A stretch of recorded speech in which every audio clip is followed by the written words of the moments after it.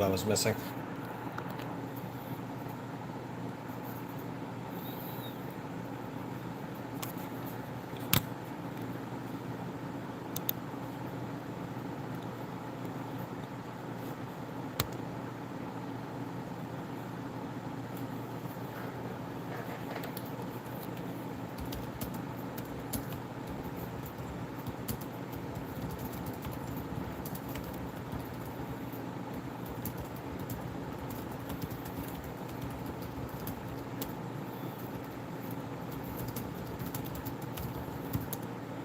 KO Knives, what's going on?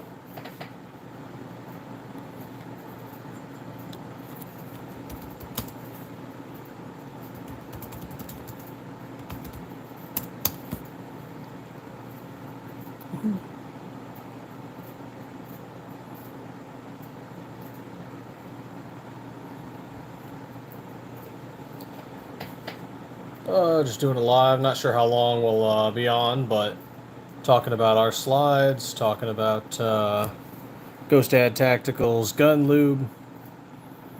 Oh yeah, we did. And then apparently ICE is getting rid of the SIG P320, and they are switching to the Glock 19 Gen 5 with MOS cut.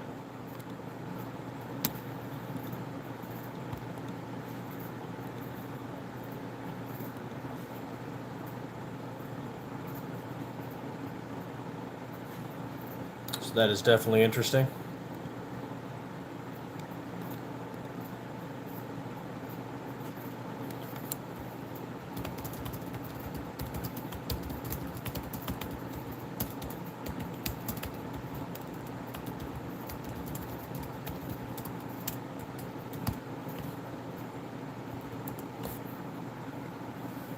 Thank you. Hoping to push towards 500 and then, of course, towards 1,000.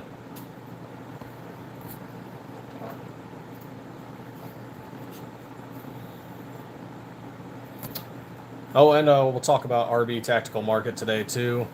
Hey, Pat, what's going on?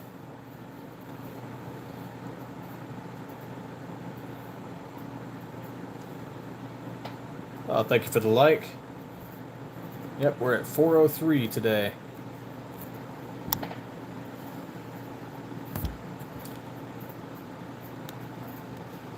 Yeah, we might do a giveaway at 1,000.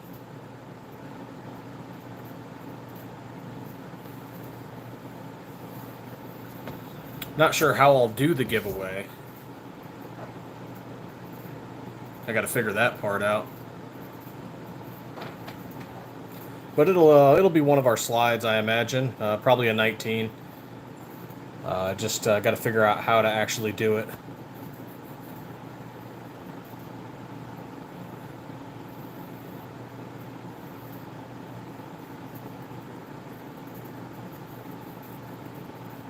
Maybe do it on, I don't know, like a live, not a raffle. Raffles aren't quite legal. Like a drawing. Just put everyone's username in a thing and...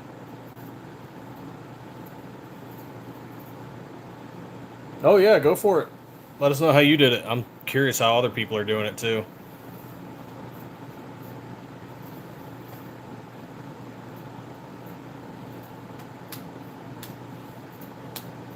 Lava Yusuf, how's it going? Super chat gets you entered in it. Isn't that kind of like a raffle? Sounds like a gray area right there.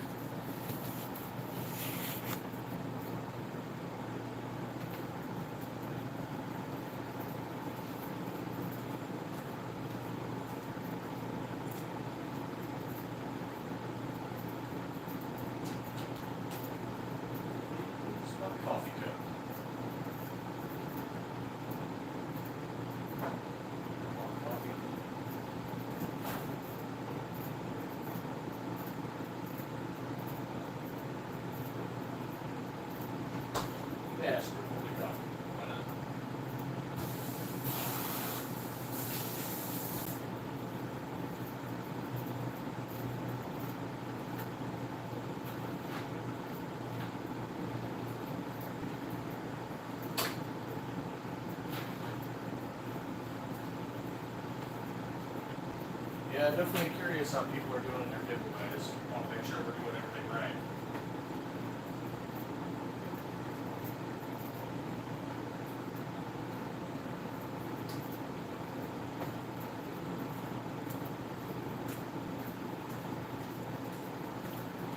All right, coffee's brewing.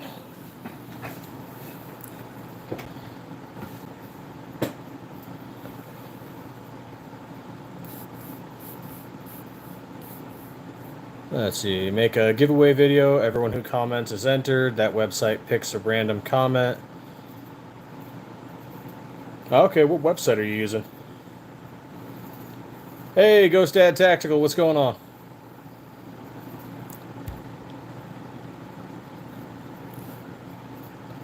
So we got our lube in. I haven't tested it yet, but I can confirm, yes, it does smell like apples.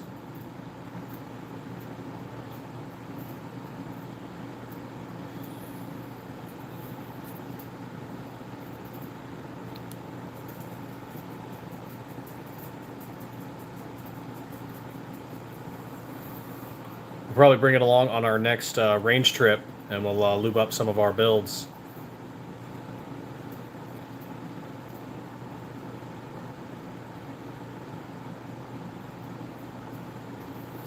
Yeah, raffles get iffy, so I just don't want to make sure we avoid any issues.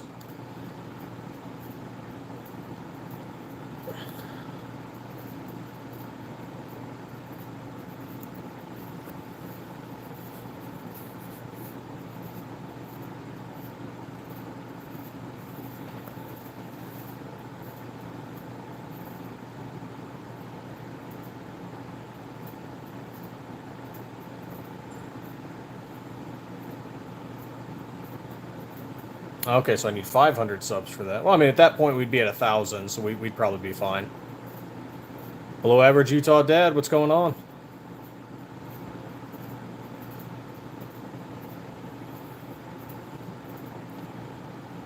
So those of you just joining in, we are going to be talking about RB Tactical Market. It is an eBay seller.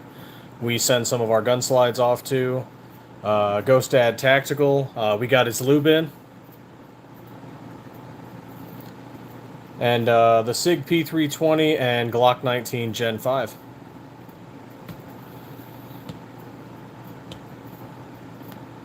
Brookside, what's going on? Yeah, I saw what was going on earlier, and that's a rough situation.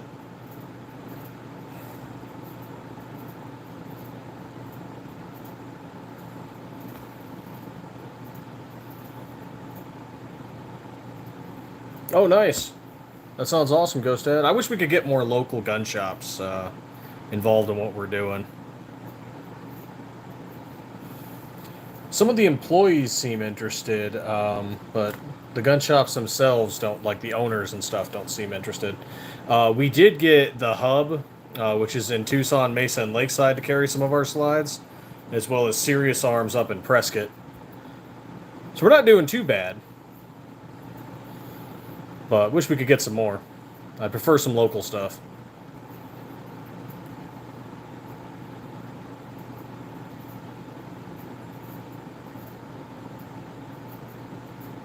Yeah, Pat. Well, I mean, we saw Glock wipe out their entire... Oh, thanks, KO. We saw Glock... Well, not their entire. We saw Glock discontinue a bunch of models. A lot of Gen 4s, some Gen 3s, even some Gen 5s and MOSs.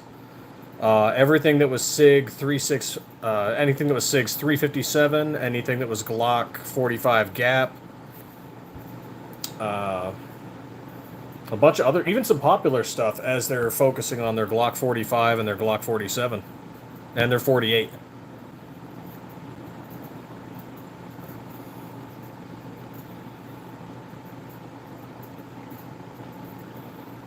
Oh, yeah, anybody that wants to talk about our product, yeah, we're totally cool with that.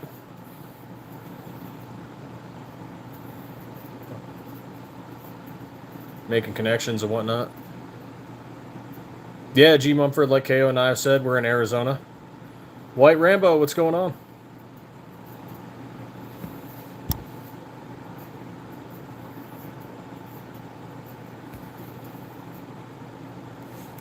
Did everyone see the ICE memo coming out with the SIG P320 and the Glock 19 Gen 5?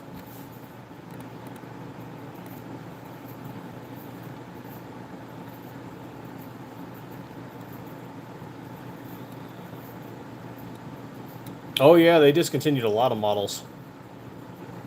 Yeah, the weird chambered stuff, but a lot of regular ones too. 9mm, 40 cal, 45.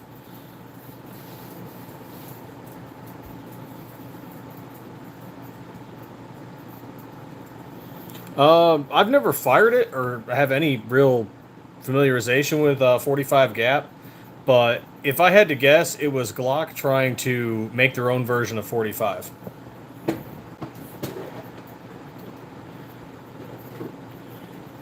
Because at one time there used to be a lot more, different cartridges all within the same type of caliber. Like there were different 38s and different 32s and different 45s even. You had 45 Schofield and 45 Long Colt and 45 ACP, and there's another one I'm forgetting, but eventually it all just kind of went down into 45 ACP and whoever was left over with 45 Colt.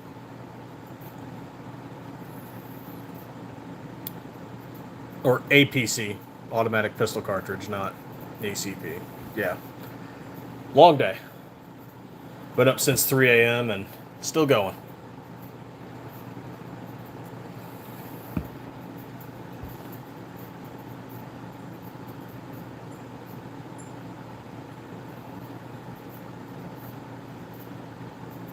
Yeah, I could see that, Pat. I mean, they're in a weird spot where they're fighting the aftermarket, but also trying to keep up with the aftermarket and innovate ahead of the aftermarket.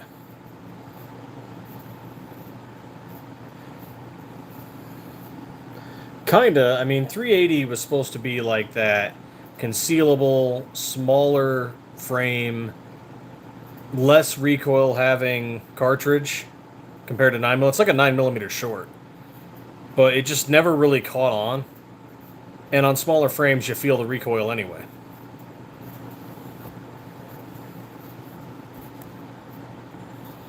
Though I will say the Bursa has a nice feel for the 380.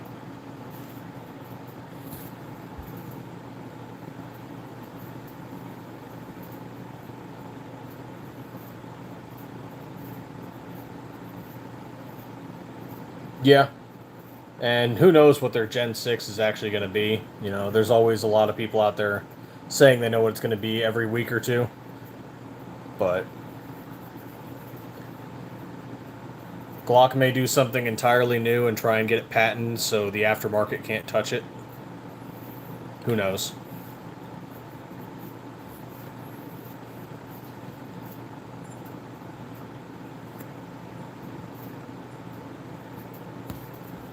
But yeah, Immigration and Customs Enforcement, they are getting rid of their P320s, and they are switching over to Glock 19 Gen 5 MOS.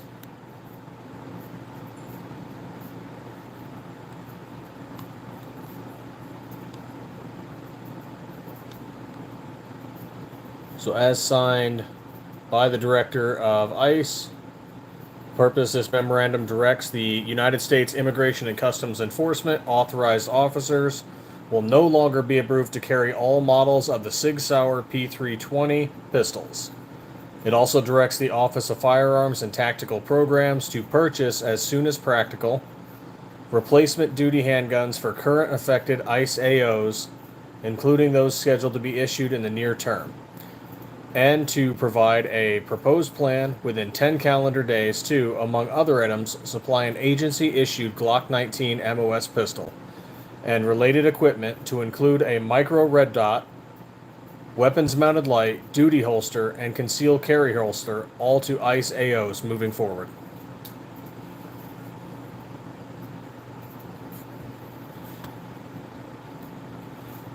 So that is not going to look good for SIG. Hey, Flying Rich Firearms. Yeah, Brooke, I held a Burst of Thunder a while back, and I liked the way that my pinky actually didn't just slide under it. So it felt alright. I've never shot it, though.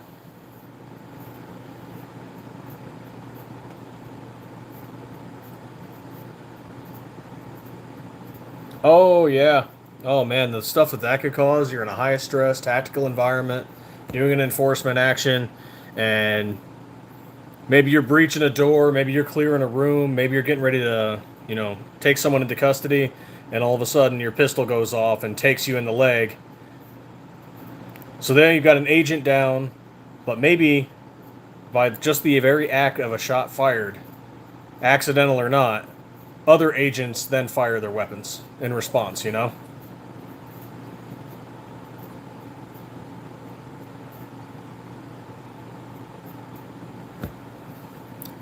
The amount of shit that could cause.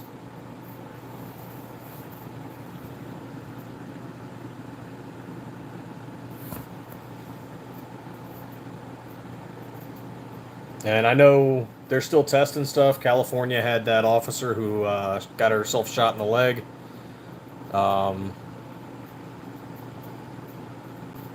so far, they haven't suspended anything, suspended use of them, but it's looking kind of weird.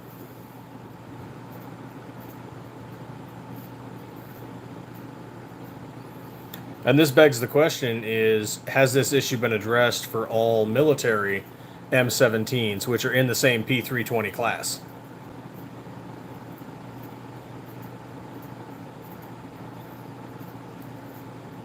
And what has the Army, is there an easy switchover? Has the Army gotten rid of all their M9s, or are they just in storage? Kind of like the civilian marksmanship program where the, M1 Garands and M14s ended up, in storage that they sell to civilians.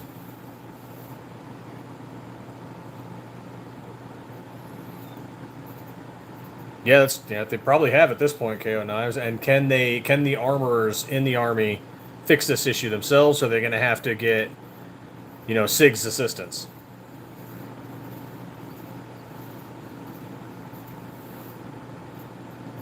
So I fired an Army M17 at the range in my final years in the Army. I was able to shoot it. I enjoyed the pistol itself, but I never ran around running through the frickin' forest or the desert with it. It was just at the range. So it worked well, but even when firing it, I did have an issue where the rear sight plate flew off. Supposedly, they fixed that issue. And I wasn't the only one that experienced that either, but supposedly they fixed it.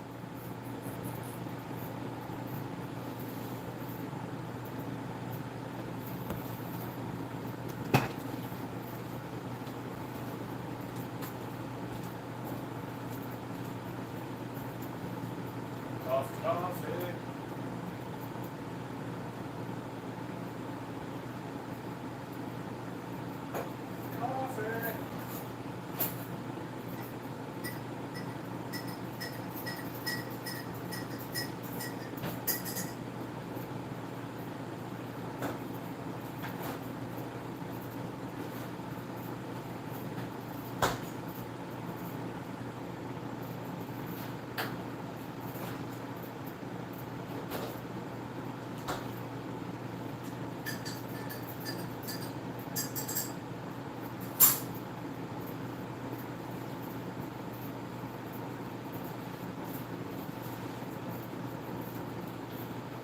Oh, there we go. Coffee. Keeps me going.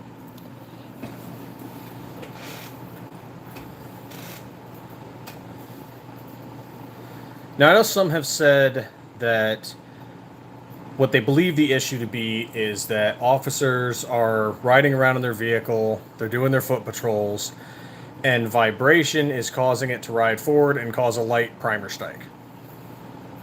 I don't know if that's true, but it is a theory that's going around.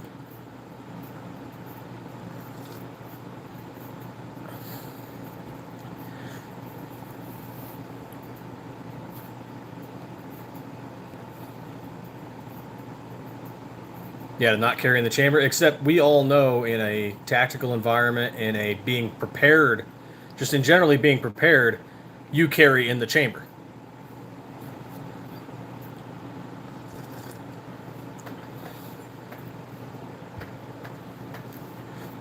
When microseconds matter, you carry in the chamber.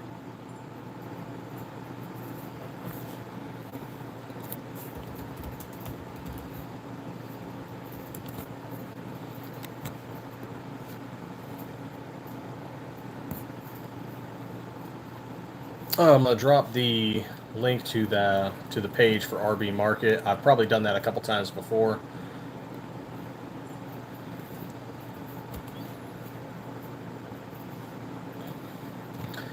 So this isn't always the case. We do sell our own blemish slides through our own eBay, but occasionally we are going to be selling slides to RB Market, and they'll be carrying some of our slides as well as potentially other stuff.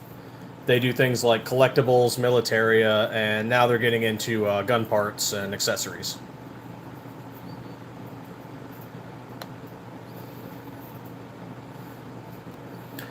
So they have several of our slides listed on their page. They are cheaper because they are either blemished or discontinued colors, what have you.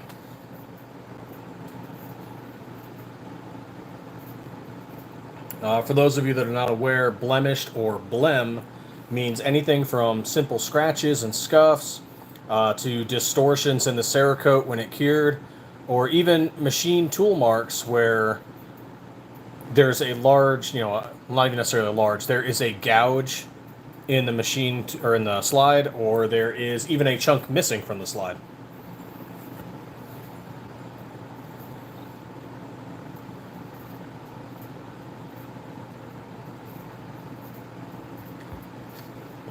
In which case, they are all still functional, it's just they may not cosmetically look appealing.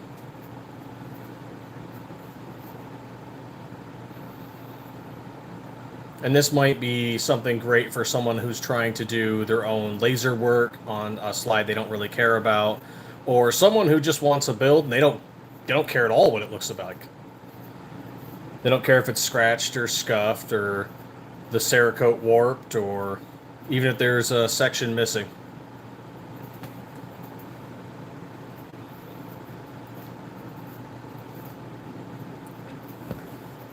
And these aren't common. It's just, for example, if we're training a new employee how to do Cerakote, they make mistakes. And rather than sanding the slide down and stripping it all and redoing it, which takes time and effort, sometimes it's easier just to sell it off as a blem. Or sometimes a tool broke and it damaged a slide on the way out. Not so much that it damaged functionality, but it's a cosmetic type of damage.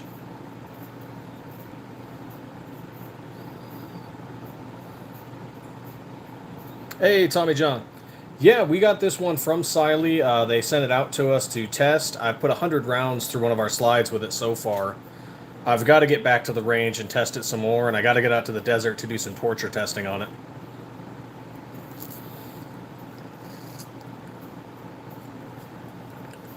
What kind of samples you talking about, Ghost Dad?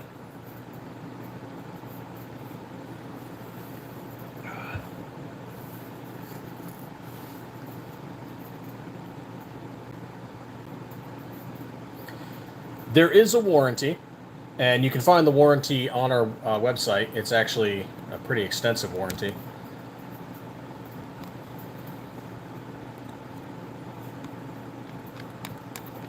That was fun to write. But warranties do, and they also do not apply to blems. Like, you can't buy a blem and then try to send it back to us and say, hey, look, it's blemished.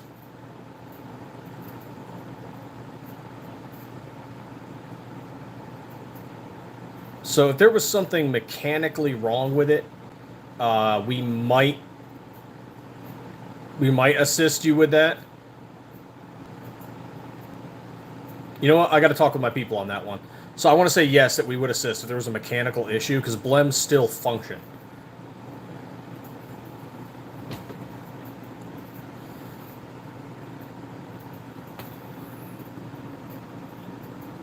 That'd be an interesting way to do it. Put blem right on the slide. I've got one here, don't I? Let's see. Nope, that one's pat. Those all went off to RB Market.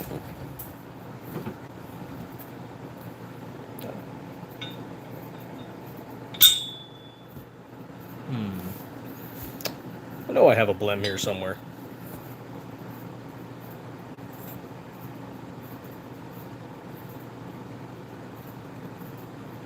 Unless I mailed them all off. But, you know, our definition for a blem is... So, like, if you ever looked at RTT Guns and Gears video, our definition for a blem is so severe that the most minute of scratches counts as it's a blem.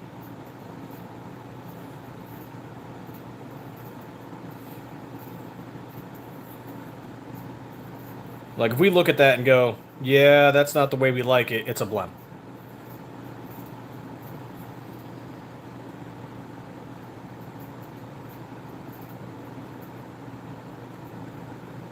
Oh, on the inside of the slide. Maybe.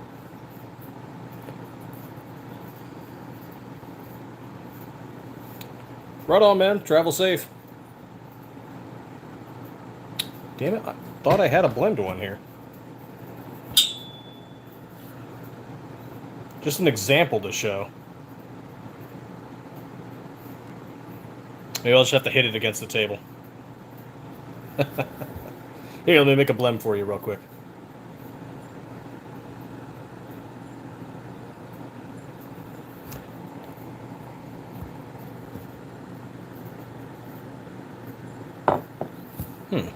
What about you?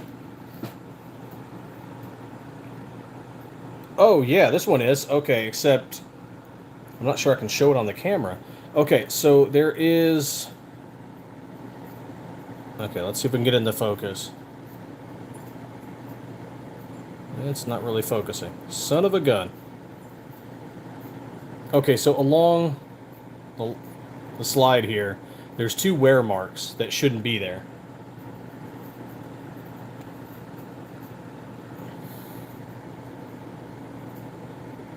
Damn it, can't really show it on screen. But, you know, if you saw it in person and you had it at the right angle of light, you'd notice it. But to us, that's a blem.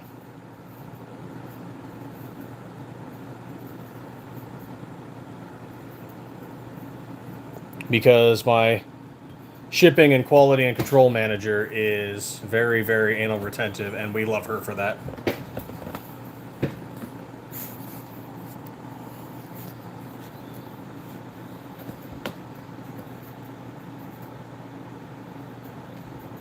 Oh, we do on our completes, Tommy, yeah. Or if you order a strip slide with a parts kit, we can install it for you at no extra charge.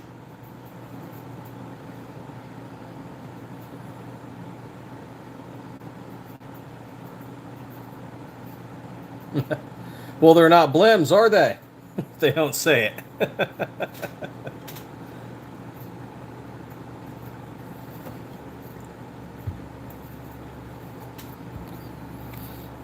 But I'm also super excited to try this out when we go to the range next time. It smells really good, which means I'm going to have to keep it away from the kids.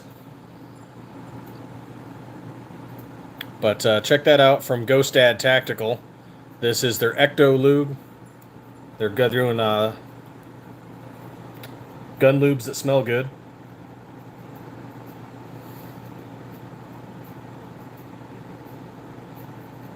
Smells like green apples. It smells like candy you'd get as a kid. Like one of those liquid candies.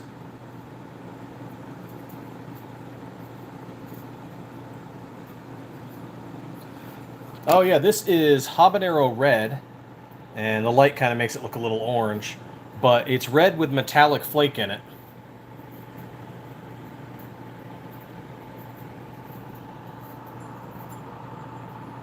And we like this one quite a bit.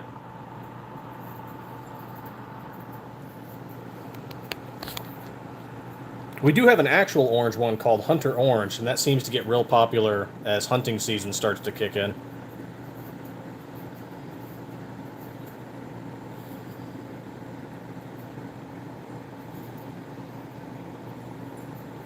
And of course, all the slides have a Trijicon RMR flat optic cut into them, and all of the optics covers are aluminum instead of plastic like some of the other companies are doing.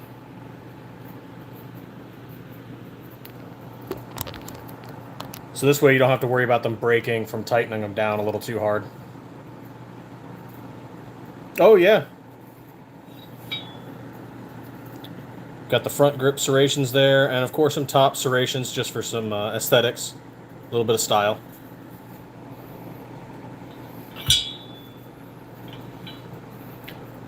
Kind of have the same on our zoom here. Front grip serrations, though the top doesn't have it. A different set of front grips. The Viper also has it, sort of. So of course we have our 3 ported windows, but it does have a short front grip right before the windows.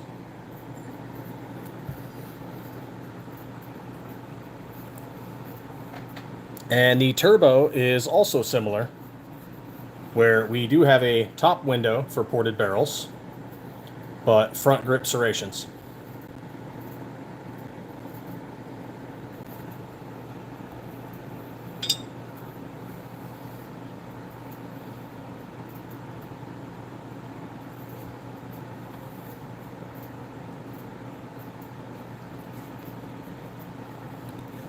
Oh yeah, I guess I should pin that comment, shouldn't I? There we go. Let's pin that one.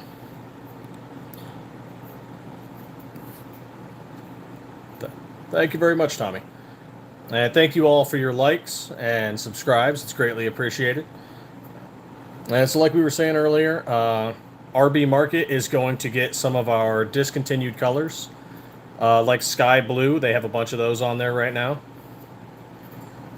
As well as some potential blemish slides that we might have. And they might get some regular ones too, and I think they plan to potentially stock barrels and stuff in the future, so give them a look once in a while. And for those of you that like to collect, like, you know, militaria, uniform items, patches, some gear, they occasionally get that stuff in.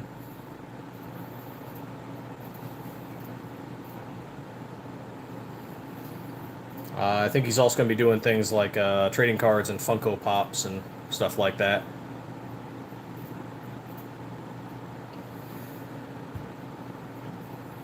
So it's kind of an all-around collectible store. Militaria, gun stuff, collectibles.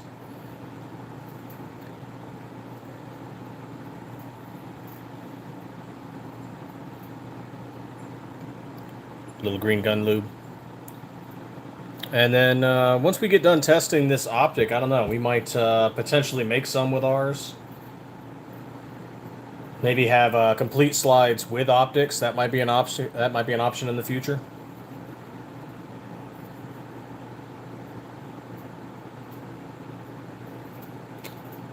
Not 100% sure, but that might be an option.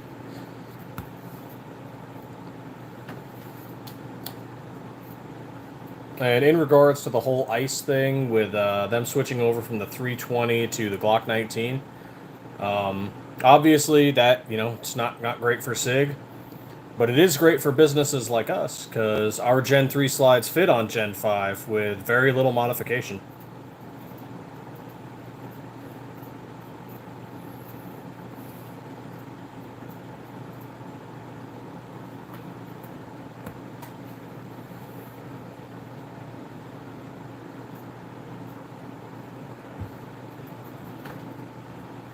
If you have any questions, feel free to ask.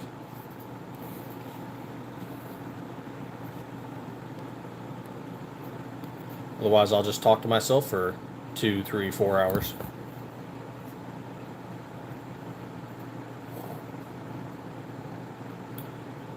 And that'll get even worse with the amount of coffee I'm going to drink.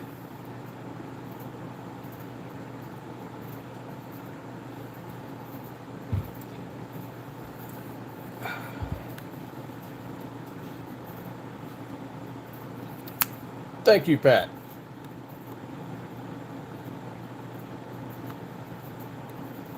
Hey, we got a sub. That's awesome.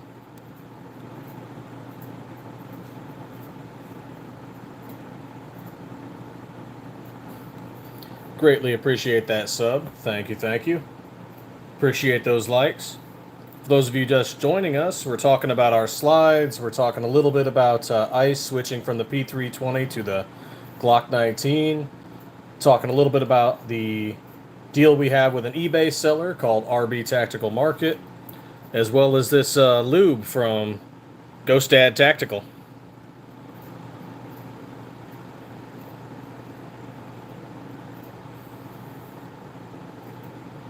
Nothing yet, just things with the Generation 3 Glock 19 and Glock 17.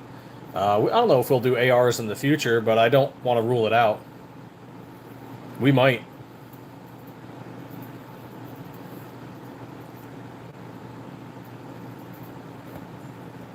Just as we keep growing the shop. We're already looking at expanding the shop again. This will be the, what, 4th or 5th time we've done that?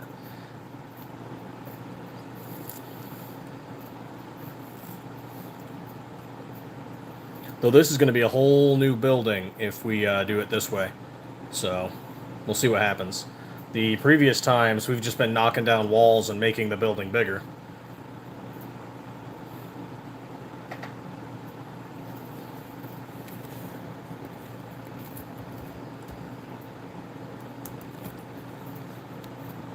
AR9s? That'd be interesting.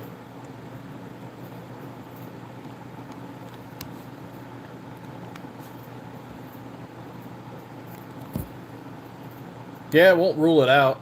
Just like I won't rule out, making SIG slides or M&P slides or maybe even doing a 1911 someday.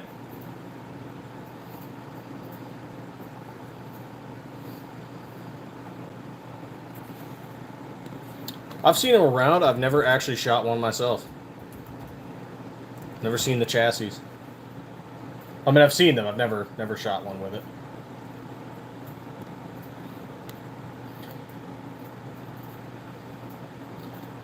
It does not a rifle make, though, people. I don't know why that's confusing. I get it. It looks, similar to a carbine, but it does not make it a rifle.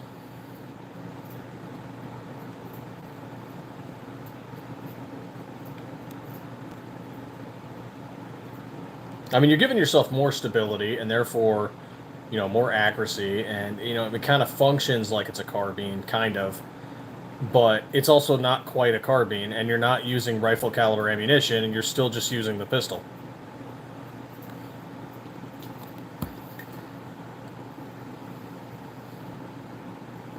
I think, Pat, we might make one just for the sake of making one, because there's still a big fan base for it.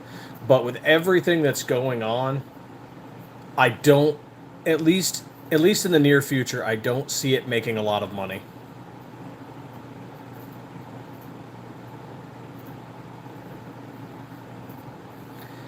Maybe the P365. Maybe we do one of the other SIG slides. But the SIG mod market's still kind of new compared to Glock.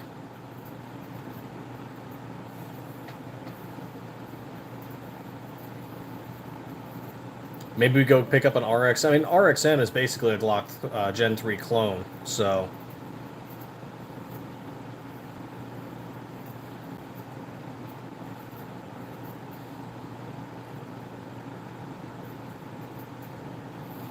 Yeah, the 365 is good. Still popular. The downside is it's going to get weird when we start naming stuff, right? So, like, the SIG P320 we're looking at is technically an M17. So, Glock has their letter and their numeric designator copyrighted. So, Glock 17, G17. G17 is copyrighted. So if you're advertising your product, you can't say Stiffler G17 slide. Their attorneys will reach out to you eventually. So that's why our stuff is SM17, SM19, SM43. So it's where it's going to get a little confusing when there's other models that are similar to that. When we make the 365, SM365, it's not a problem. But we're looking at the M17, while technically in the same category as 320. What do we call it? Do we call it the SM320 or,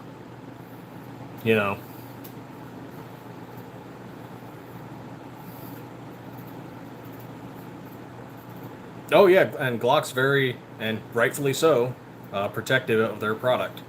So when they find businesses that are labeling it a certain way, they'll reach out to you and they will give you guidance on how to properly phrase things. And then if you disregard that guidance, then, stuff might go from there.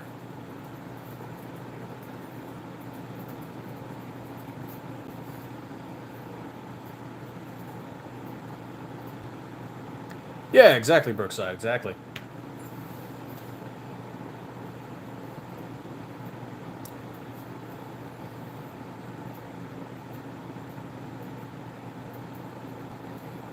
If anything, it's a tactical feature, you know, just toss it to your enemy and see what happens.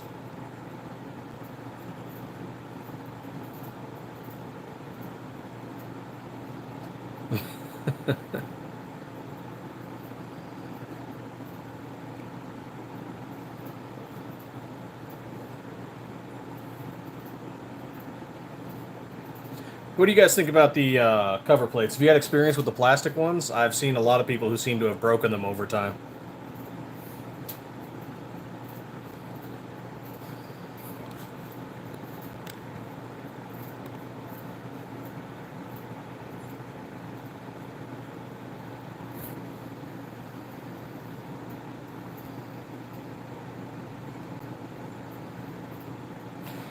320. It'll go bang in the best of times and in the worst of times.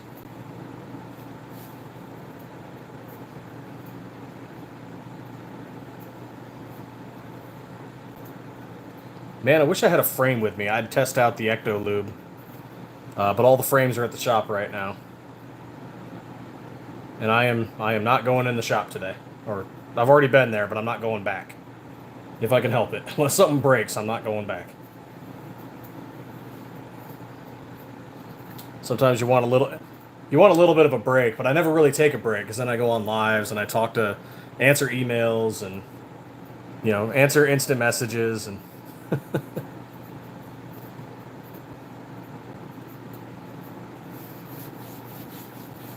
you're like, just take a day off. I'm like, when? What's a day off?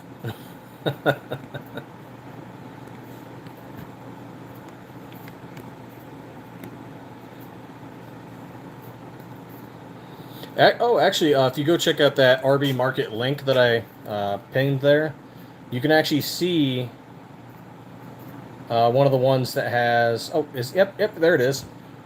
One of the ones with the blems. It's a severe blem, but it still functions.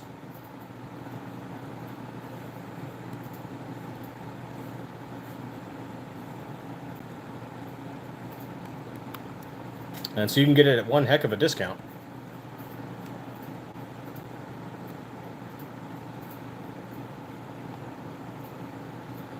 And then there's another one with a minor tool blem. There's some other ones that are just Cerakote blems.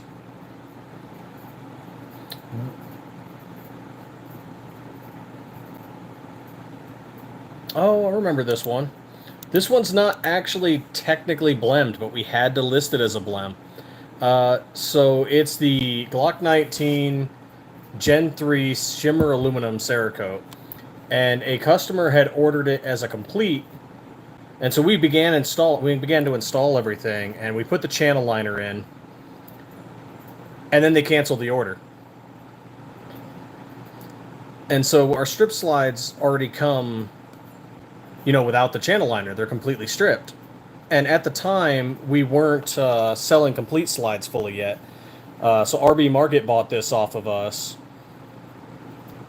And so it's a blem, or at least we listed it as a blem at the time, because it had a channel liner stuck inside. And we didn't want to try and remove it.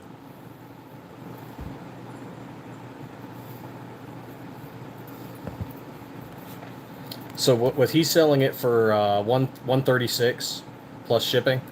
And what are we selling our turbos for right now?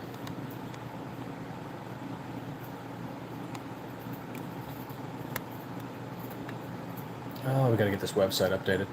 Glock 19s. Nope, that's the complete slides. Strip slides, here we go. Turbos. Okay, so he's selling it for $136. We sell it on our site for $165. So that's a heck of a discount.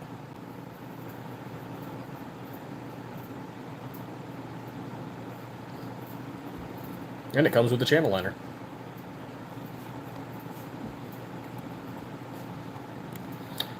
In hindsight, that was kind of a mistake that we let him buy that, but whatever. It works out. Everybody's happy.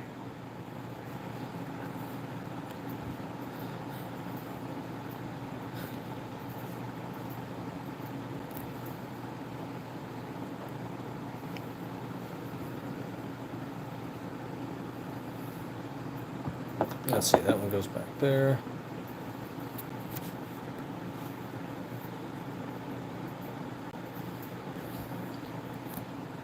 I'm gonna pull up Ghost Dad Tacticals. His stuff looks pretty cool. So I picked up, and I think he was offering a discount at the time, but I bought this flat out. It was only $21. Price seemed reasonable. And he's got some cheaper ones too. 21 hamburger. Stop getting all mad, freaking YouTube.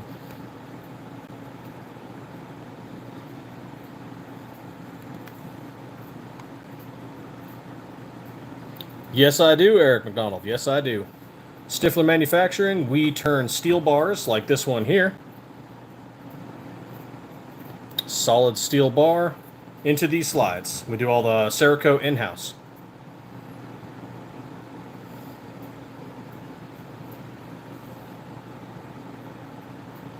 Oh yeah, and if you actually look at Ghost Dad Tactical, he's got a couple of our slides too. A Space Worn Viper, and I believe that's either a white Zoom or...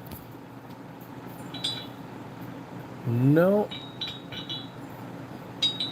Or a white helmet. Can't see, the picture's a little...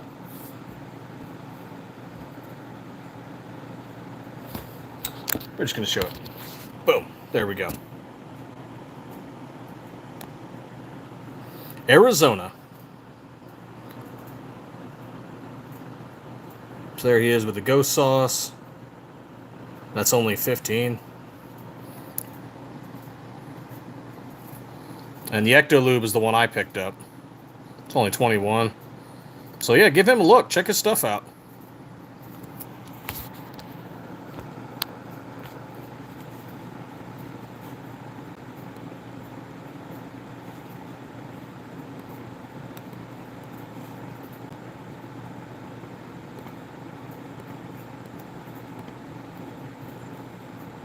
Check out RB Market. Check out their stuff. Yeah, give those guys a look.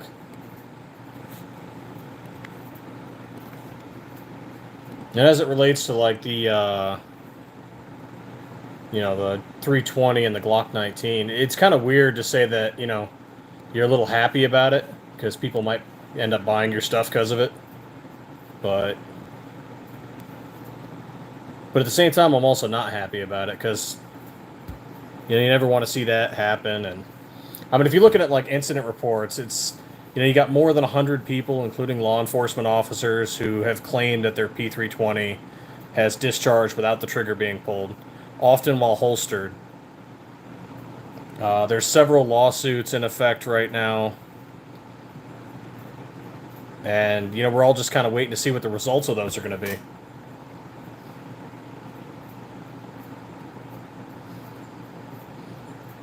I know there's one in Philadelphia, but if I remember correctly, that's also one of the cities that sued Polymer 80, so that's not exactly surprising.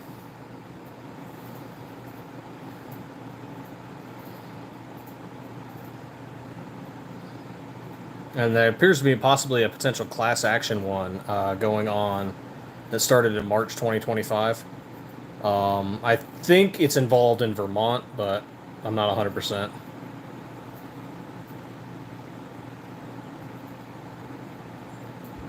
And I guess there's been previous awards of financial compensation in Philadelphia, Pennsylvania, and Georgia in the sum of over $13 million regarding the 320.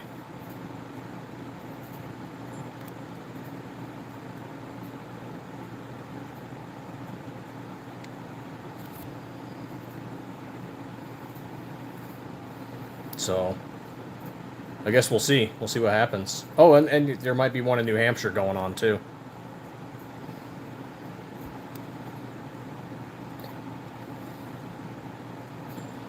But, yeah, ICE, they have ordered that their agents are going to be switching over to the Glock 19 Gen 5 with MOS cut.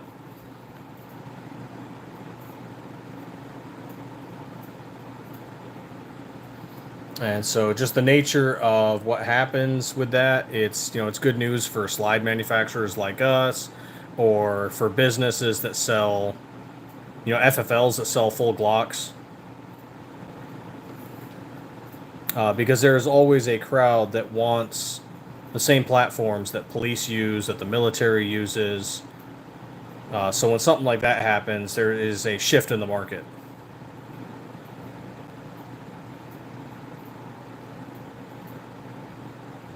And we just happen to be at this stage in our business on the Glock side of that market. So, you know, 19s and 17s.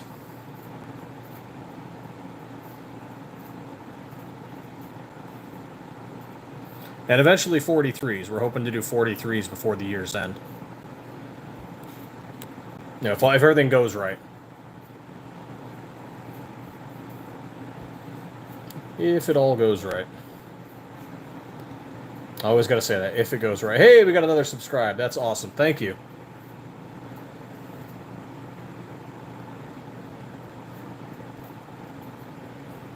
Thank you for subbing to Stiffler Manufacturing. Hanging with the Stiffmeister. That joke might be too old for some people.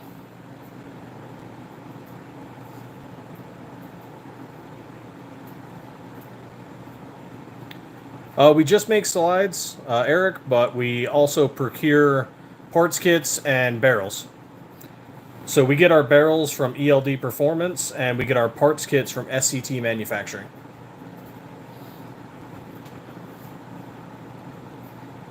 And then for the slides, we have a wide variety of colors. You know, everything from your tactical, black, gray, dark green, burnt bronze, desert sand, FDE, to the more bright eccentric colors, you know, bright purple, gold, habanero red, arctic white, green mamba, which is like this neon green. And then, of course, we offer some stencil work, courtesy of Tactical Penguin. So like this lightning stencil that we have here, that's one of theirs. Or any of the camouflage ones that we do, that's also from Tactical Penguin.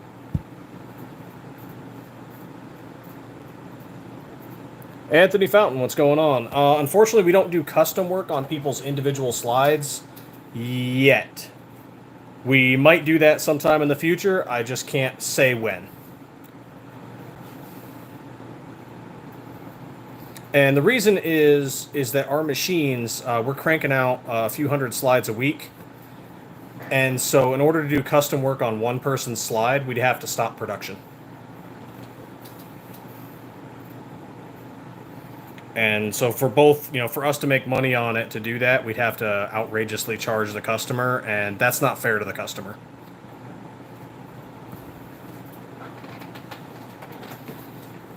So like we're in the middle of doing like a production run right now on one machine that's just, it's 36 slides. And I'd have to pause making 36 slides to work on one person's.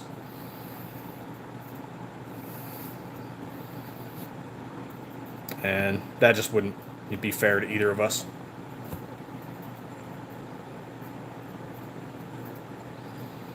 But someday, you know, we might buy a smaller machine just for like one-off projects, doing RMR cuts, things like that.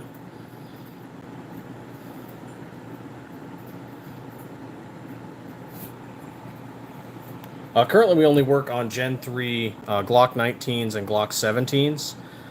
We are planning on doing the 43 this year. And after that, we might do the 26 or the 34 or potentially the 22 or 23. It kind of depends on what our distributor is asking for.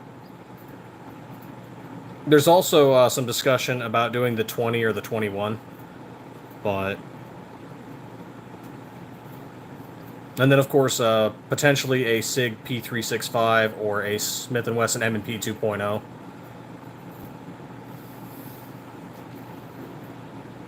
But I can't promise timelines on anything. We've been doing this for about 2.5 years now, and it's slow growth.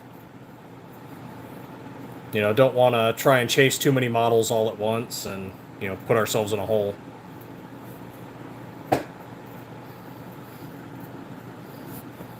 So slow, steady growth. It's kept us in the game. That first year was brutal.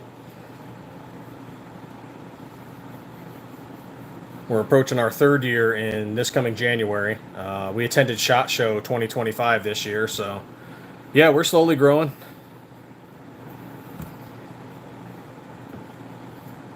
And we're hopefully, if all goes well, we'll be attending SHOT Show next year.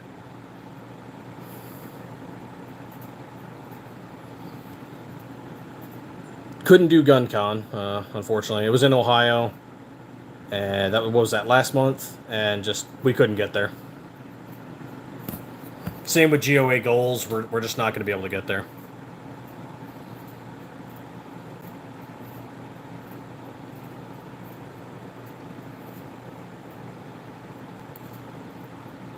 Chris Smith, yeah, they are.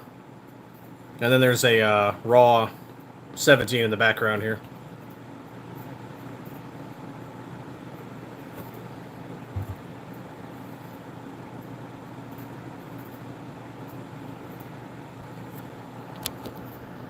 We got our starting left to right, our turbo slide, Viper, Zoom, Hellet, and then another turbo. Or sorry, another Viper.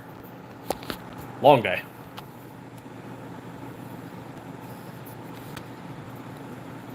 Started my day at 3 a.m. and I'm probably not going to be done until 9 p.m. tonight.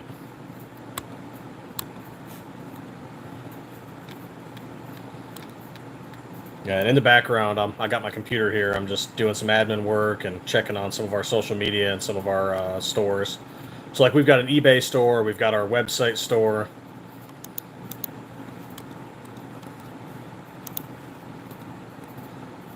Just checking on some numbers.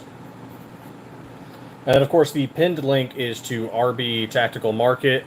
That's an eBay seller who buys some of our slides, and he does some reselling.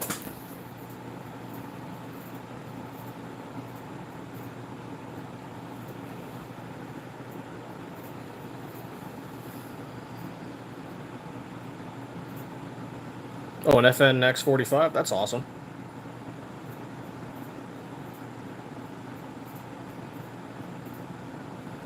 Yeah, it is kind of hard to find some businesses that do the optics cut, and we're going to test that out.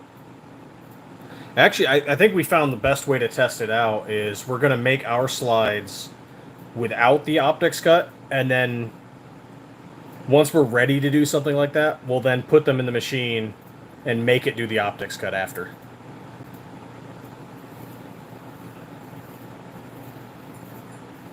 That's probably how we're going to do it.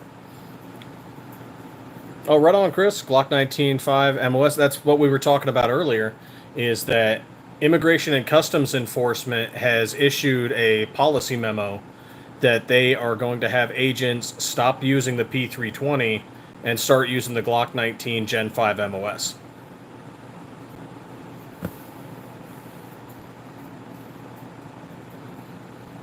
Oh yeah, we got a couple P80s lying around. And the Ruger XRM, I am 99% sure our slides are compatible since the XRM is a Gen 3 clone.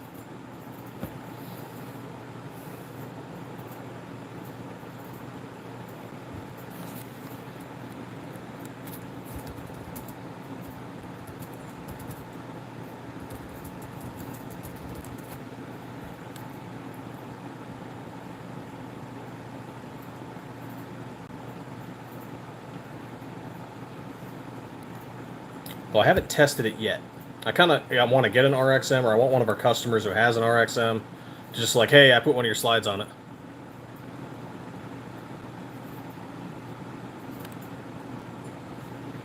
We're cutting our own slides. We're not cutting other people's slides.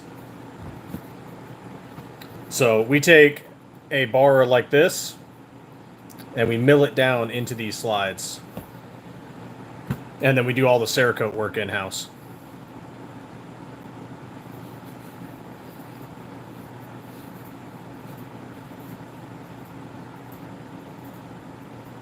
Yeah, you can put Gen 3s on a Gen 5. You just got to change out the back plate and then the slide lock release.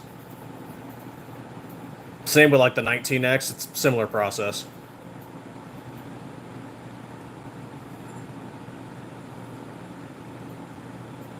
Also, you can take the 19 and put it on the Glock 45 as well.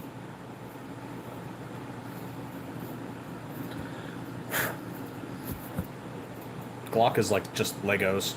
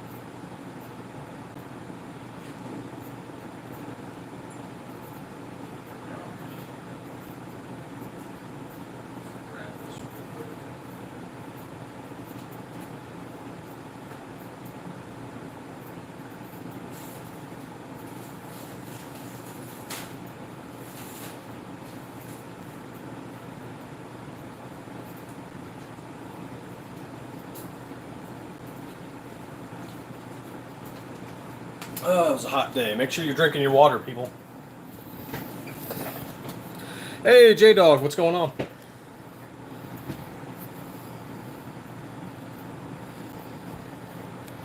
On the DY9 frame?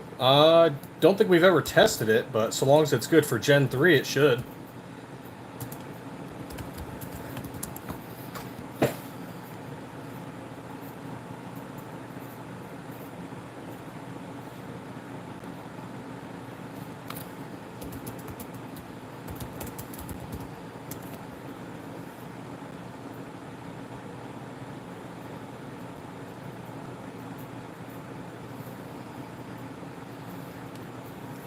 Looks like it's some kind of Gen 3, Gen 4 hybrid, so some parts are compatible. I mean, then in theory the slide should still fit, but I've never tested it.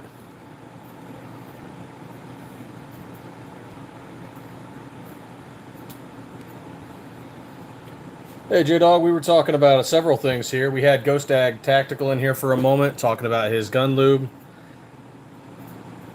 We picked up this one for 21 burgers.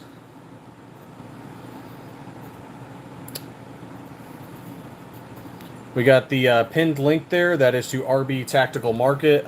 He is a small eBay seller that we sell some of our slides to.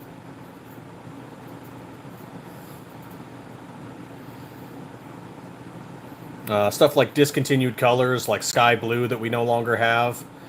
He has some of them. Sometimes some of our blend slides, etc.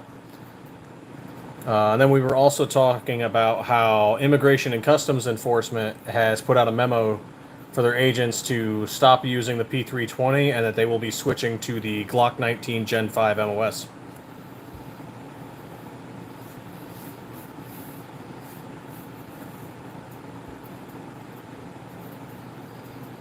So that's what we got going on. Feel free to ask any questions, comment however you like. Otherwise, I'm just talking to myself.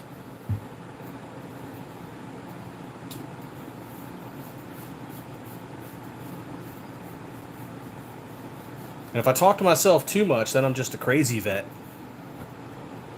I mean, I was already a little crazy.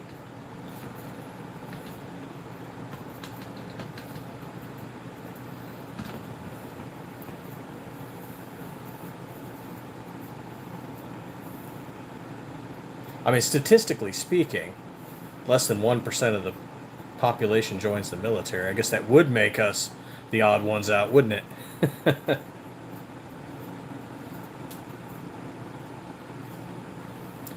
Yeah, see, that's what I have, Chris, is an M17. But I haven't had any of the issues people are talking about, but I'm also not carrying it around every damn day.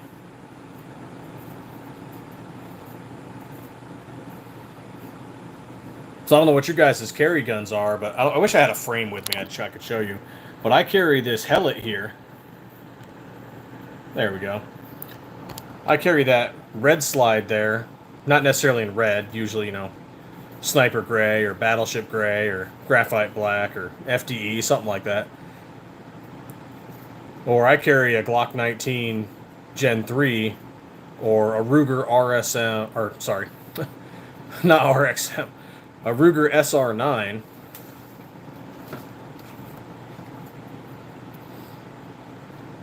Which I got right here.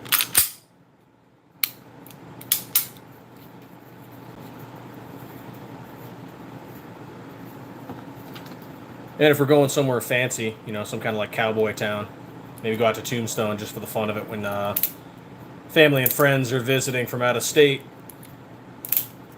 I'll bring the old cowboy revolver.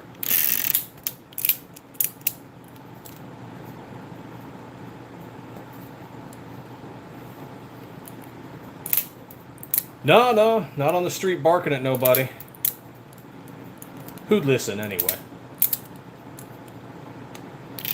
Now I'm just at a desk barking at people on a live stream.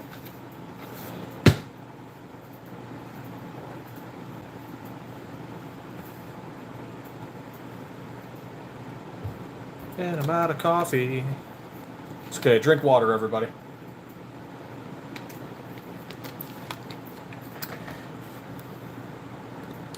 You might be prepping, you might be building, you might be training, but if you're not hydrated, you are wrong.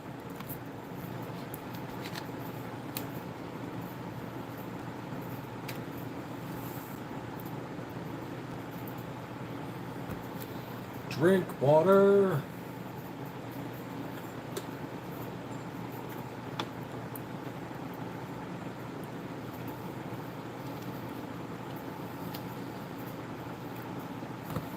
Okay, so you're carrying a P320. I'm not familiar with the Marine Raider edition. Thanks for commenting, Angus. Or the Steyr M9A1. Okay. You got your spot back. Sassy 7, what's going on?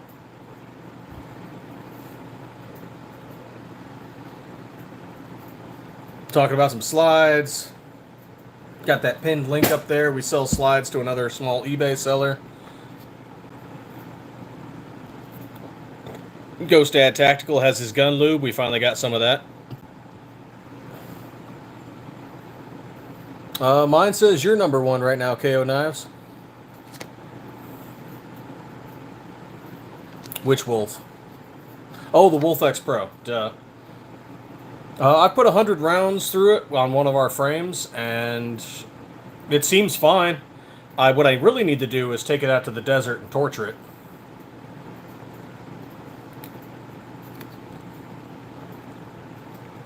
See what the heat does to it. See what dropping it, does to it. See what happens. Who's texting me?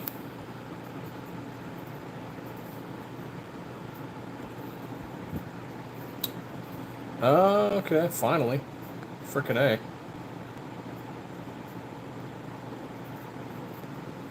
I tried to get that done over the last 24 hours.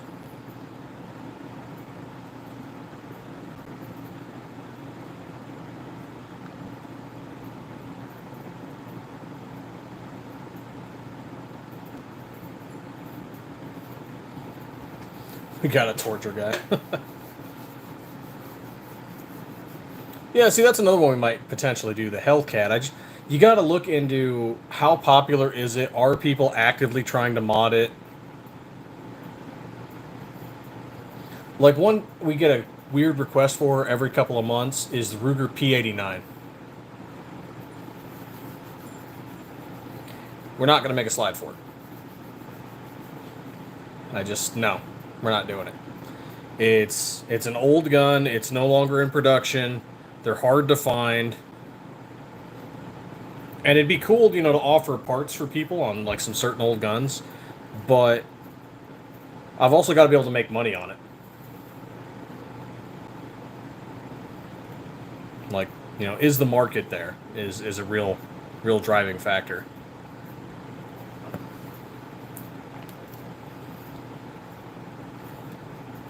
It would be kind of cool. It's just, I don't think the market's there anymore. How many people actually have them?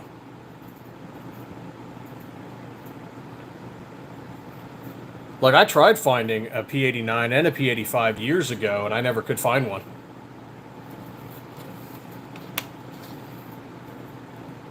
And then I saw the Ruger SR series, and I loved those.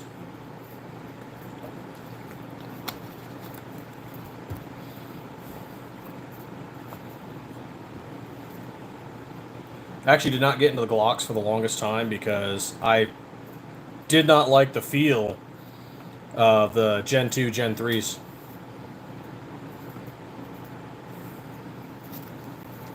And then here we are making slides for Gen 3s, and now I shoot them more often, and I've become accustomed to them, and yeah, they're not bad.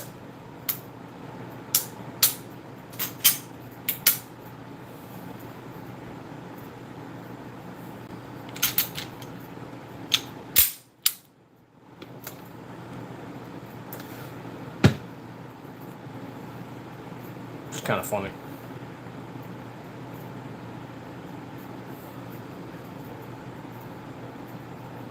So yeah, we'll see how this goes with ice and switching over to the Glock 19s. We'll see if that boosts some popularity into them.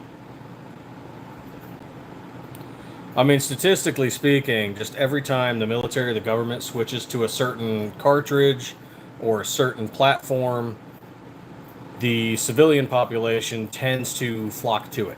Not everyone, mind you, but a significant enough amount of people flock to it.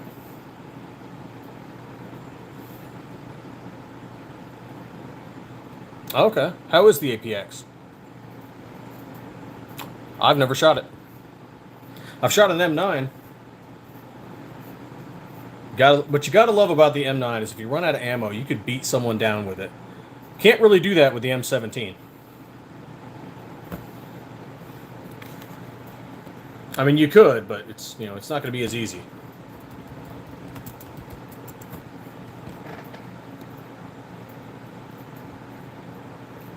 Oh, the APX looks nice.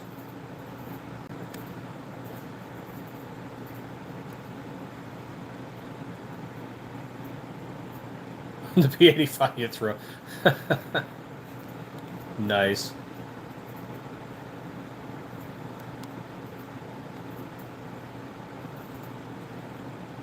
Oh, and of course on barrels now, like I said earlier, we're getting our barrels from ELD Performance. We have standard, ported, and threaded options now.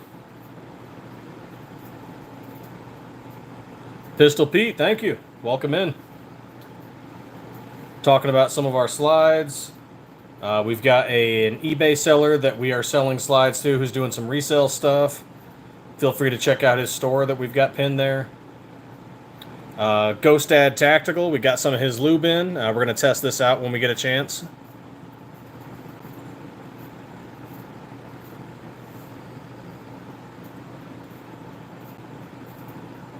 Orange Smoke, what's going on?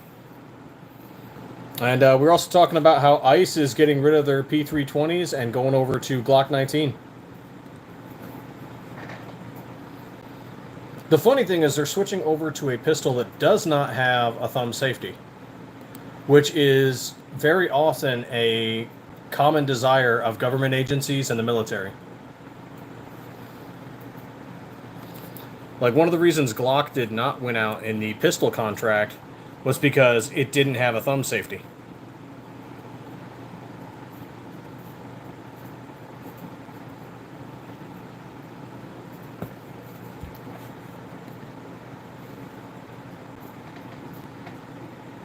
Smith & Wesson 5906. Oh, there's no safety on yours? Some argue there's no safety on any of them.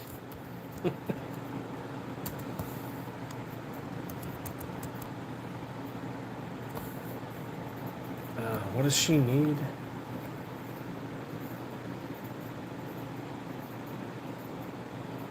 Oh. Cool. Okay. We're sending out a slide to Poppy the Gun Guy. And we're sending out a slide to Rando Wayne. And they're going to do some collaboration check on them. Hold on, I got to mute you guys here for a second.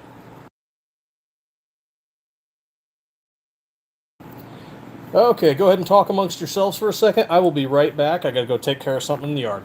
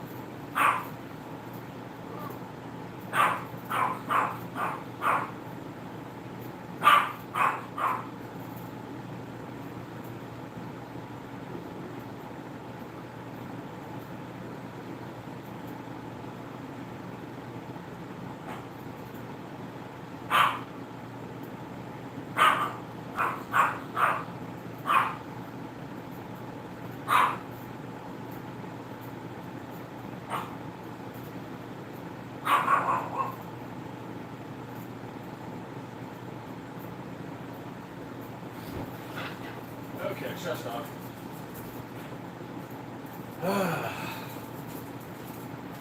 Okay, got that taken care of.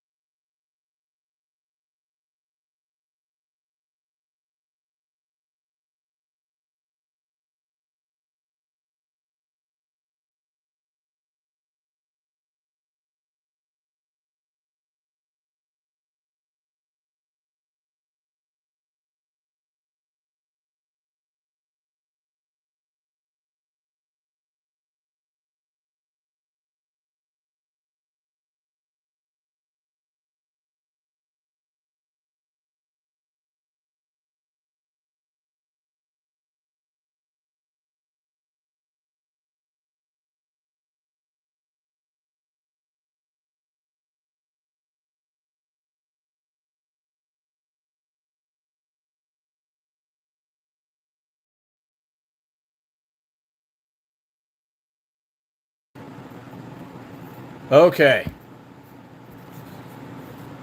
Okay, I am back. Long conversation, helping out a customer and getting some collabs ready.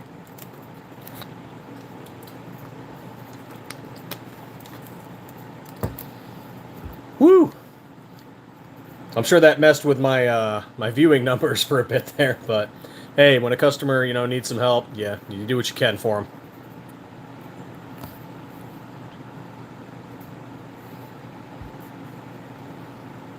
I know, I saw. That's okay. Let's see, what did I miss here? Let's see, P85s, throw it. Pistol Pete. Smith & Wesson 5906. Sassy's not a port fan. DeJuan Williams likes the green one. Green one? Oh, probably to the one to the right here. Yeah, technically that is a cobalt kinetic screen. It's kind of hard to see the green in it at times.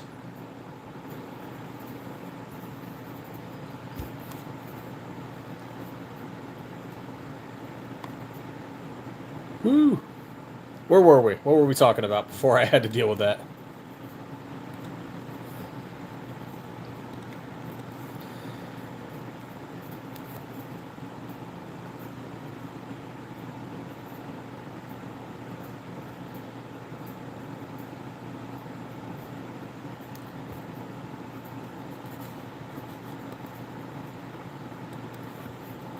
Do a quick little refresh there. Oh, cool. Yeah, we went up on some subscriptions, some subs. That's pretty freaking awesome. Hey, got some likes. I love that. Thank you. To Ariel, the P226. I got a buddy who has one of those. We do not make any slides for them yet. We might someday, though. Currently, we make slides for the Gen 3 17 and 19 for the Glock. Might be doing a... Well, we will be doing a 43, hopefully before the year's end.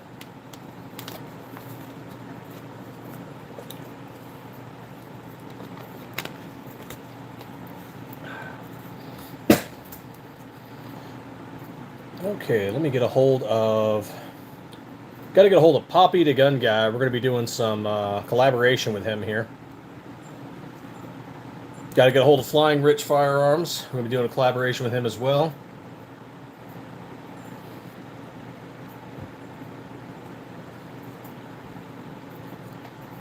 Where?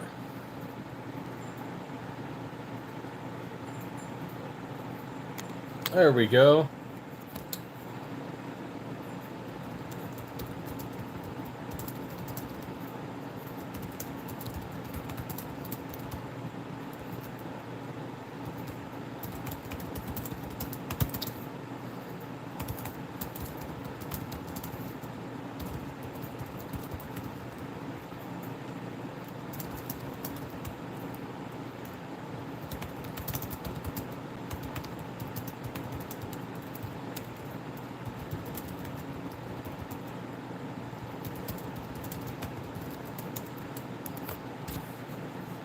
There we are, getting that sent out. How long does R&D take? Isaac, thank you. Thank you very much. Shout out to Lockhart, Texas. Yeah. Jay Sharp, what's going on?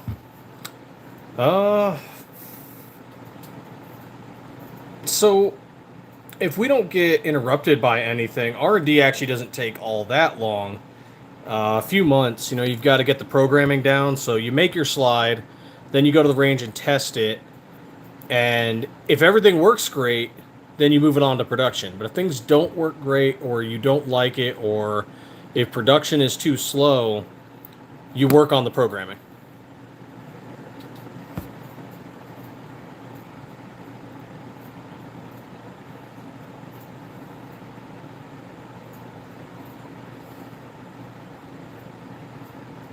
Hey, much appreciated, Sharp. Glad to have you here. Just talking about a few random things. Got some. Finally got some lube from Ghost Dad Tactical. Talking about that switch from the P320 for ice over to the Glock 19. That link we have pinned, that's to an eBay seller that has some of our slides.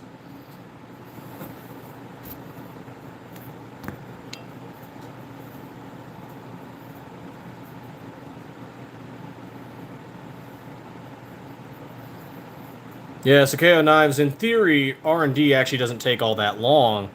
It's just a lot of things tend to get in the way. Shop growth, things like that. And sometimes we just have to focus on the customers. So like if our distributor orders, 700 slides, that takes priority over making a new type of model.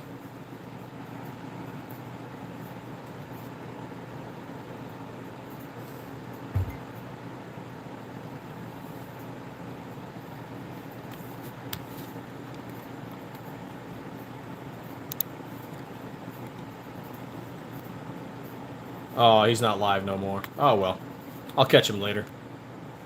Got to talk to him about that collab.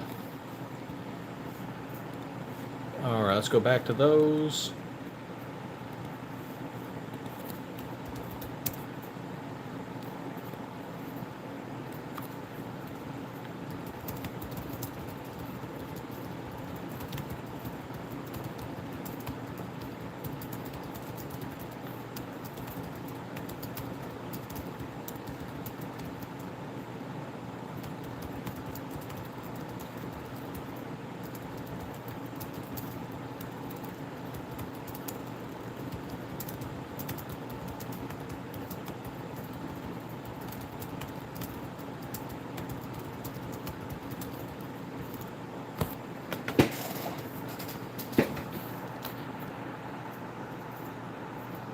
Now, what happened to all of my...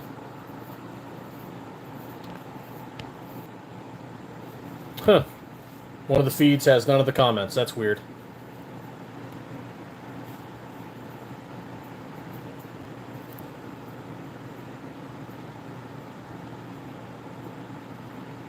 Strange. Oh well, is what it is. I can still see the comments on the PC.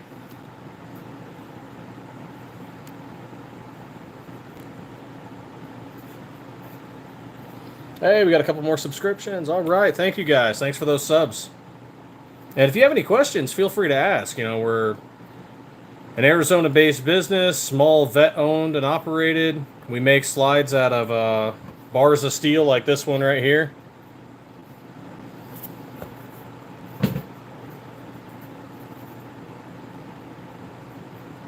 Fluffy Bunny Arsenal, what's going on?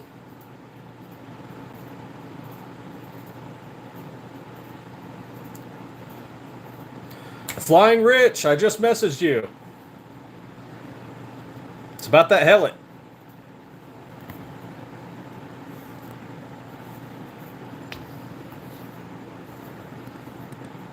We're having some issues with the Space Warren at the moment, but I think we can get you a Woodland if you might be interested.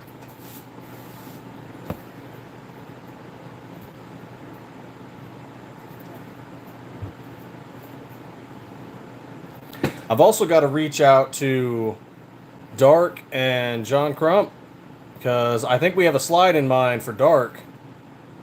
I'm not sure what Crump might like.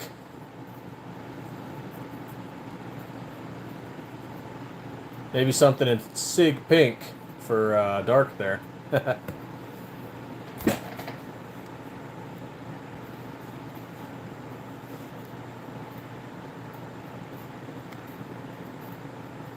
What you got, KO Knives?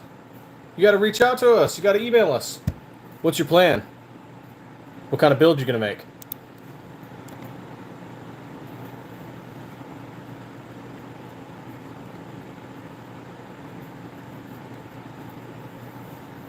You've got the minimum subscribers ready, so you're already good to go there, man.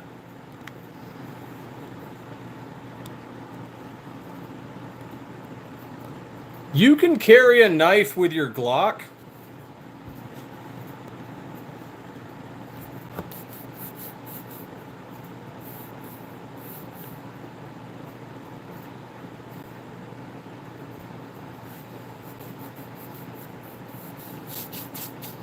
Yeah, I got to get Dark's correct P.O. box, and I think I'm just going to send it to him.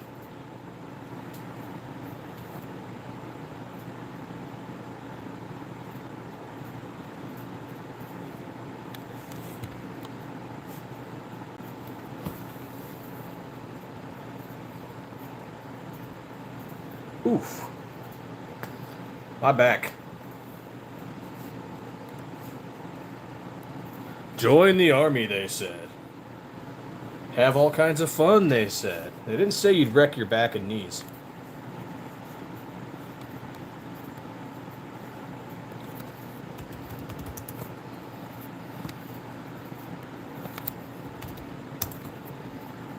Let's see. Let's find that woodland camo. We have... There's the Zoom. There's the Turbo. There's the Viper. Oh, that's right. We don't have the Hellet listed, but I do have the camo style listed.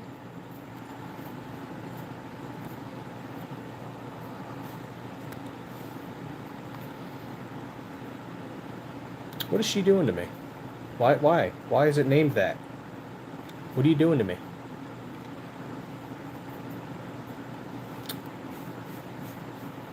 I want to go yell at my shipping manager. And then she's going to yell at me back. It's going to be this whole thing. Here we go, Rich. It'll be like this. If I was at the shop, I'd show you exactly what it looks like, but it'll be like this. Let's see.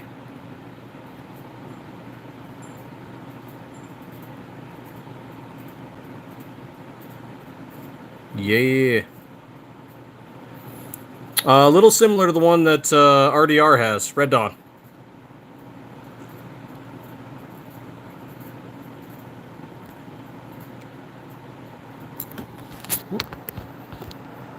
Which, by the way, if you guys have not liked and subbed to Red Dawn Readiness, Flying Rich Firearms, DLD After Dark, John Crump News, give those guys a look. Lots of gun news, lots of stuff about guns, random stuff going on around the world, prepping, firearms.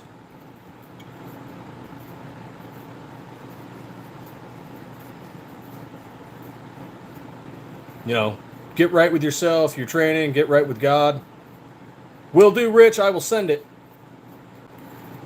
And then you got guys like Rich and Crump who are, you know, suing the government. All in the name of the Second Amendment.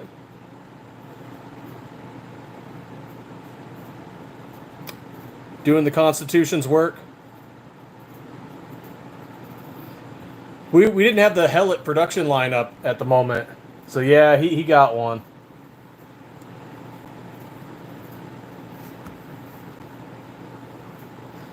Because I think he got a Viper. So, yep, Rich is suing the ATF.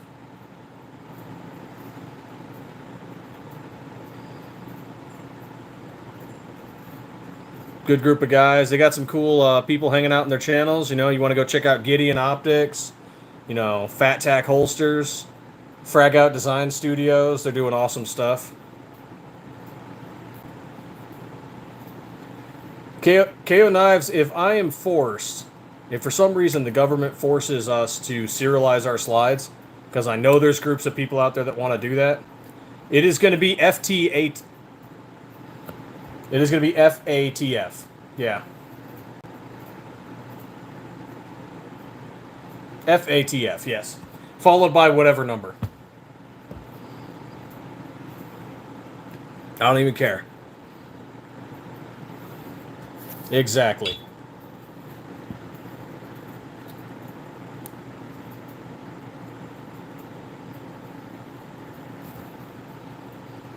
And that's where I've made a bunch of contacts. So obviously, I went to SHOT Show 2025. I made a lot of contacts there. You know, we met a lot of guys through, you know, some of the Facebook groups we're in. But just talking with Rich, Dark, Crump, Red Dawn, Fat Tack, you know, Black Diamond, Guns and Gear, meeting a lot of tactical turkeys, just meeting a lot of people, talking to a lot of people. Good group.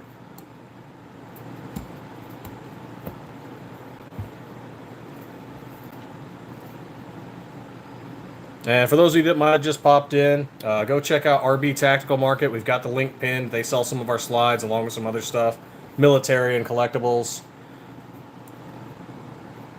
Go check out Ghost Dad Tactical. He sells gun lube. Gun lube that smells good. That's the thing. This smells like green apples.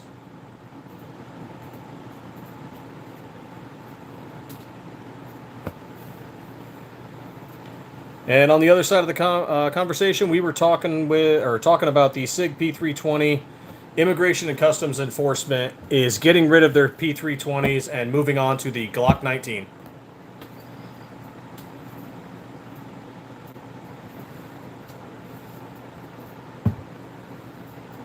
So what does that say about the future of the P320 as SIG faces several lawsuits, multiple complaints? You know, I leave that to you to decide.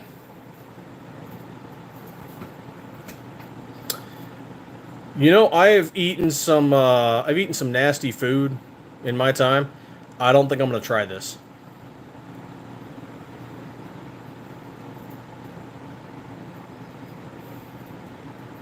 It smells good, though, and I have to keep it away from the kids. Because, yeah.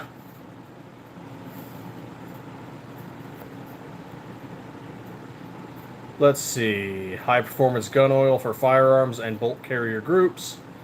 PTFE infused, temperature resistant, -40 Fahrenheit to 500 Fahrenheit. Holy crap. Not for consumption. Not for consumption. Not food safe. But it smells good.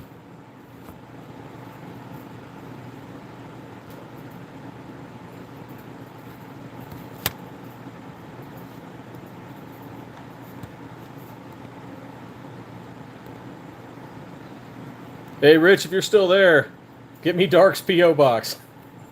I don't know what we're going to send him yet, but it's probably going to be in SIG Pink.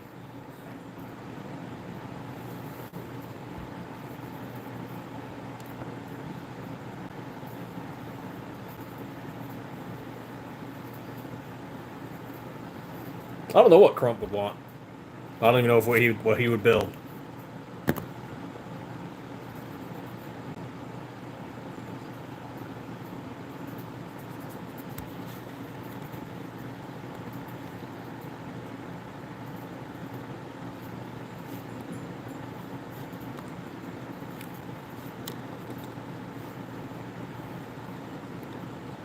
What is PTFE?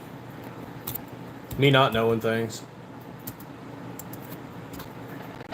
Polytetrafluoroethylene, a synthetic fluoropolymer known for its exceptional properties like high chemical resistance.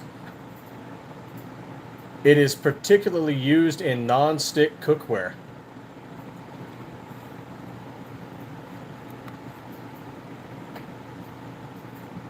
Neat.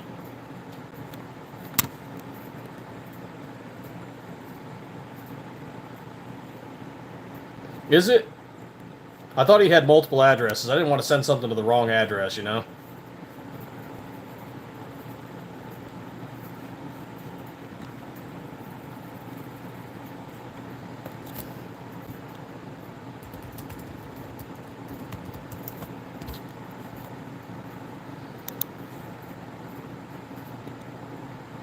Yeah, what is that, on DLD hardware?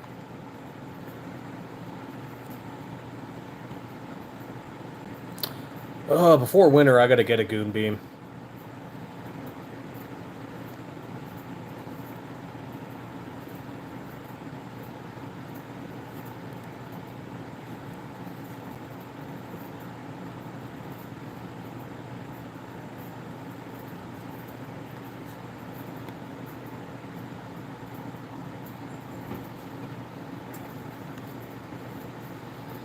I don't know. I can't say we won't ever do it, because the field we're doing is always changing. We might not even 100% do guns all the time either. Some knives might be a good thing to kind of step into someday.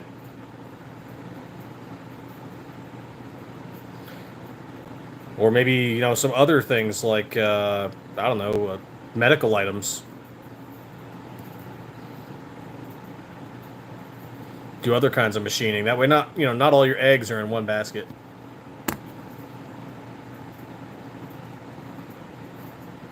Just keep the business growing slowly but surely.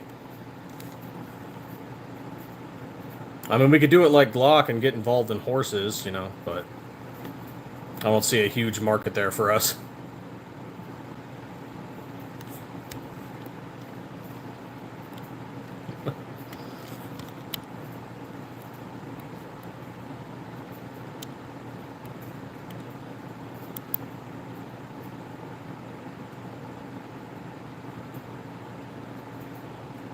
Yeah, and I know I have the Wolf X Pro, to jump off what Fluffy's saying there. I know I have that in the background a lot, but also check out Gideon Optics. I don't have the box for Gideon Optics right now, and the optic is being used by a buddy of ours. He's testing it out and doing stuff with it, and he likes it. And I'm like, hey man, I need you to get me that optic back at some point, so I can do some range stuff with it.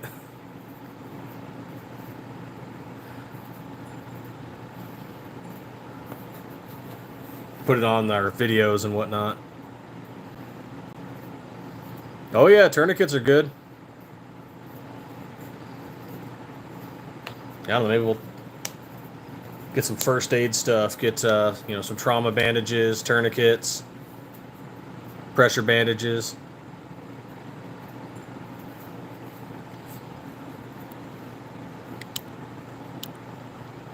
What was that our medics always used to say? If it doesn't hurt, we didn't do it right.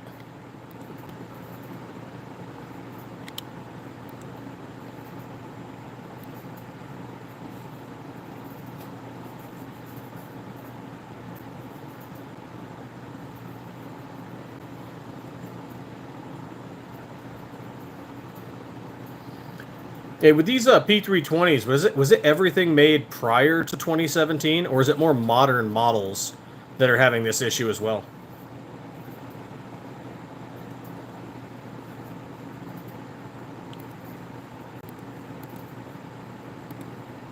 Because that might explain why my pistol has not caused me problems. I didn't get it until 2021.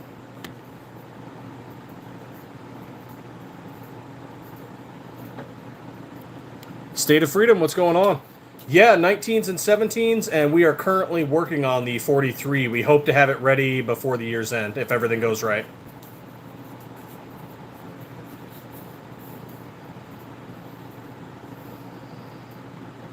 Oh, the new ones are also doing it. Okay. Or I wonder if there was a significant enough difference between the M17 variant and the regular P320.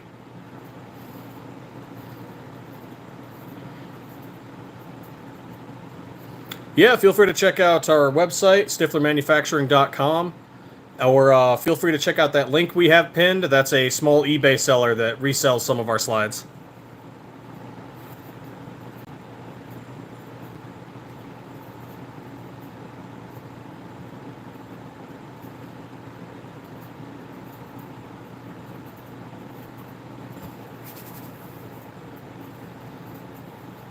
And if any else of you have any questions, feel free to chime in. Otherwise, I'm just this crazy back-broken vet talking to myself.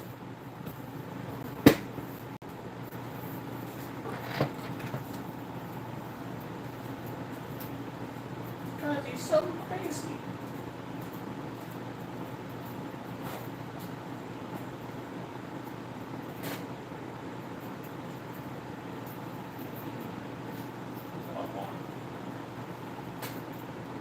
I'm sure I really want another coffee.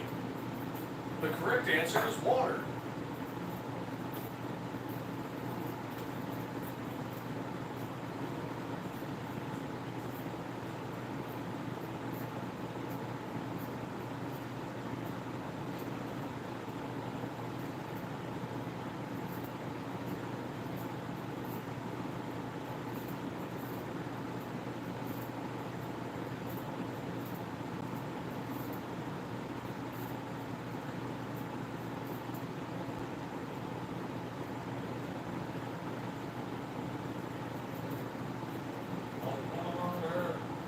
Water.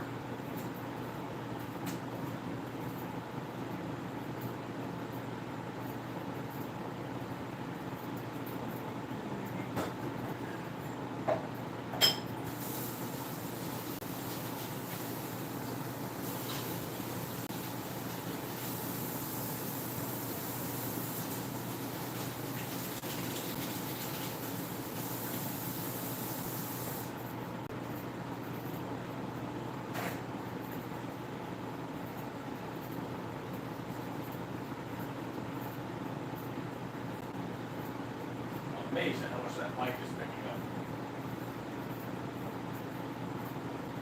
I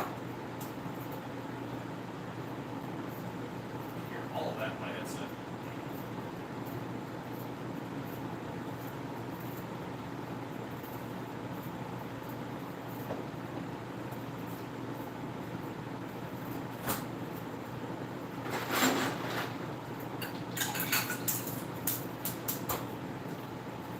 It's ice water, yeah.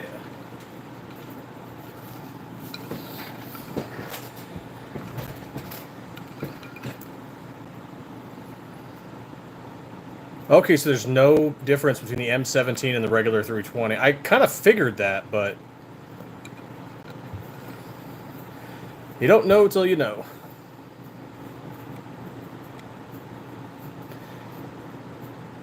Military grade means lowest bidder and absolute shit most of the time.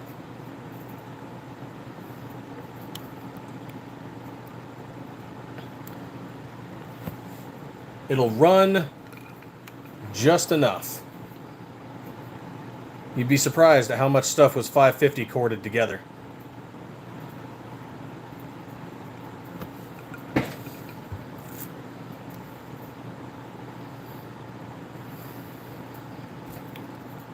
Okay, let's see. I have reached out to Poppy the Gun Guy. I've reached out to Flying Rich. Awesome, got confirmation.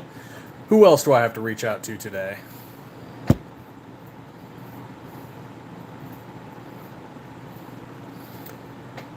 Yeah, I was military. My brother was military, and one of our employees is also military. And our dad, who was not military but did work as a machinist, ended up making stuff for the military. Also, NASA.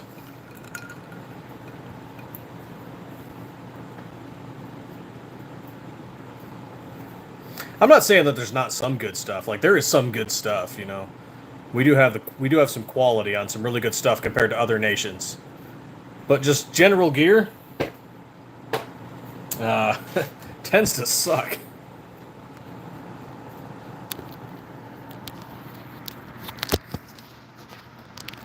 And you can find better civilian. Like here's a great example: the general issue Army boot is almost immediately replaced by the lowliest of privates once they're done with basic training. That boot sucks.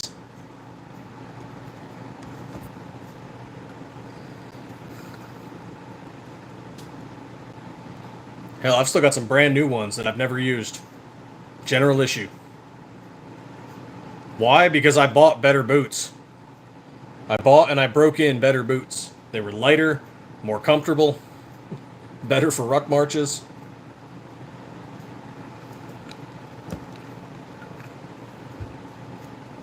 Sometimes the civilian market, oftentimes the civilian market is just better.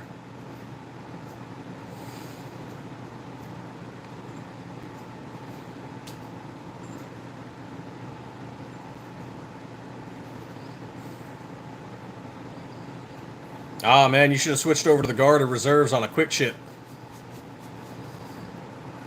We're going to the Air Force. Going to the Air Force. That's what we should have done.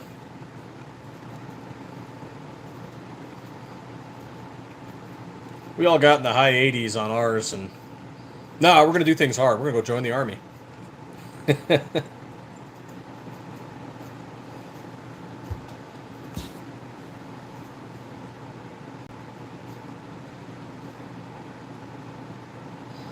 Oh, fuck, that'll do it for you, Pat. Man, sorry to hear that.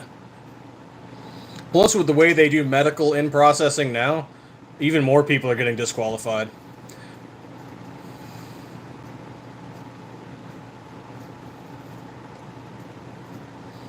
Actually, I knew a guy when I was doing training at Fort Benning about, 9, 10 years ago.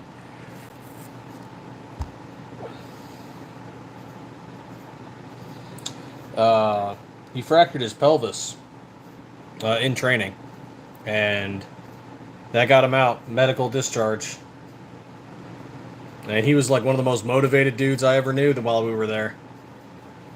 Crushed him.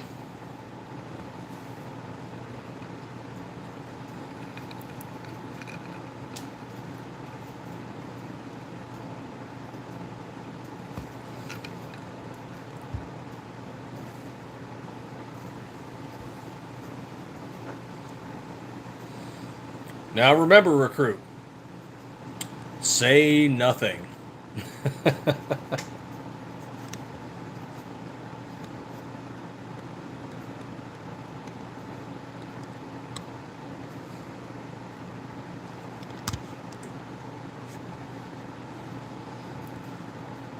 Remember that medication you used to take? No, you don't.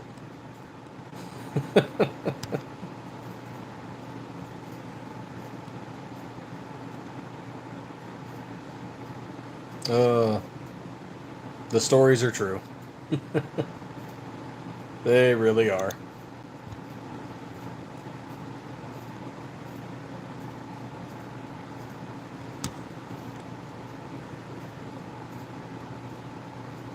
Oh yeah, then they would have seen it eventually.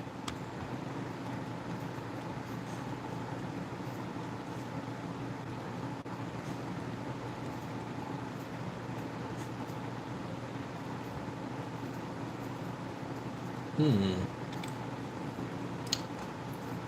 Something I like to do once in a while. I pop on eBay and I pop on Google and I type in, you know, just like Glock 19 slide.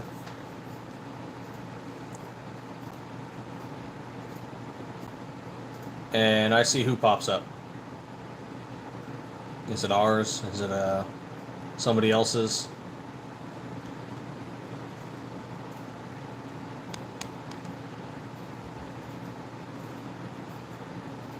Looks like first page on eBay is a bunch of us until we get to, I don't know who makes that slide.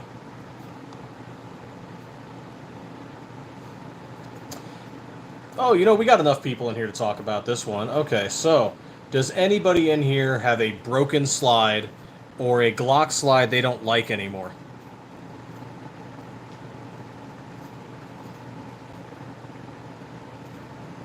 Oh, hey, 780. I'm gonna call you 7, man. Yeah, we sell them on eBay, as well as our website. And we sell them through a few other eBay sellers and a few distributors and vendors as well.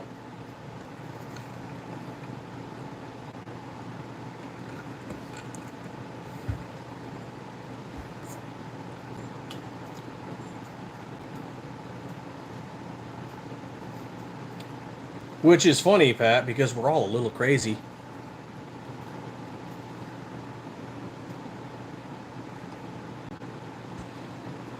We send free stuff, and most people are awesome.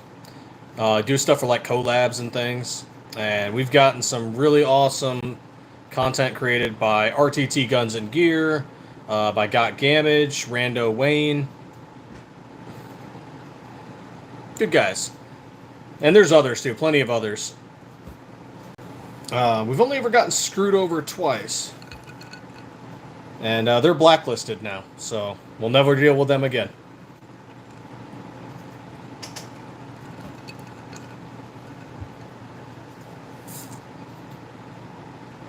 And maybe if we see they're starting a collab with somebody we know, somebody we like maybe DLD After Dark, or Flying Rich, or Red Dawn, or Got Gamage, we might reach out and be like, hey man,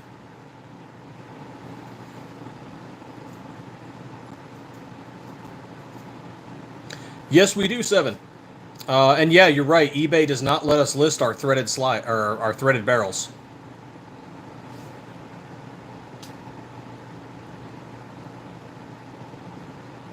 Luke, what's going on? Yeah, just check out our website, stifflermanufacturing.com, and you'll see our threaded barrels on there.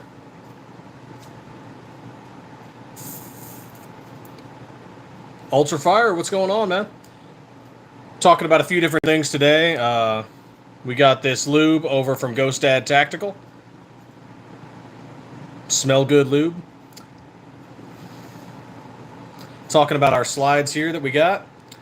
Talking about RB Tactical Market, we've got the link pinned. He sells some of our slides on eBay. And then, of course, ICE, you know, Immigration and Customs Enforcement, went out and did something interesting where they are now getting rid of their P320s and switching over to Glock 19.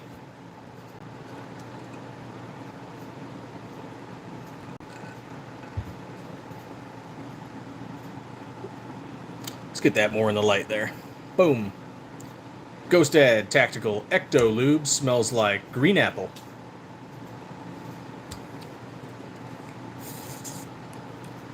Brookside, welcome back. Yeah, P320 is going through the ringer right now.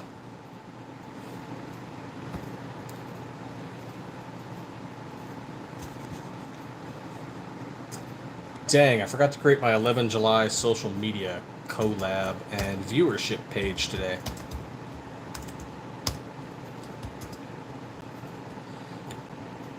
That sucks. Let's see, who was I with today? Today I was with Dust Cover Actual.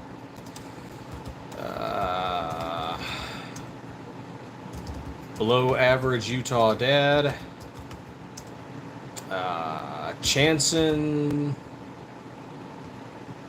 Who else? Reaper.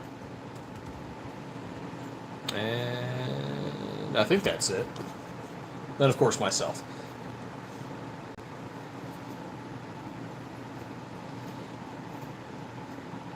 Barbed wire. Was it barbed wire KO knives? Get some C-wire hanging out. Oh yeah, we're sending Rich one of our slides, 7. It's going to be a Hellet in Woodland camo.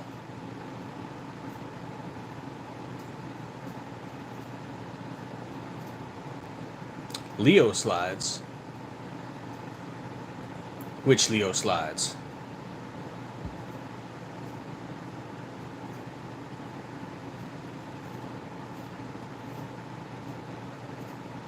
Damn, she good. Yeah, got the Ecto Lube. It's only 21 bucks.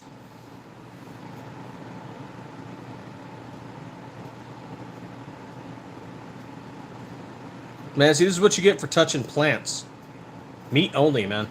Meat and potatoes. No plants. Potatoes don't count as a plant. Oh, yeah, them. Okay, so they're still sort of around, but kind of not. So, like, they went out of business, but they sold their business to someone else.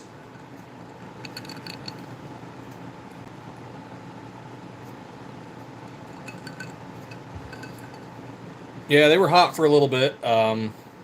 We're familiar with them.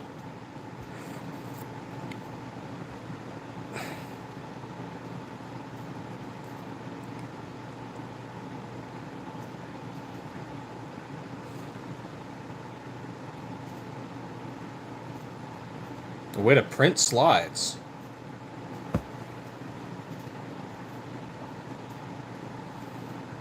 Yeah, they had some quality control issues near the end there, 7, that was causing a lot of problems. A lot of customer service issues, and then they ended up selling all their stuff off.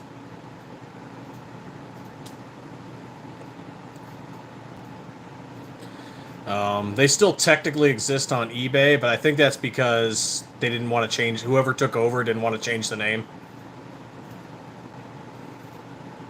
I could be wrong about that too. That's just, that's just what I'm seeing.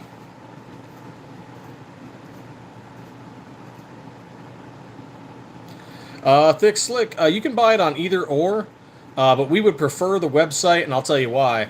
Is eBay takes 13.6 to 30% of the sales from every seller, whereas our website only takes 4%.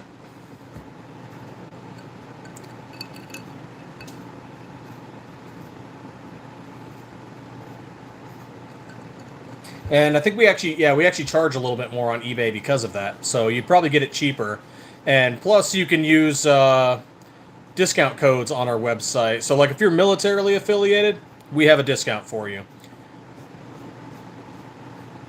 Or if you're involved with one of our certain collab people, they have discounts.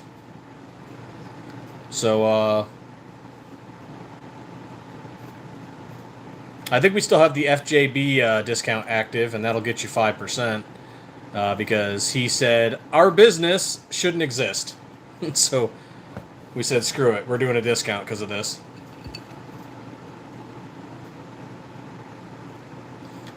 If it's this is not food safe. Do not eat it.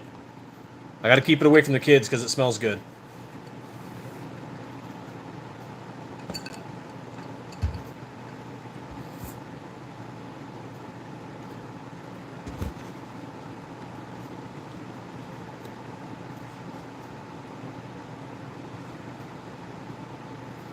I wonder if I should do a teacher discount.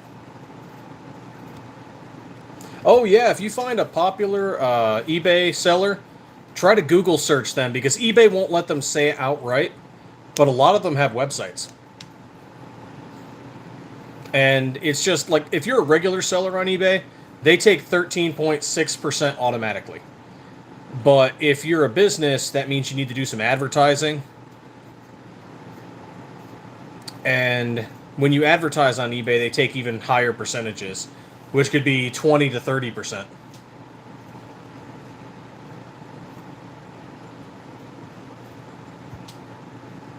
Yeah, so if you ever get into eBay selling yourself, it gets rough. And for the first, several months, they might hold your payments. And the reason they say for that is, to see if you're actually a legitimate account, because they had an issue a while back where people were creating temporary eBay accounts to scam people. So now they hold your pay for a few months sometimes until you're an established seller. Which, I mean, I get it, but when we first started doing this and eBay was, you know, because people didn't know about our website. Yeah, they're just investing your money, yeah. They didn't know about our website, but they saw our slides on eBay. So, man, that first 6 months to a year, we needed those eBay sales.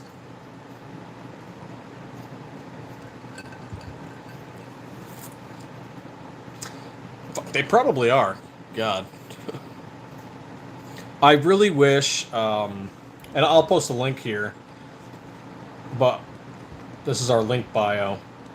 But we had a Native Gun store, and Native Gun kind of went south, and Native Gun was going to try and be the counter to eBay and Amazon, where you could sell gun parts and accessories without restriction.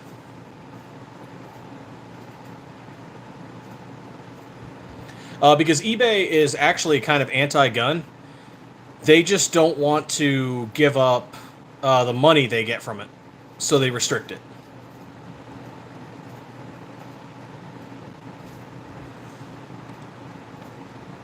Yeah, Native Gun Store, I'm sad to say, did not last. And I was hoping it would revive. We had some of our products listed there, but getting people to move away from eBay and Amazon, it's freaking hard.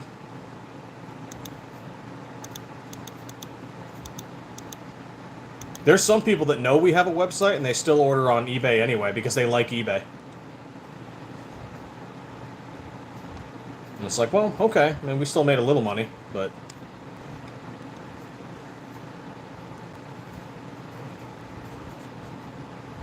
Now, for those of you who happen to be in the Arizona area, the Hub in Tucson, Mesa, and Lakeside, as well as Serious Arms in Prescott, they stock some of our slides. So if you're looking for like a local gun store that has some of our stuff, and you're in Arizona, if you're in any one of those areas, yeah, check them out. Ask them about some slides.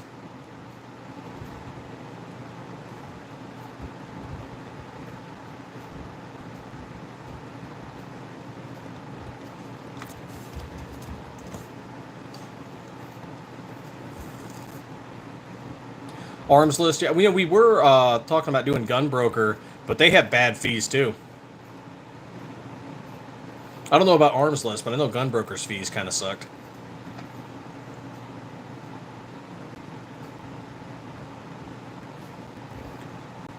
Murdoch's and Rural King. I'm unfamiliar.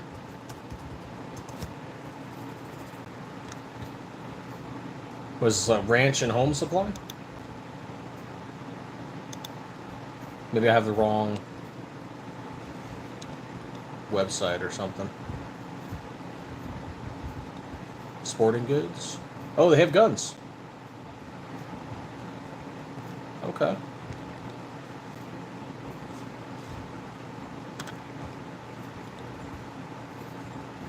Eagle Eye Shooting, what's going on? And also, if you guys are in the Arizona area, Eagle Eye Shooting is in Lake Havasu. You know, give them a look, and even if you're not, check out their website. They do some cool stuff with rifles.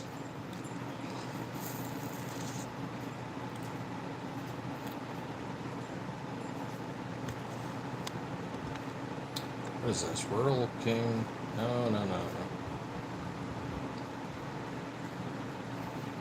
Yeah, if you have the link, feel free to drop it. Make sure I'm in. Oh, nope, they have guns too. Okay. Maybe this is the right one.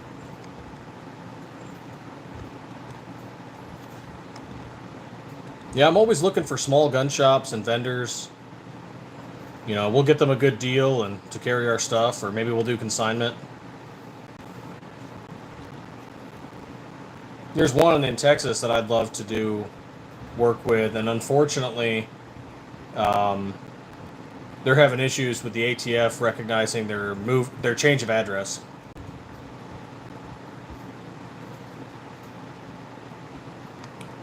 Which just sucks.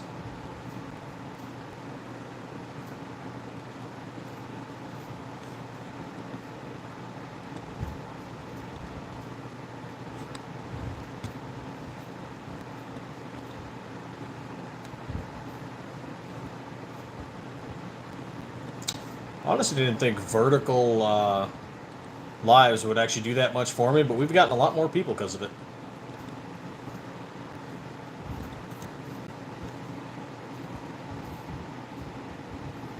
What Blade Binge did is they sell new knives in their own online store, but the other half of the online store is basically eBay for knives. Okay, yeah, so like our personal eBay stores, it sells our slides, but that's the only place you'll find our blems. Besides RB Tactical Market, they also have some of our blems and slides as well.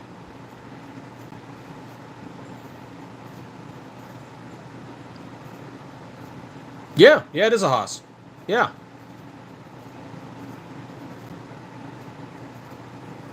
I try to post machining videos once in a while.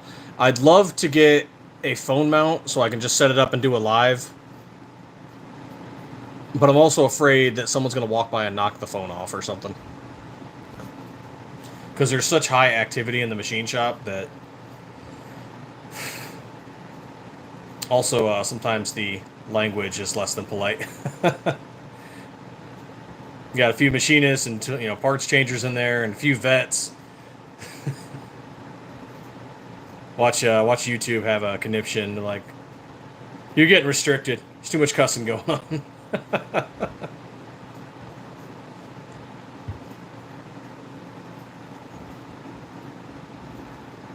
Oh yeah. I start last week I think I was at 260s, now I'm at 422. And I really regret not doing lives earlier on because we started our YouTube page at the end of 2023 and all we did was post videos. Oh shit, there you go. Actually, we do have a camera inside of the CNC machine. And we can pull video from that. I just have not gotten around to it.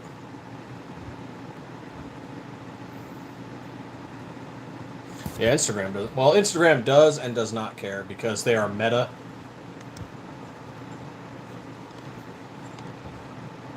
So we've had some issues with Meta. Actually, Meta is still giving us problems because back in November of 2024, we wished the Marine Corps a happy birthday, and we said, hey, Marines and military, you get 10% off.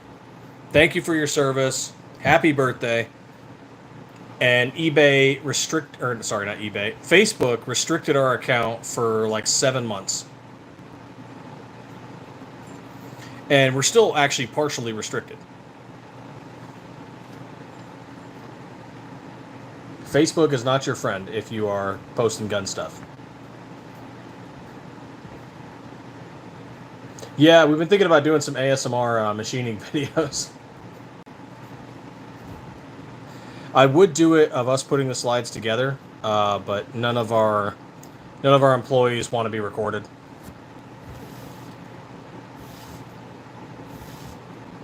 Which I don't blame them. They just don't want to. They support the content, but they just don't want to be involved in that capacity.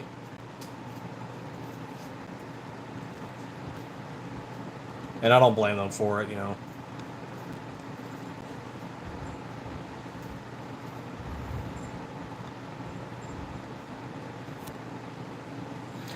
Yeah, Meta sucks. Very anti 1A, 2A. Oh yeah, I've checked your channel out.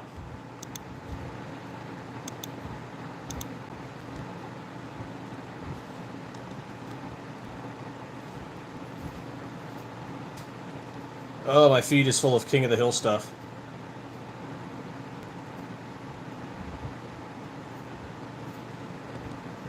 Which, I mean, I kind of want to see it because King of the Hill was awesome. But this channel is supposed to all be gun stuff. I have my own private YouTube, and then I have this YouTube.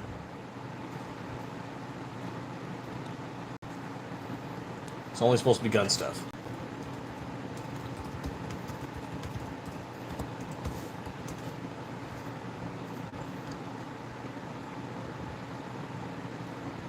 All right, damn, she good. She, if still in the chat, did a video on one of our slides too.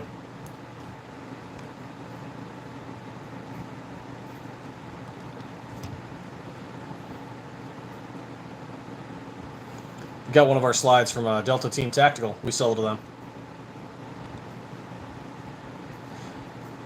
And I know some people have had an issue with some of them in the past, and I can tell you,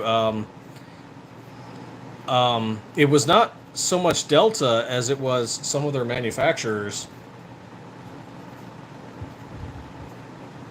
And we have kind of filled in a place for some of that, and not to toot my own horn, but I hope we're doing pretty well for them and for the customers, because we're making out hundreds of slides a week, hundreds and hundreds of slides a month, which is the real upside to 17.4 stainless steel over 416, where the machinists they mill out the 416, they send it off to get heat treated. Whereas we just straight up mill it, ready to go.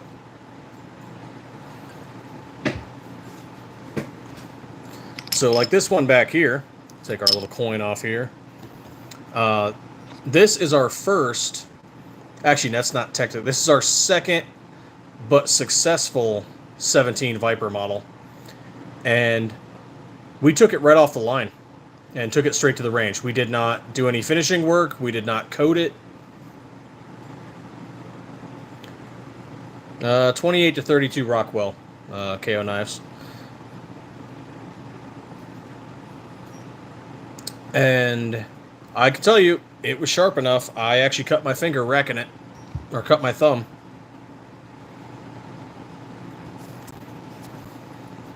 But we didn't have to send it off anywhere. It was already heat treated before we got it. Yeah. No, we don't use nitride. We do Cerakote. Though we are debating doing nitride. Yeah, the 17.4 is already heat treated, so we don't have to go off and do anything with it.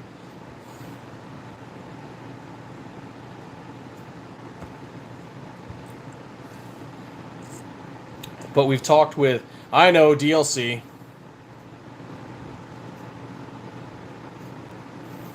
And we talked with a few other shops, because we don't have, currently the way our shop's set up, we don't have the way of doing that ourselves. But we've talked with a few about doing it for us. And, and we're like, okay, we finish these, you guys do the coating, then just send it back to us, and then we'll mail it off to the customers. Because there's been some cool stuff that we wanted to try out, nitride, DLC, but the Cerakote lets us get all creative. And I've put 1,500 rounds or so, maybe a little less, maybe a little more. But that Cerakote's still going good. I mean, it's a little charred underneath, but still going good. How many people do we have in this live? 24? Only 24? Aw, come on. But I asked this question earlier. Do any of you have a broken slide for your Glock build? Or do you have a Glock slide that you do not like?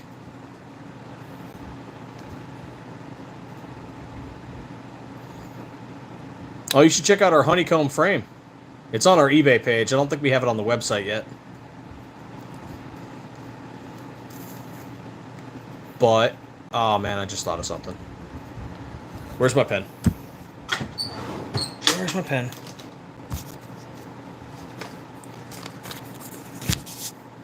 Okay. So there is a slide that we're doing I'm not allowed to talk about, because everybody... I got voted against. I'm not allowed to talk about it. But because of that slide and because of this conversation, I just had an idea.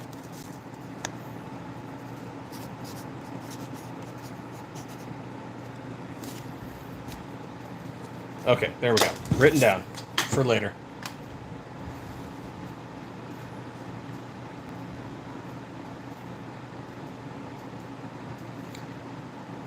Shouldn't do anything to it, really. I mean, eventually Cerakote will wear. It does naturally.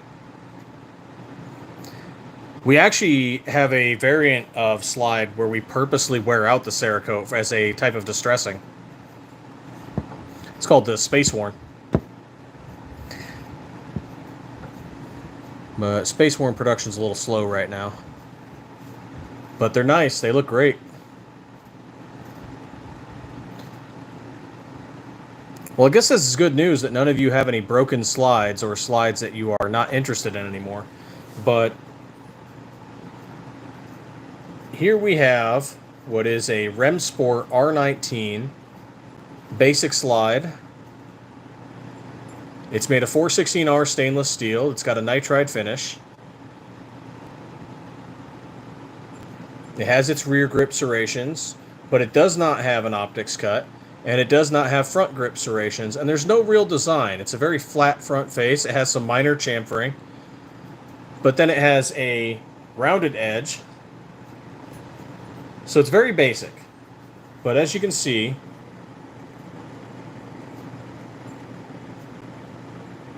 it was damaged. And it was marred.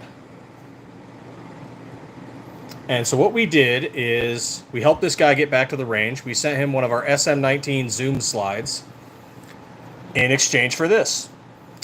And every once in a while, I get it in my dumb head that I'm going to try and fix this and clean it up and maybe take it to the range. But being realistic, I'm never going to do it. And it's just an interesting conversation piece.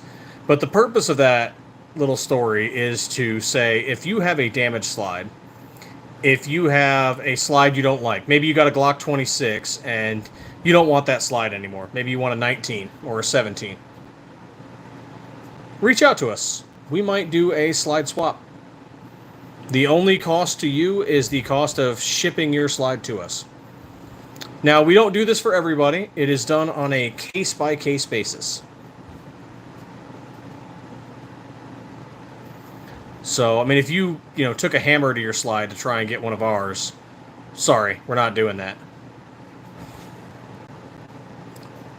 I mean, I'd rather just take your perfectly good slide and swap it for one of ours, so don't do that.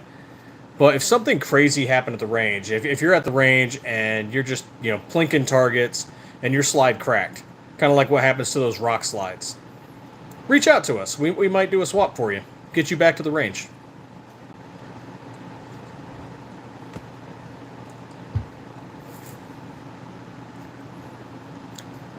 Oh, you have a Shadow System CR920, and it won't run. I had what was it? A Radian Ramjet, maybe it was, or maybe it was the Shadow Systems. What I do remember is that the lead from the bullets was shaving off on it. And I can't remember which one it was. Because we were testing out, we were trying to troubleshoot for a customer. And we expressed these concerns to them, but I guess they figured out what it was and they fixed it, so.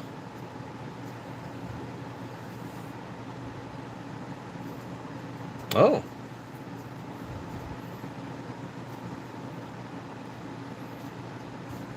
I'm not sure anyone, well, I can't say that for sure because, when we first started selling, our prices were even lower than they are now. And people weren't buying them because, quite frankly, they were too low. Like this Remsport R19 was $99. My cheapest slide is $145. So there's a sweet spot that we found where some people will not buy slides because they're too cheap. The sale's too good to be true. And there is a threshold where people will not buy because it's too expensive. But there are also a group of people who will only buy slides and other parts if they are expensive.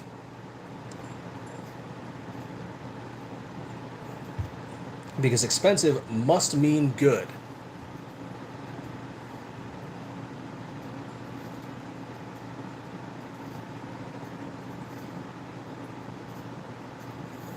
Oh yeah, people keep asking us for our raw slides all the time, and the only people we ever send them to, like, let's say, for example, Eagle Eye Shooting wanted some raw slides for their business to do some stuff with. Maybe they wanted to do some custom coatings and whatever. Because they are a dealer, a business, we would do that for them. But for the regular customer, we don't. So, for example, there's Wolverine arms out there who wanted several of our slides raw, so they could do their own coating and their own custom engraving. And as a business, we sold them to them. There's another guy out there we know, I forget the name of, but he owns a small eBay retail. He would buy 3 to 6 slides from us at a time, and he would hand polish them until a mere finish.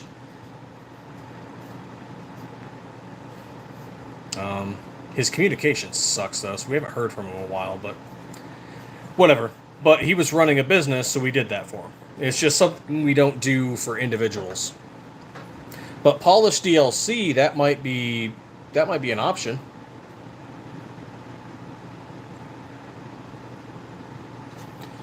Hey, I mean, dealer to dealer, I mean, if you guys are looking for something.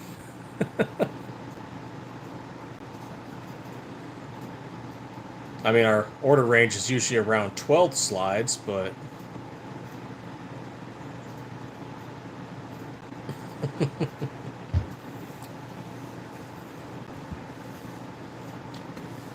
Oh, I gotta try and...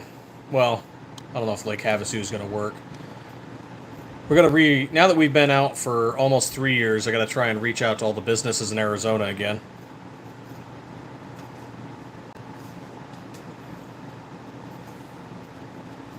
We're almost at 2 3/4 of a year.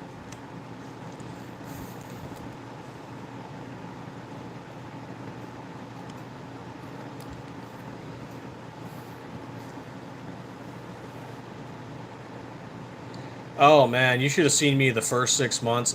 I did phone calls, emails, and I sent snail mail. We sent letters. Because some businesses did not have a phone number or email listed, but they had an address, so we sent letters. And from California to Maine. Yeah, like we reached out to pretty much everything in Arizona, but from California to Maine and from Washington to Florida, reaching out, I picked a random city on a map. I was like, okay, does this city have gun stores?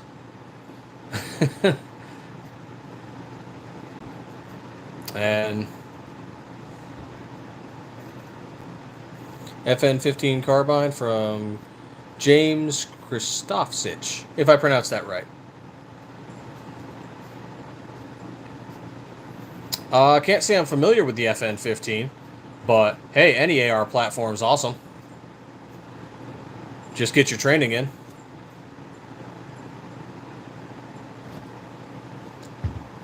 Though as an FN, I imagine it was a little more costly.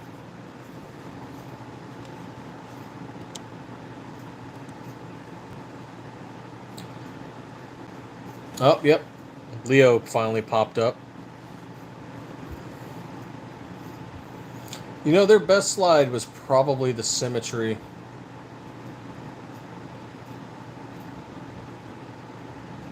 Maybe the Odin, but I'm going to go with the Symmetry. Before they sold their business.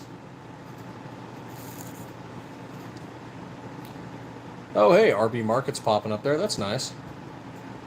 I wish that guy a lot of luck. He sells a lot of cool stuff. Oh, what the hell is this?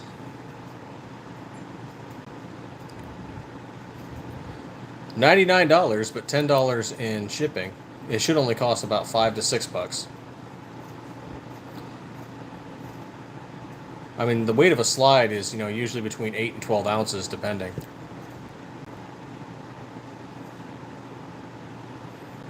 So it really shouldn't cost $10 for... Oh, they're sending it in a flat rate box. That's probably why. Okay. It's interesting to see what other people are selling stuff for. But that's aftermarket arms, and honestly, they have sold some of the cheapest slides I've seen in a while.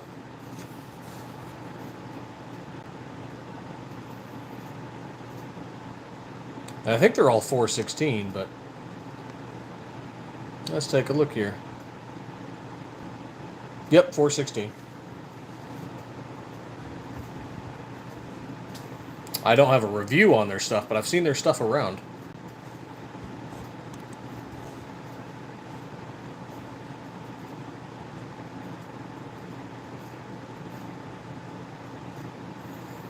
Oh yeah, and we've got, you know, our White Viper.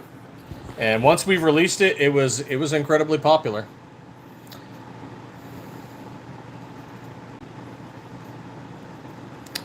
We've talked about it in our previous lives, but Leo copied a couple designs from us.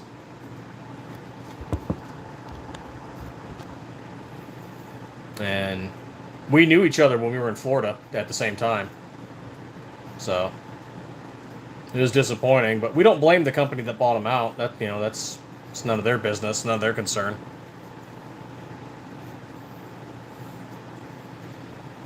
But yeah, it is what it is, and we're still around.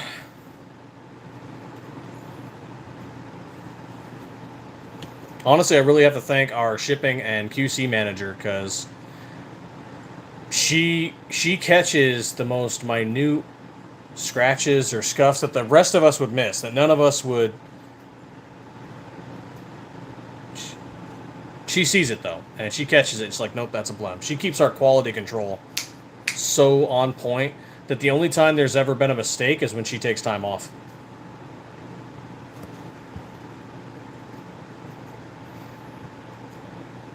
And she's got a new girl that she is trained up really well. Really proud of her. And she is almost just as on point as she is.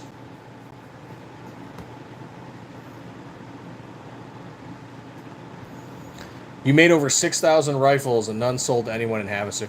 You know, we sold one, as far as I know, we have sold one slide in Havasu, and it was to a business. And I forget which gun shop bought it, but they only bought one. And I think it was an employee, because they didn't try to get the dealer, you know, rates or the wholesale rates. Hey, Godfather, what's going on? Yeah, we got that Ghost Dad lube. Haven't tried it out just yet, but it smells good. For the Glock 45 rough shift, no, we don't, but I can tell you the Glock 19 does fit on the 45.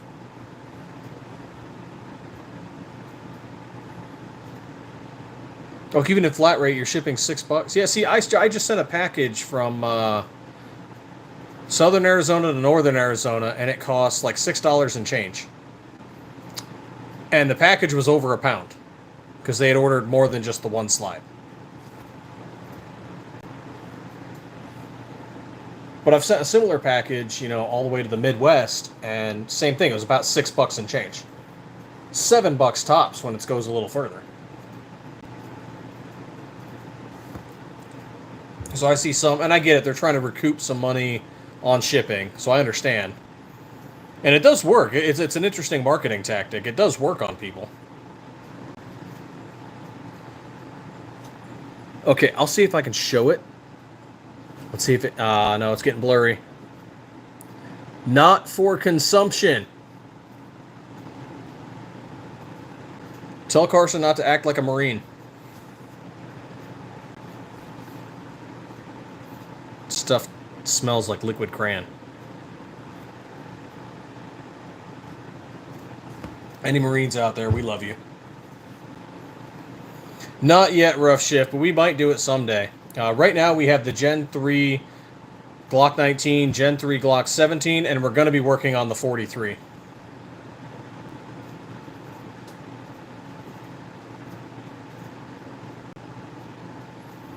Oh, no worries, 7.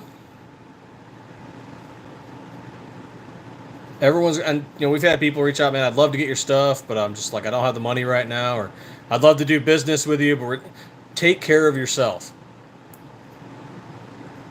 Take care of yourself, take care of your family, take care of your kids, you know, take care of what you got to take care of.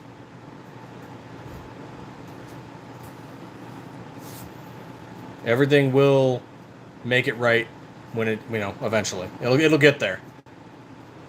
And some people have criticized us for, you know, not moving faster, not chasing down every slide model. But I can tell you, going slow and steady growth has kept us in the game. The first 2 years have been really difficult, but I've seen other, competitors and peers in this same line of work chase every model, you know, and it ran them into the ground. Like, I really wish I could make every slide for everybody. I really do. That'd be amazing. But I know if we don't do it with measured growth and a good plan, it'll do the same to us as it did to other people.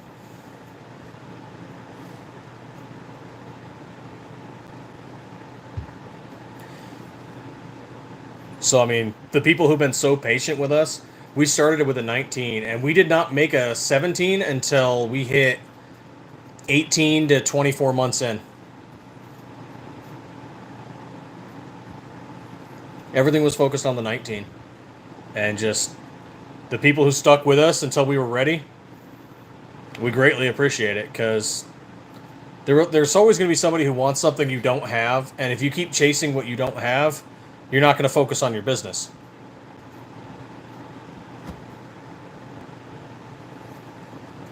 Like, don't be wrong, you do need to improve, you do need to grow, you need to expand, but you need to do it with a plan in mind, and you need to have measured growth.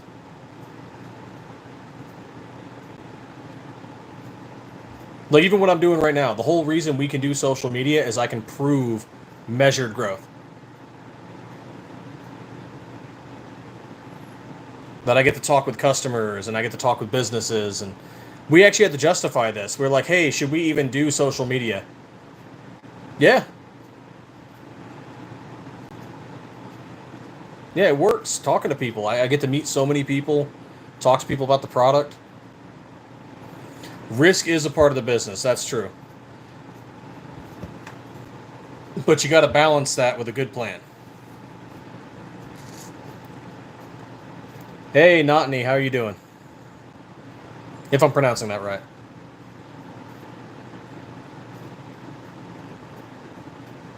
Exactly. See, we know we're comfortable on the 19.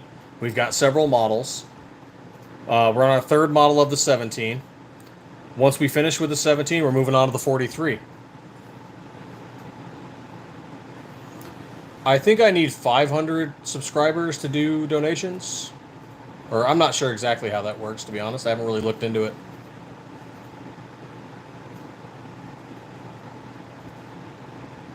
Oh, hey, I'm at 430 subs. That is freaking awesome. Thank you so much.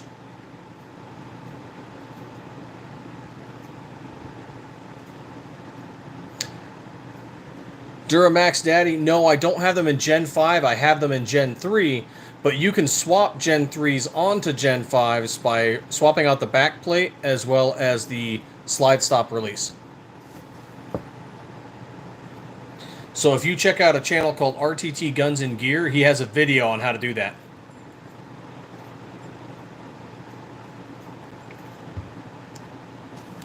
Oh yeah, the 3K watch hours. Yeah, I imagine that's rough. What are my watch hours even at?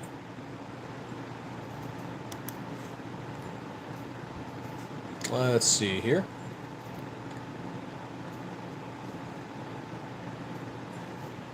Analytics. Okay, my watch hours are 223, which have spiked 200 more than normal. So that's awesome.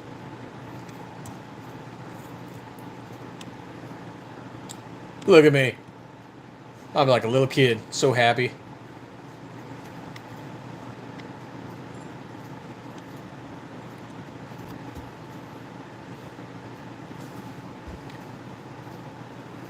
I mean, it'll be, once it cools down, we can start doing range videos and stuff in the desert, so that might help us out.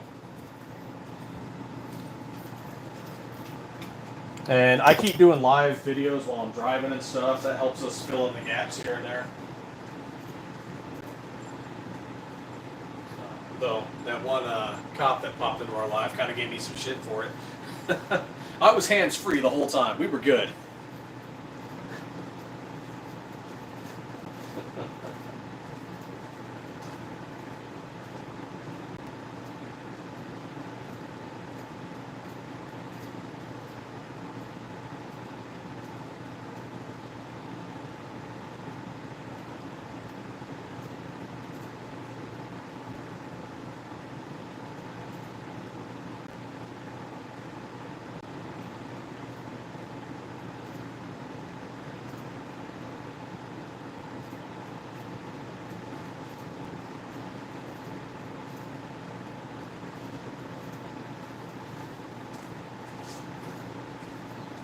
There we are.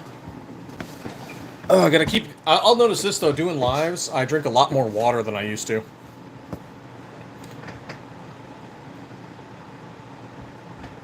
Just keeping the throat wet.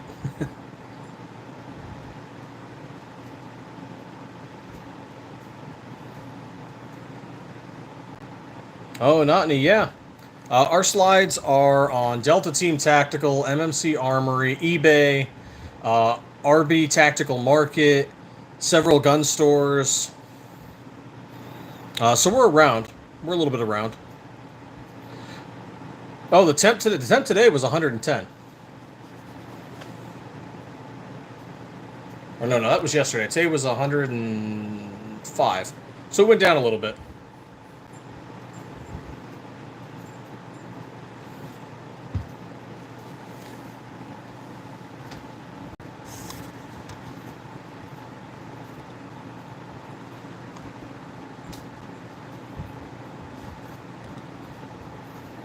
If you guys got any questions, feel free to ask. I feel like I'm a crazy person talking to myself. I mean, I'm a little crazy. KO Knives, I realized I wasn't subscribed, so I got you subbed now. And if you guys have a gun channel, let me know. I'll be happy to subscribe to it.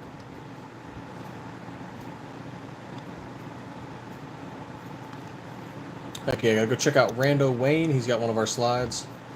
Something I do, I scroll through freaking YouTube and I see who has our slides.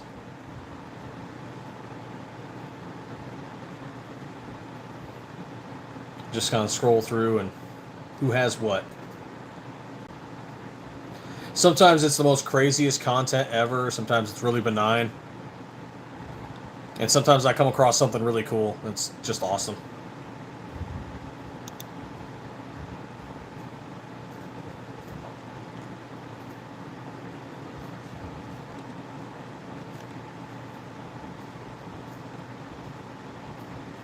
Hey, Stick Talk. This slide here, or do you mean the one that's on our website? Because I believe that's going to be our tiger camo. Oh yeah, Godfather, it's rough. Why? Oh, why not Tony? Oh, okay. I was pronouncing it wrong. My bad.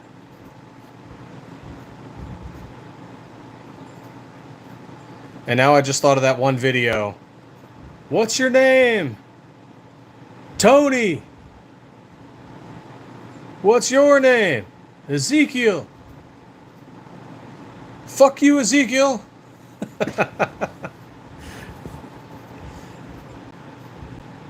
Anthony Hill, what's going on? No, we do not do custom optic milling for people, but we do our own optic milling. So we do the Trijicon RMR flat optic cut, and we are kind of planning to do optic cuts for people individually in the future. It's just, we need to go buy some more machines.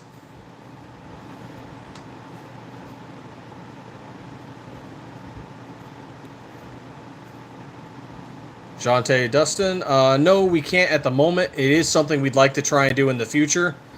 The big issue we have is that we are making hundreds of slides of any of these models.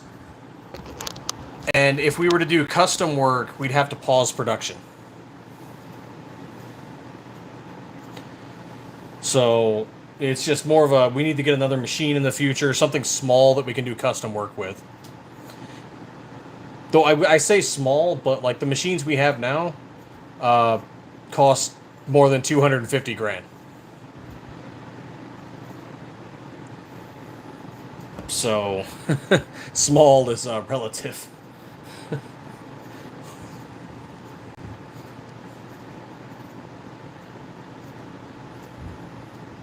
Oh, I can tell you they do fit our slides well, and I have taken that particular one to the range and put 100 rounds through it. You might be able to get lucky and find a local CNC shop that might be able to do it for you. But that's actually part of why our business model was to make all of our slides optic ready.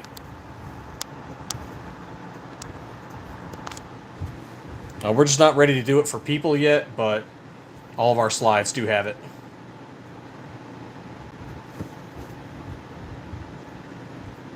Hey, KO Knives, you have a good one, man. Welcome back anytime.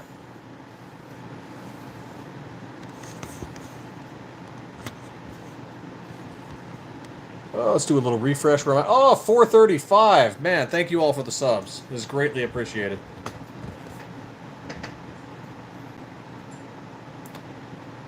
Obstructed Faith, thank you. The slide cutouts, what do you mean?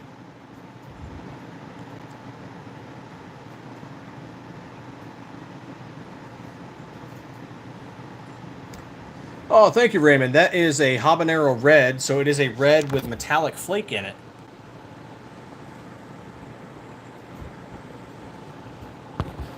Very nice slide.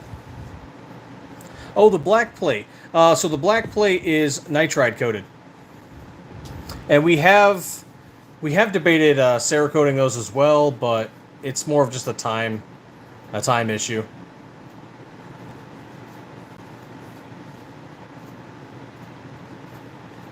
We also might end up selling those individually, but haven't decided on how much to charge for those yet.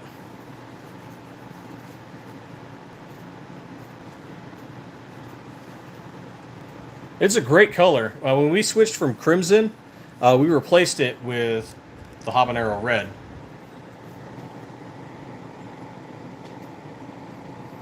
And now we have two reds, so we have habanero red and U.S. Marine Corps red.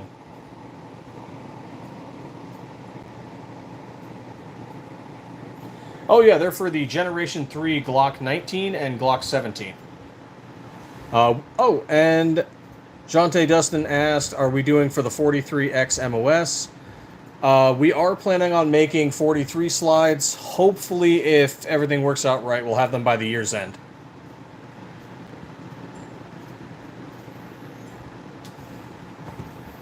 Yeah, the habanero red has definitely sold, and so are the Marine Corps reds that we're selling.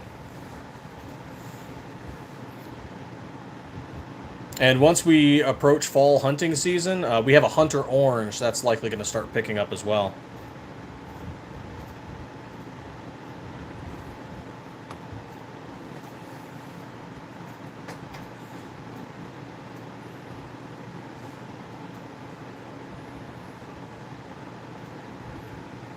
And thank you all so much for commenting, liking, subscribing. It's greatly appreciated.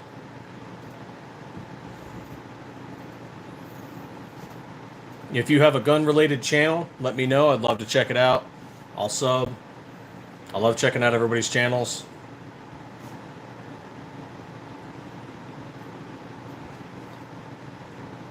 Why not, Tony? Thank you. Thank you very much.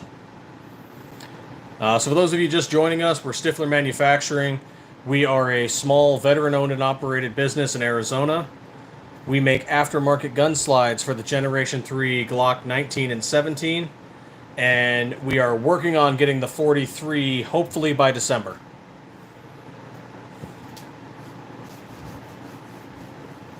If nothing goes wrong. I say that a lot because sometimes stuff goes wrong. There was a while back, our shop actually flooded. So, stuff happens.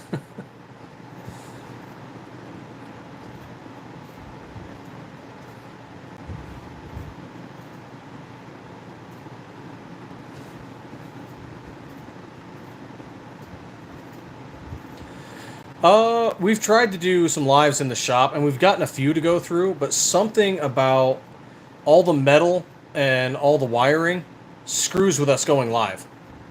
So, like, we found some, like, sweet spots in the shop where it seems to work okay, but sometimes we still get our lives interrupted.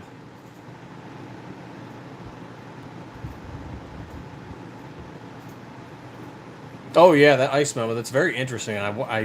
You know, we were talking about it earlier, where a large group of people in gun communities follow whatever law enforcement and the military does. So, with ICE switching from P320 to Glock 19, there's likely to be a surge in sales for Glock 19.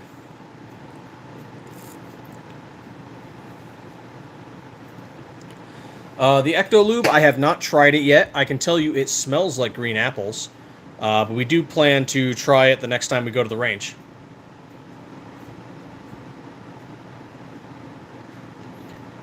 but it is not good for consumption, so keep it away from your kids and any animals because it does smell good.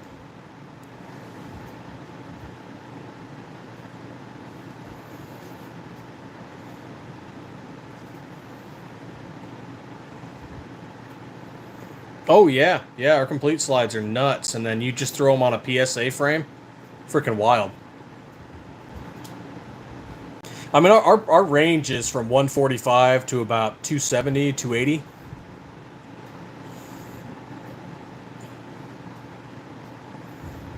Oh, let us know how that works, Seven. I've been big on hoppies. The military only ever had CLP, and but hoppies has been great as a bore cleaner and as a lube. So I'm interested to try out Ecto Lube. This will be our first aftermarket of something else.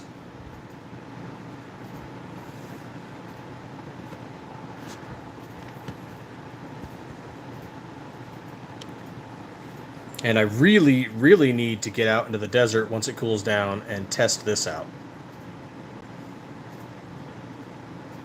Because I've tested it at an indoor range and it runs just fine, but I want to throw it at stuff. I want to throw it at a rock. I want to see how the heat messes with it. Not like 120 degrees, but I want to see how, 90 to 100 degrees does. I'm going to pour some sand on that.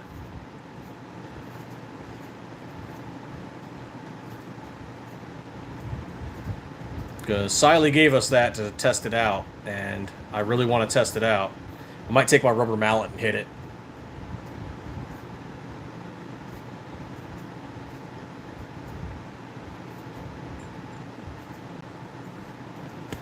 Because why not?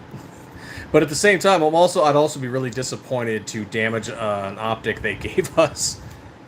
But at the same time, they told us, yeah, go ahead and test it out. And I think Overton did something where he threw it out of his truck and dragged it behind his truck on a rope, and it was still working just fine, so.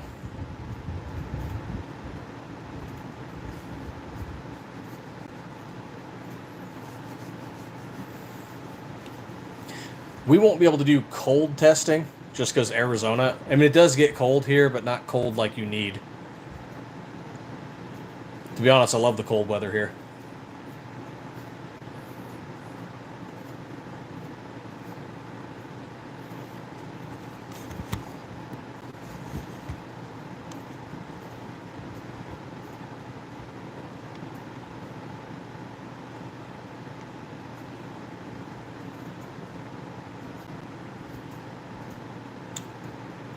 Okay, Jeff. And yeah, if you guys have one of our slides and you've posted something about it, let us know, man. I'd love to comment on it. I'd love to check out your build. I love seeing other people's builds. Everybody's is different. They'd all do different stuff.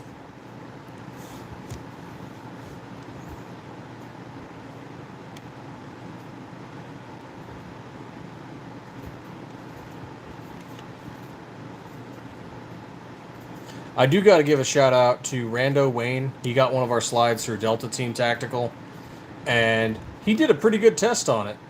And, he drops it, and he checks to see how our Cerakote scuffs. He shot it standard as well as with some kind of FRT or binary trigger. Very nice.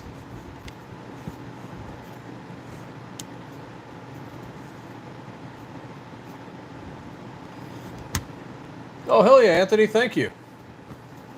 Which one did you get? Which color?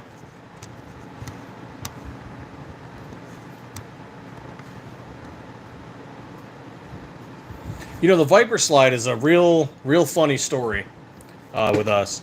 So this was not an original. I mean, it is and it isn't. It's not an original Stiffler design. Oh, heck yeah. Desert sand. So a business reached out to us and they wanted a slide made. And we said, yeah, sure. Because they were planning on ordering several hundred a month, and we just make them for them. And so we made 200 of them. We bought, we bought a bunch of steel bars. We got all these steel bars. We milled them down into slides. We got all this Cerakote ordered. We got everything done. And so we said, okay, all of them are complete. We're ready to ready to take payment, and they just chose not to proceed. So we're like, well, hey, either you buy them or we got to sell them, you know, on eBay and on our website, and we got to get our money back because we spent all this money on steel and end mills and Cerakote and, you know, all this stuff, all this labor. And so that's what we ended up doing. We sold them on eBay and our website, and the Viper has quickly become our, you know, fastest selling slide, one of our most popular.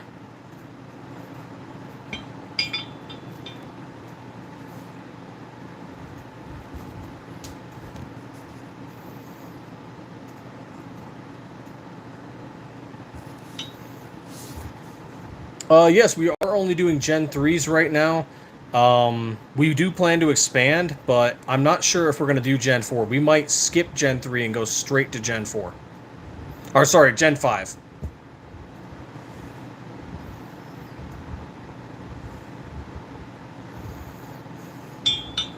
That's a good question, Dan. And so we chose to do the flat optics cut for the Trijicon RMR, and for two reasons.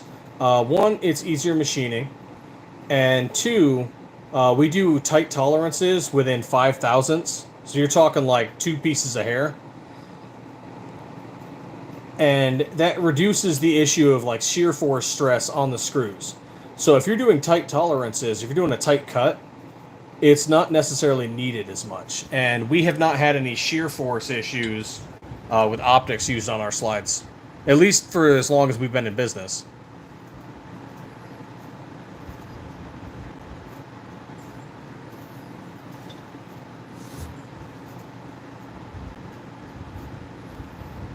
Because where some of the issues, do I have a... Here we go, I have a optics cover plate. So I've seen some where you go to move it back and forth, and it just rattles all over the place, like it's going, you know, like that. But ours don't move that much. The cut's tight.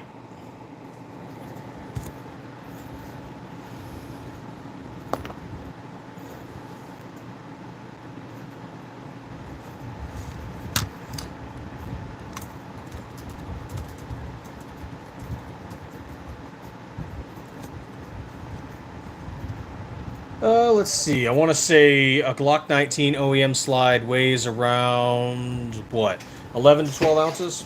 Somewhere about there. So...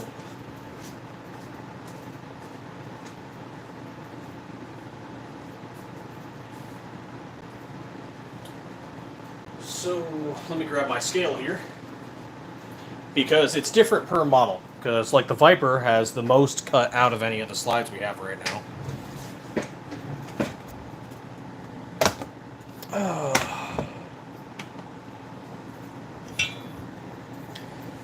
So here we are. Let's weigh this Viper. Viper's coming in at 9.5 ounces.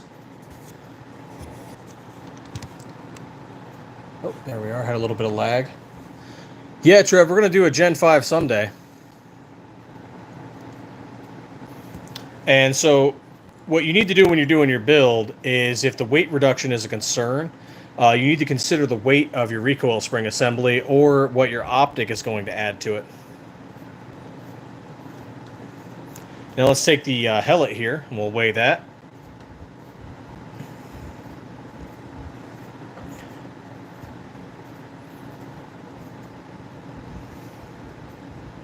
So the helmet with the chamfer cuts, as well as the front grip serrations, rear grip serrations, the optics cut, and the stylized top cut, is having it come in at 10 ounces exactly.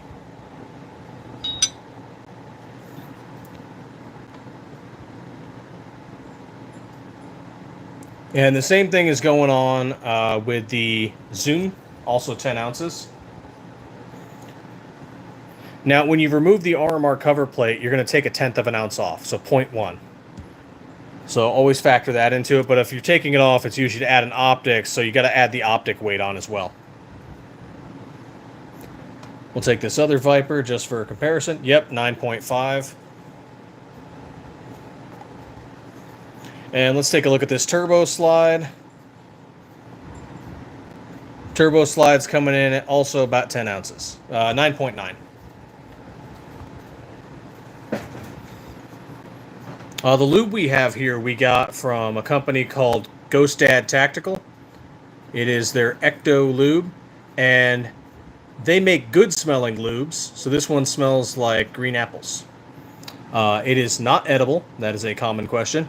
Keep it away from your kids and your animals.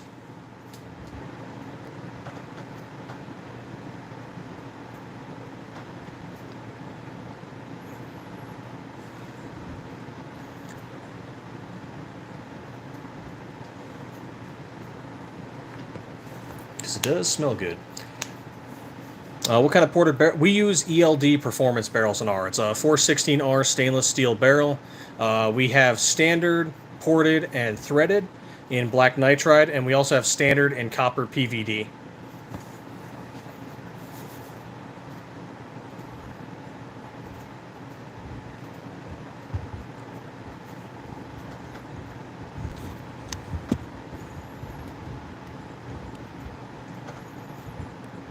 And we're going to expand on that as well. There are going to be, you know, like those metallic rainbow slides. There are going to be more options in the copper for ported someday. Maybe we'll do some things like rose gold or just some stainless slides. Or sorry, stainless barrels. So slowly we're going to keep expanding and adding products.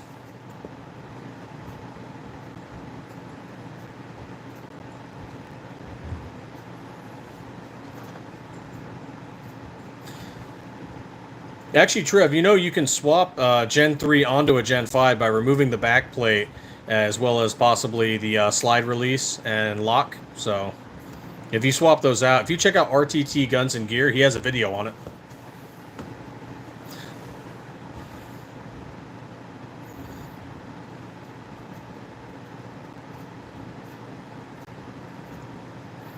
Oh yeah, so our strip slides are completely stripped, Dan.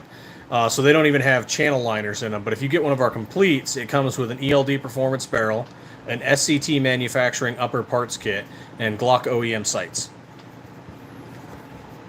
And I believe the range for complete starts at about 250.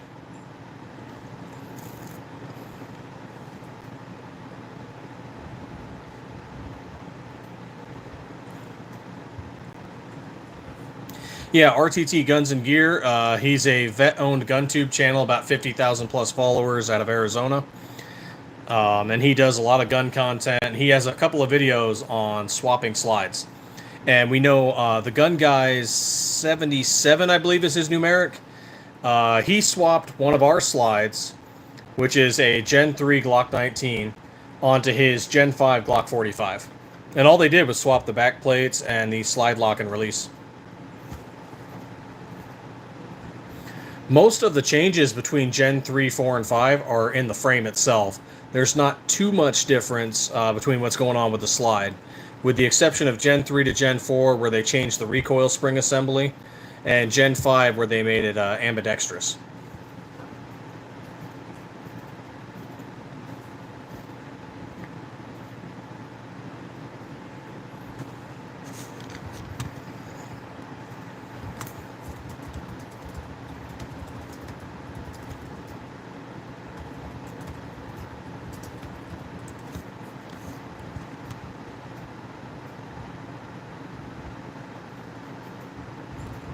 Oh yeah, ELD Performance barrels, they do have fully supported chambers, and they are drop-in barrels, so they're general barrels. So it's not like it's hand-fitted where you got to do a little bit of extra machining work or filing work. They are just general barrels. They're meant to drop into aftermarket slides as well as Glock OEM. So if you're doing some crazy competition stuff, you might want something a little more high performance for your barrel. But if you're looking for standard shooting, should do just fine.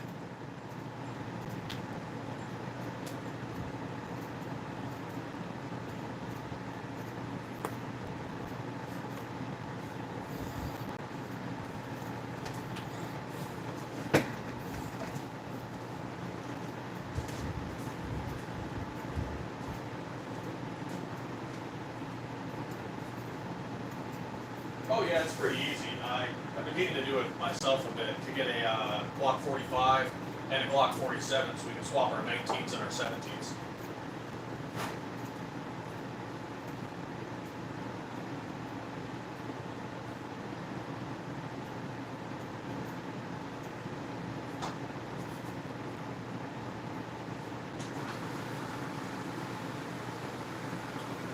some water.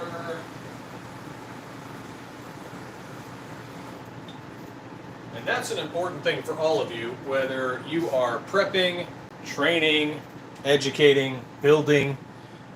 You can't do shit if you're not hydrated, so everybody drink some water.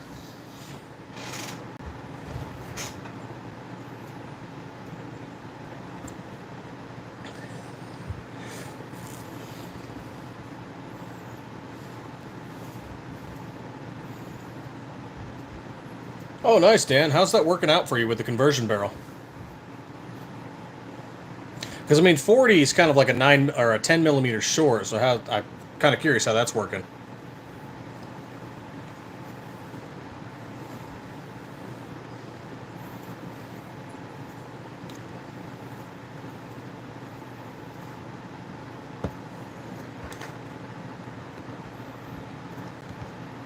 Let's do another refresh real quick. Oh, damn, I'm at 441 subs. That's awesome.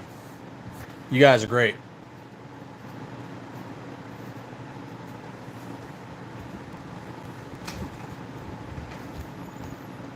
Oh, yeah, sure. Not a problem.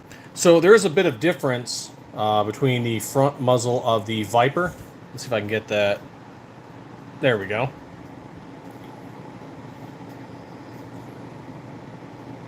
That's not focusing well. Hold on. There we go. So this is our Viper. Has that chamfered cut. But then if you switch over to the Hellet, it's a little different.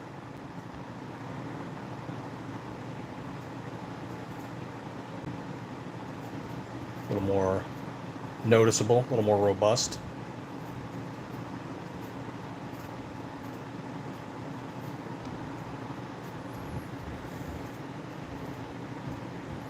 Yes, they do. Actually, we test our frames on Glock OEM, of course, but also Polymer 80, Palmetto State Armory's Dagger, and SCT Manufacturing frames. And our customers have also tried them out on Grit Grips and Geisler.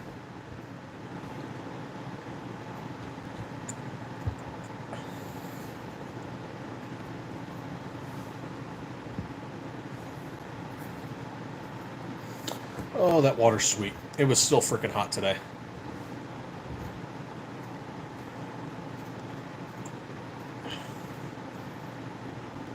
Thankfully, we have no humidity, so it's just heat.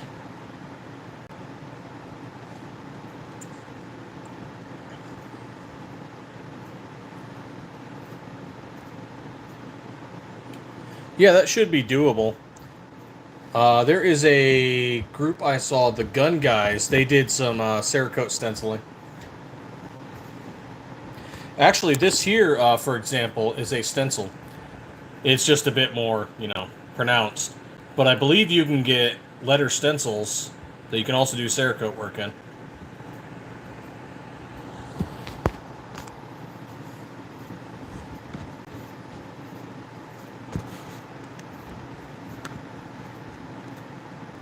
Hey, 442 on the subs. Thank you so much. Man, I should have been doing lives ages ago. We were just more focused on the business. We're still focused on the business. There's some days I can't do lives at all. Them Shooters Anonymous, what's going on?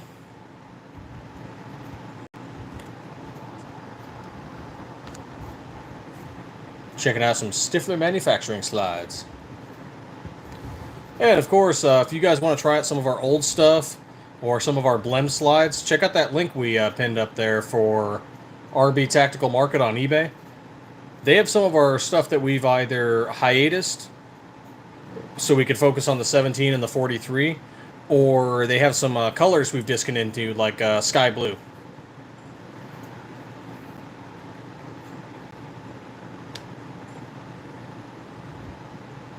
Someone might be able to turn into a stencil, yeah. We use Tactical Penguin for a lot of our stencils. Maybe that's something they could make for you. Or maybe you could find somebody local who can do it.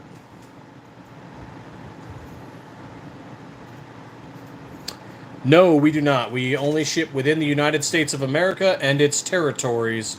with exception to American Samoa, which we do not ship to. So, for example, we have shipped slides to Puerto Rico and Guam. And for those of you not in the know, Puerto Rico, Guam, the Virgin Islands, American Samoa. I'm missing one. One more territory. I'm missing it. But those are American territories.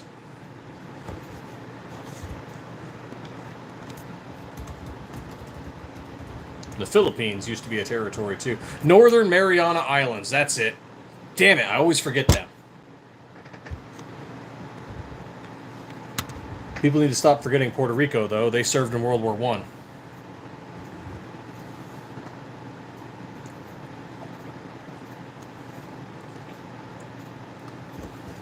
What kind of live streams you trying to do, Dan?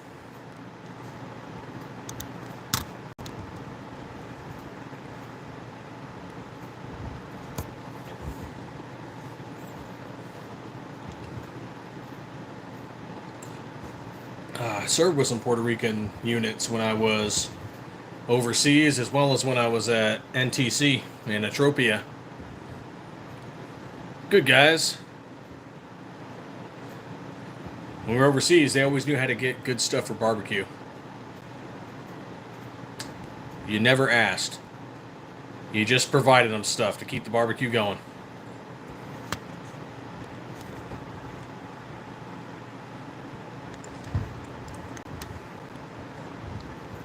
Gun stuff? Heck yeah, man. We'll subscribe to you. Yeah, everybody go over to Dan V. Give him some subscribes. Get him started with his gun channel. Tack Rat, what's going on, man?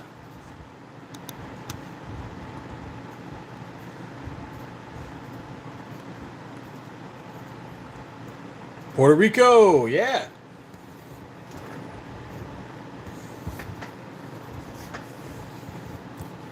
We flew a Puerto Rican flag near the Iraqi border for a guy.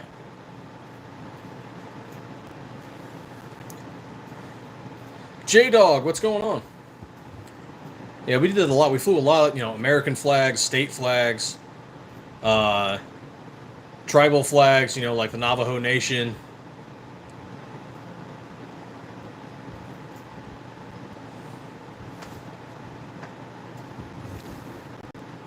Got that stuff flowing for people so they could send it home to family and friends and whatever.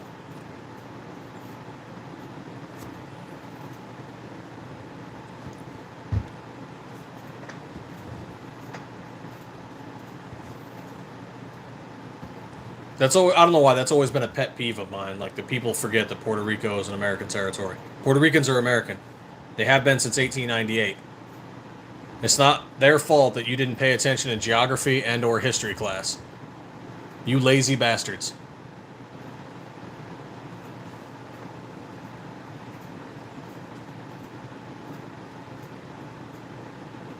Glock 19 stuff, yes, also as well as 17s. So we got a 17 right here. We make all these. We mill them out of 17-4 stainless steel. We do all the Cerakote work in-house.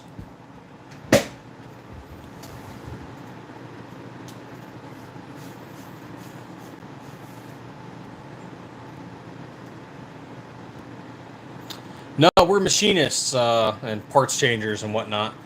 Cerakote painters. Veteran-owned company in Arizona. So we mill bars of stainless steel, specifically 17-4, like this here, and we turn it into these slides, and then we clean them, sand them, and Cerakote them.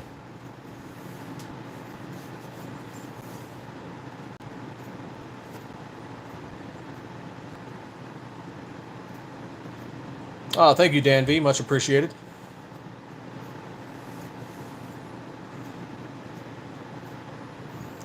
Oh, maybe we'll send one of our employees off to the, was it Sonoran Desert Institute to go learn gunsmithing. That'd be kind of cool.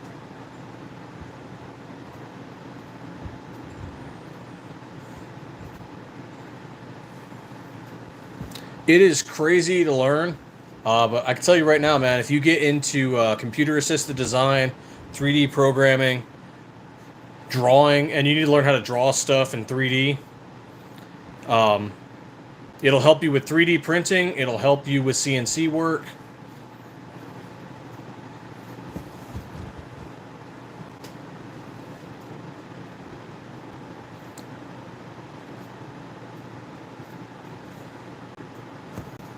Oh, so I know it kind of shows up that like that because of the light.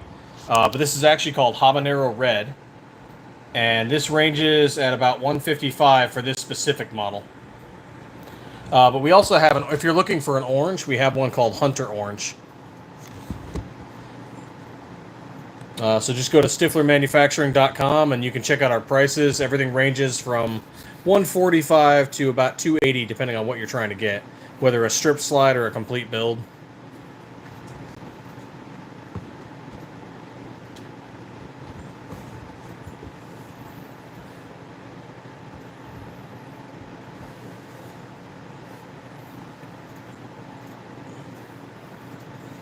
Oh yeah, anytime. Thanks for checking us out.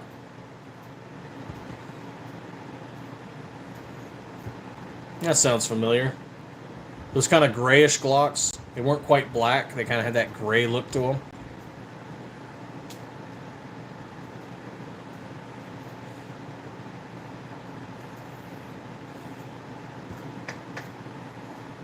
I think they're still doing that with some of the frames, where the slide is blacker than the frame.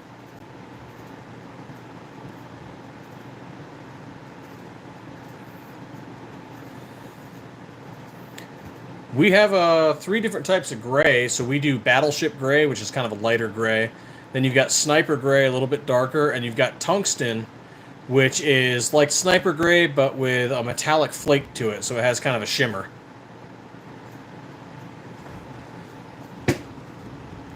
So something with a metallic flake would be like this burnt bronze, where you can see it has that little bit of shimmer. Let's see if we can zoom that in. You can see that little bit of sparkle in there. The metallic flake does that.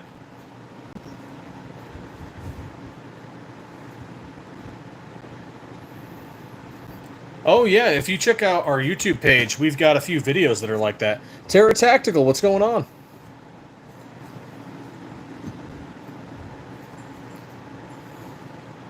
So we actually show the Cerakote process where we're painting. There's a pre-spray period, a full spray period, and then touch-up if needed.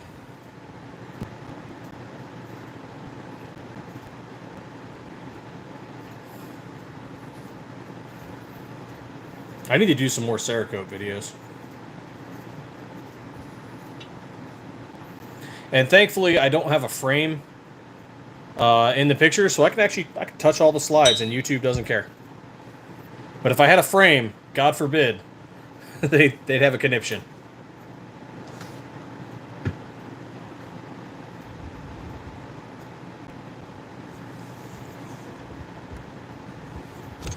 All right, let's do a refresh. And 445. Heck yeah, on the subs. Thank you so much, guys.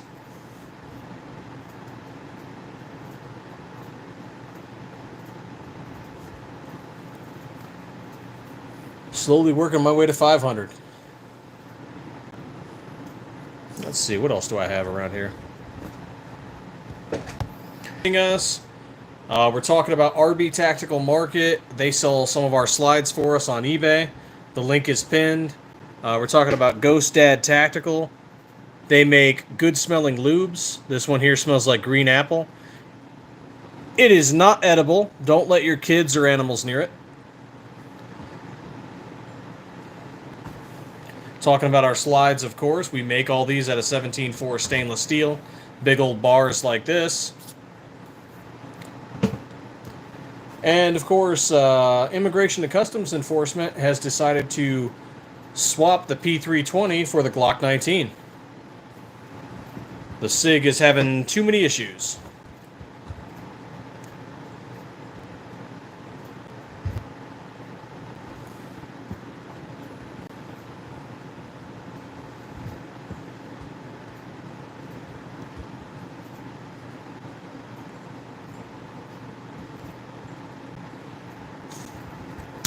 Oh, what did we switch that to?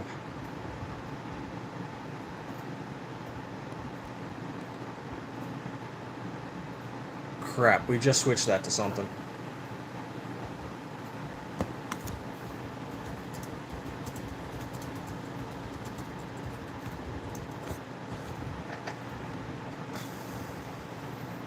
I know we were using garnet sand, but we just switched to something a few months back, and I am spacing what it is.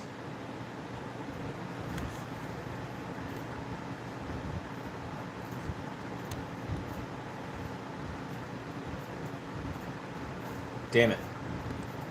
Okay, well, at one point I know we were using garnet sand. Sorry, it's been a long day. I've been up since 3 a.m., so I'm a little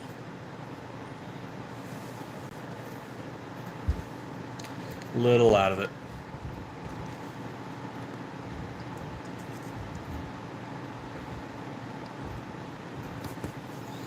That's pretty much the day. We go and I do a part-time, and then I go and work in the machine shop, and then I come home and I try to live stream when I can. We're trying to do more live streaming from the shop, just so you guys can see the machines working in real time. You know, see some of the slides and stuff we're working on.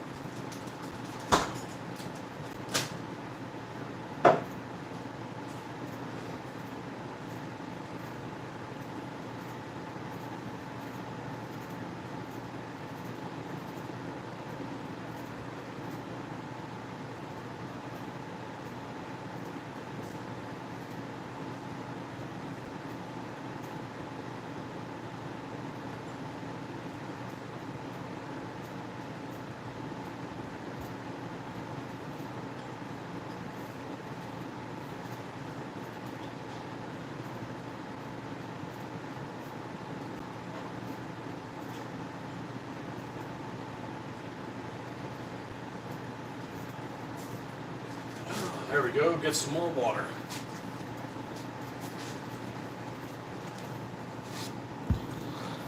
I really drink a lot of it when I do these lives.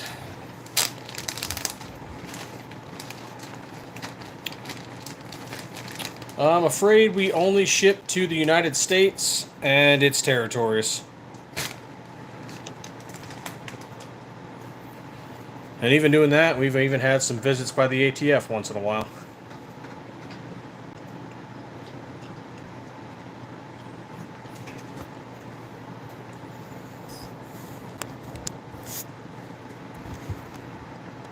You can find the barrels on our website, and I want to say they're about 50 right now. Let me take a look here.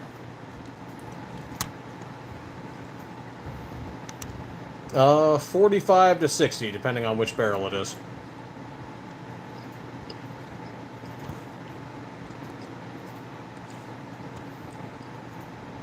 Oh, how much are the slides? Okay, the slides range from 145 to 285.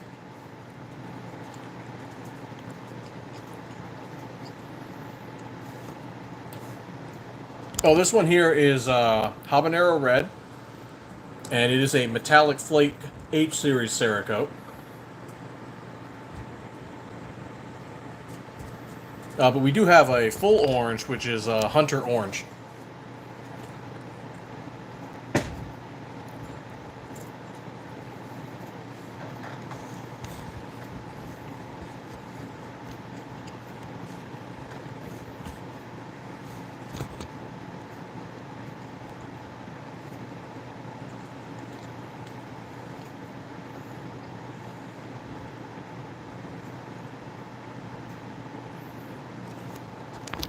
Oh, on this one here?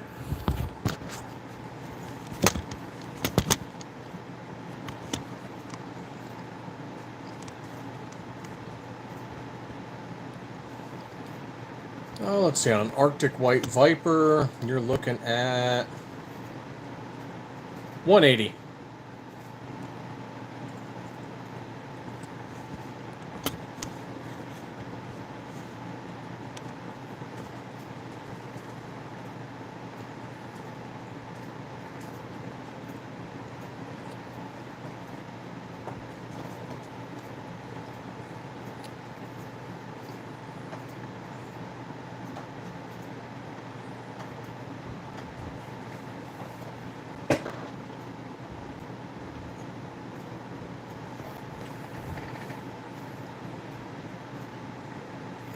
We do both. So we mill the slides out of these big old bars here, 17-4 stainless steel. After we mill the slides, we sand them, clean them, and then coat them in Cerakote, and then we prep them for sale. Yeah, Jorge, we do. I was just saying, we mill these out of stainless steel and sell them. StifflerManufacturing.com.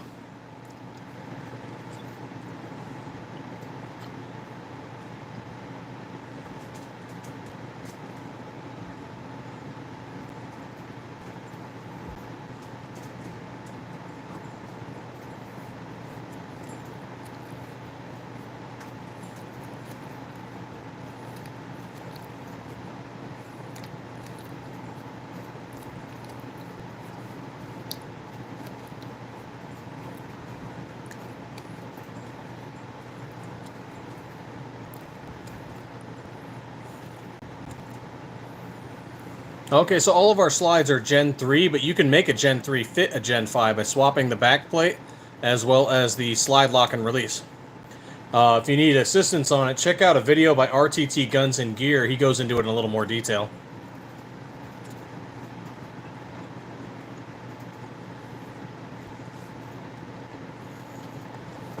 They're already pre-made, Tom, or preset. We don't do any custom work, unfortunately.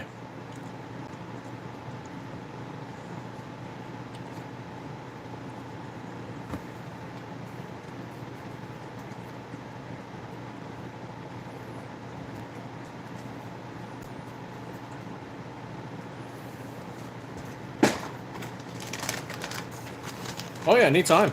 Thanks for stopping by. Thanks for checking out the channel.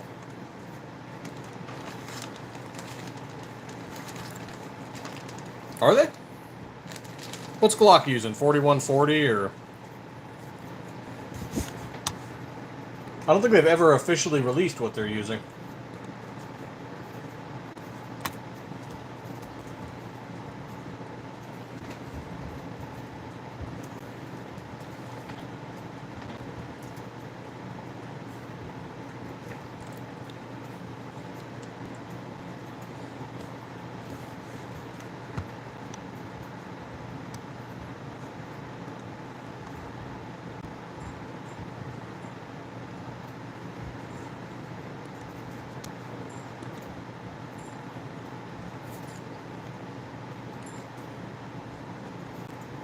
I think they use some kind of carbon steel, but I honestly don't remember or even know what it is.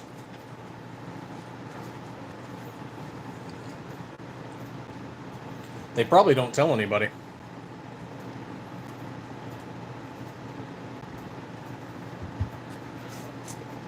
But I'm sure some metallurgist could figure it out.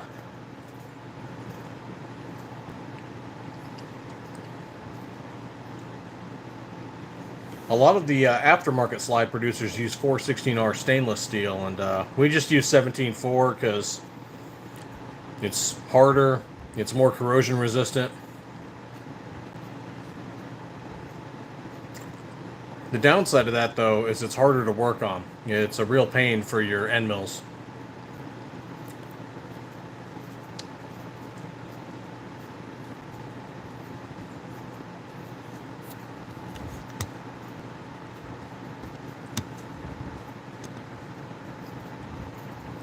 Hey, 451 on the subs. Thank you so much.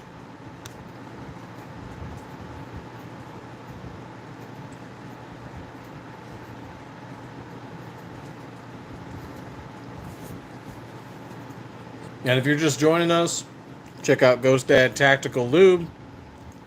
Check out RB Tactical Markets gun store, or eBay store.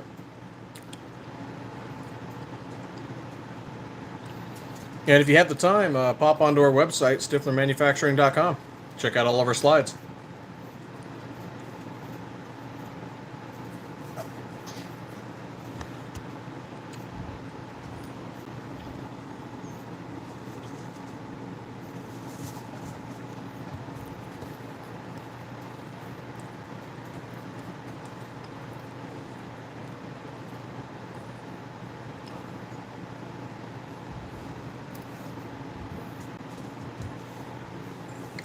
So we started the business back in January of 2023, and we kind of got into it because a family friend had gotten us into it, and we took our savings and we spent a lot of money and kind of threw everything into it.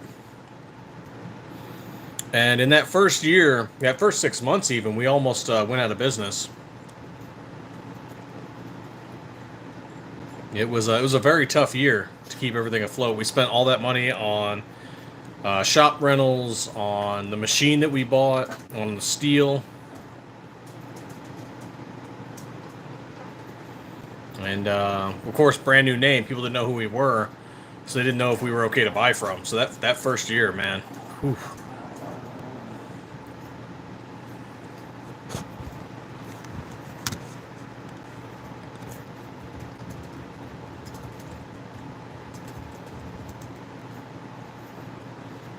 Well, a Glock OEM trigger is always going to be good, but you might like Superior triggers or was it Tactical Pontoon? I think SCT also has a lower parts kit with trigger that's pretty good.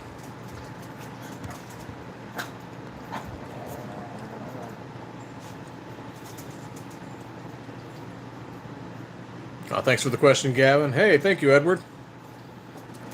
Yep. You can see more of our stuff on our website, stifflermanufacturing.com. We have a wider range there. We are in Arizona, Edward. I've never tried Apex Tactical Triggers, but I've heard the name around. I haven't really heard anything negative about them.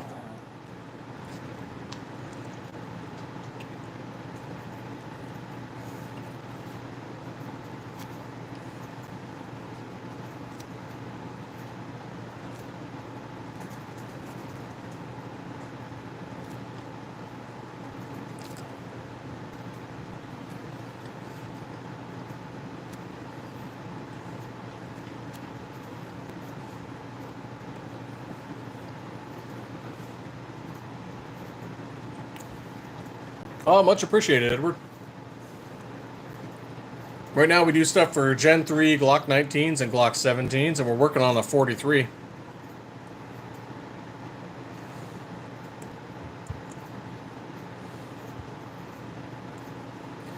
got slides for standard and ported. We've got barrels that are standard, ported, and threaded.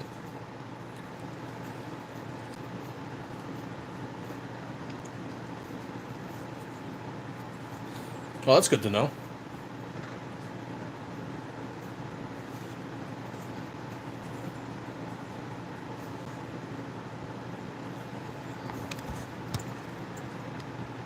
Thank you all for popping in. If you have any questions, feel free to ask. Man, we are at 452 subs. That's so cool. Thank you.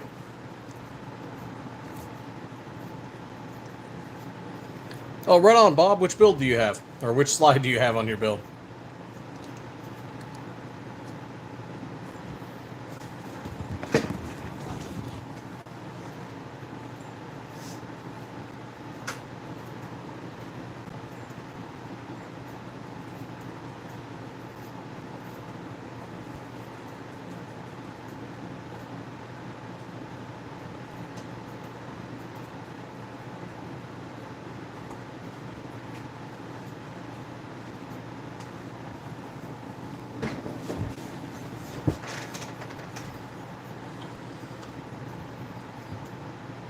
We actually test our slides on a P80 frame, along with Glock OEM, SCT Manufacturing, and Palmetto State Armory's Dagger.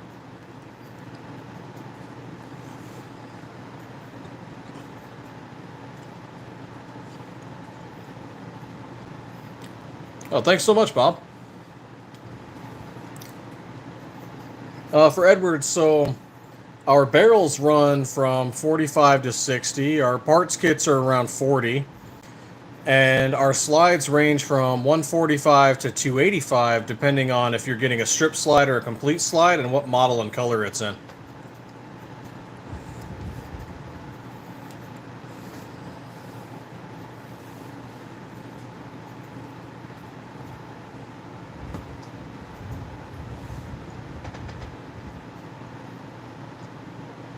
So far, we haven't had any issues. Sometimes people have issues if they choose a subpar upper parts kit or they don't install it correctly. So funny story, once we had a customer install their EDP rod backwards, and so that caused extraction issues, and we've also had a few issues where people install their optic incorrectly by putting the longer screw on the right side, the extraction side, and that's affected issues, but when you install everything correctly, it works just fine.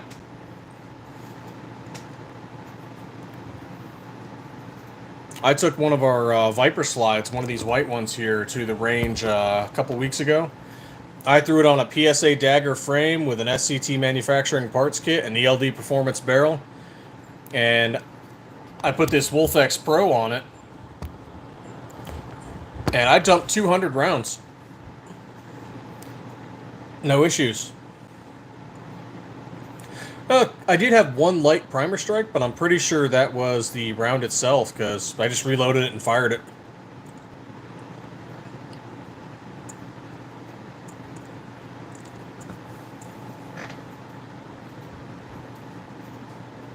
Big stock for shipping? Do you mean like wholesale shipping, or what are you talking about there?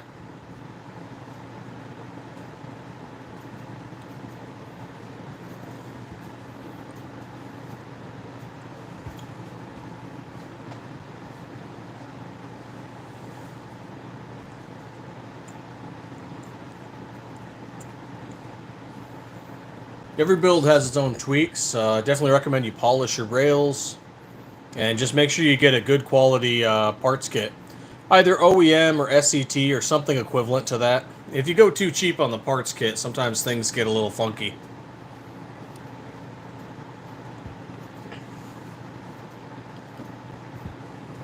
Or sometimes you have to do some extra, sanding or polishing work.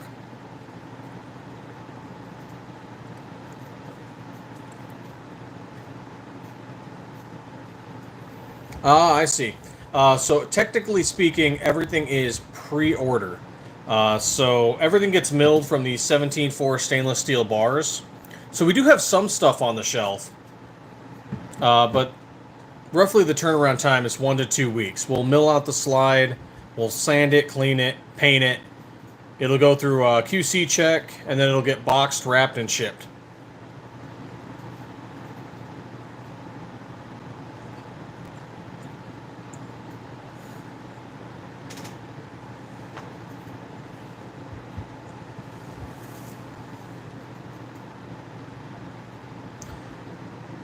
Everyone forgets the break-in period. Thank you so much.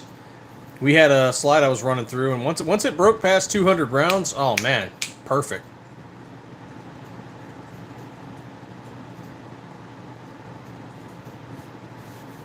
This one here, I have put around 1,500 rounds, so I need to take it back to the range, have some more fun with it.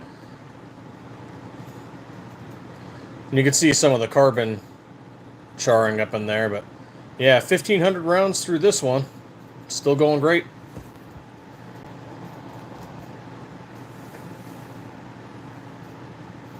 No, we're not cutting down factory Glock stuff. We're making our own.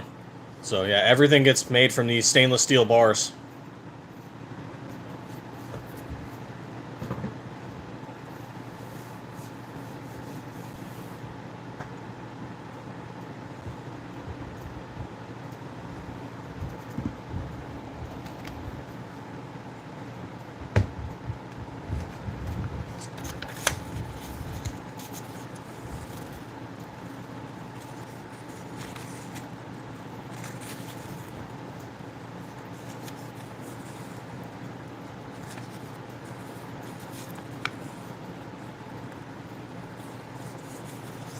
Yep, right here in Arizona.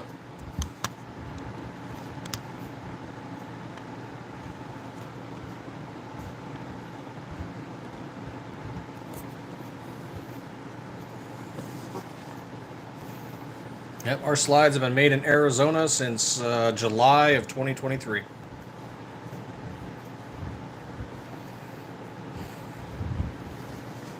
Prior to that, Florida from January to July.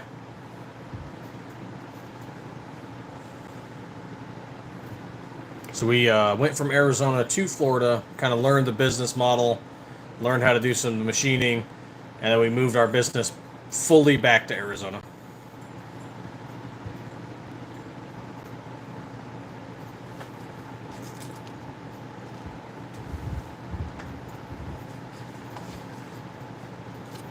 Kind of miss the beach. Don't miss the weather so much. A lot of heavy rain, and then you get hurricanes and stuff.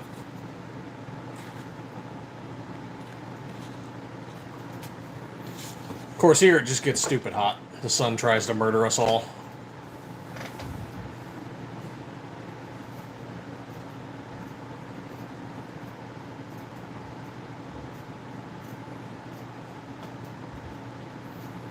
Oh, way different.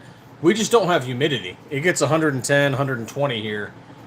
We just don't really have any humidity until we get monsoon rains. And then the monsoon rains only last for a day, maybe 2, 3, and the humidity dies a day or two after that.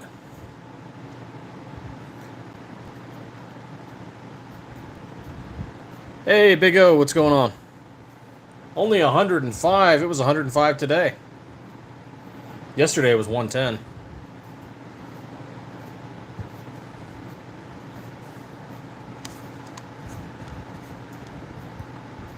Huh. Oh, that's right. My live got interrupted, so the phone version of it is not matching with the computer of it. That's interesting. So phone's saying 2 hours, computer's saying 3 hours. 454 on those subs. That is so awesome, everybody.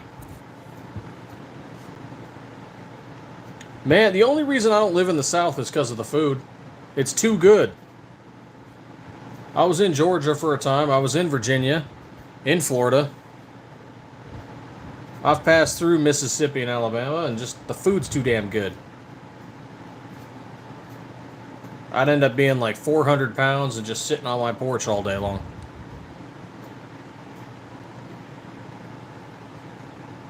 Damn, do I love Southern food. And Cajun. And have y'all ever eaten a gator? It tastes great. It's like a mix between chicken and fish.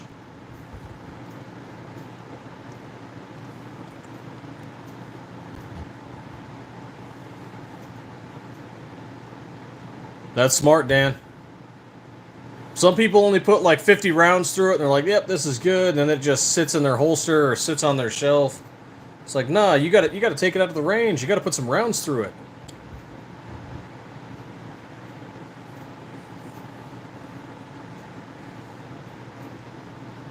And for any of you guys that did not get this message earlier, we have a slide swap program.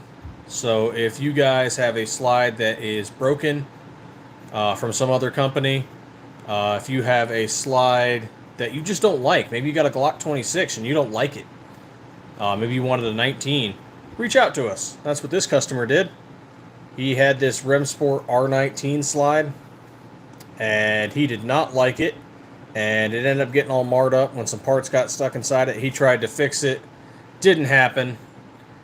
So he kind of jacked that slide up. We gave him one of our SM19 Zoom slides to help him get back to the range.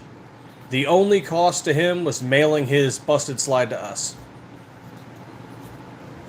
So maybe you have a busted slide from some other company. Maybe we can help you out. Case by case basis.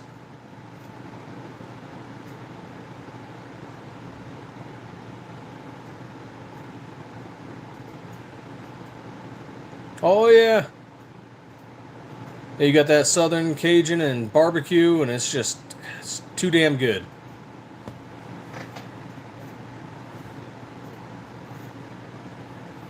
And boom, new slide.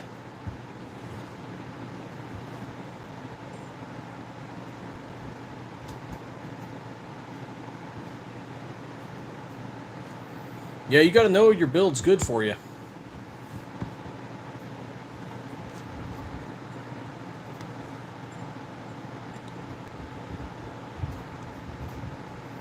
What about factory slides?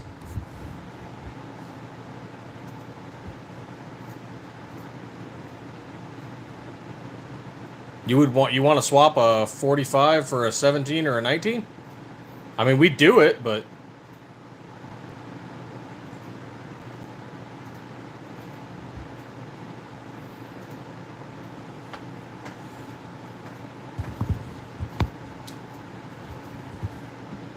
I think the worst one we ever swapped for somebody was a Rock Slide USA, and I don't have it with me right now, but it was cracked all the way down.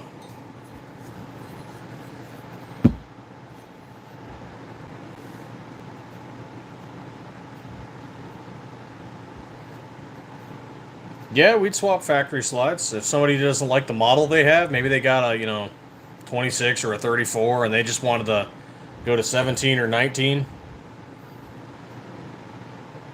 Yeah, we do that for them. Plus ours have an RMR cut, so I kind of get it.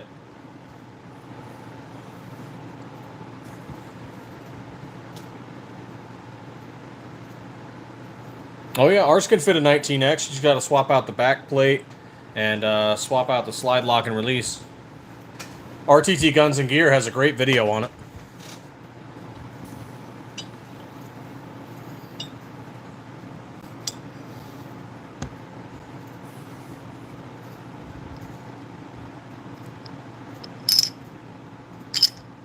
Yeah, we'll just put you up here.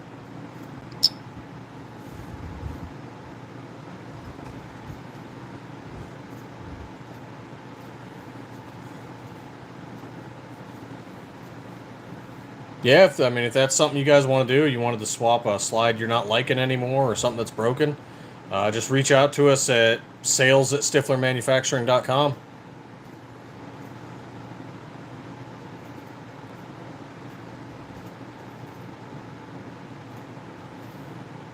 For a CZ, huh? Maybe. I can't. No, I don't know if they'd approve it because each one's a case-by-case basis. Tell us where you got it, what steel it's made out of, what happened to it if it's damaged.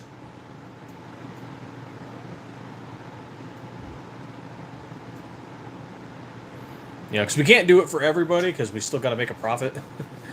But it's something we'd like to do for some people, help them get back to the range. Because we were in one. Oh, thanks so much, Edward. Thanks for popping in. We got a lot of requests once when we were in a Facebook group, and it was like freaking 80 people, and I was like, sorry, we can't just give away 80 slides, even if we are getting other slides in return.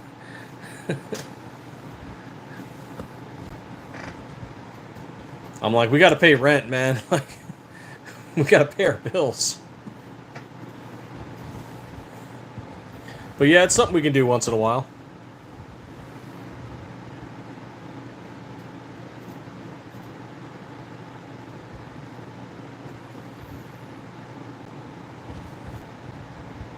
Now that I'm kind of a big guy, I guess. I stopped checking my weight since I got out of the Army. I don't care anymore. I don't have to do that stuff anymore. I mean, I still lift once in a while.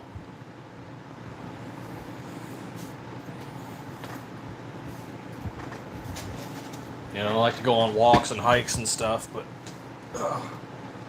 I'm not running 2, 3, 5 miles several times a week anymore.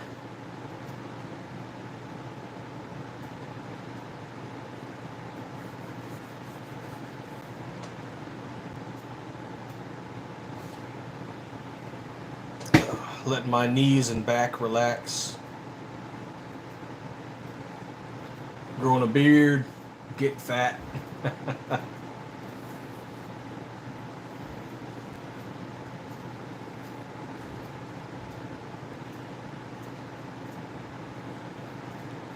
Thanks y'all so much for stopping by. This is awesome.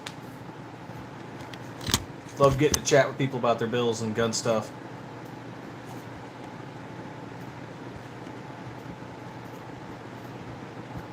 $4.57. That is so sweet.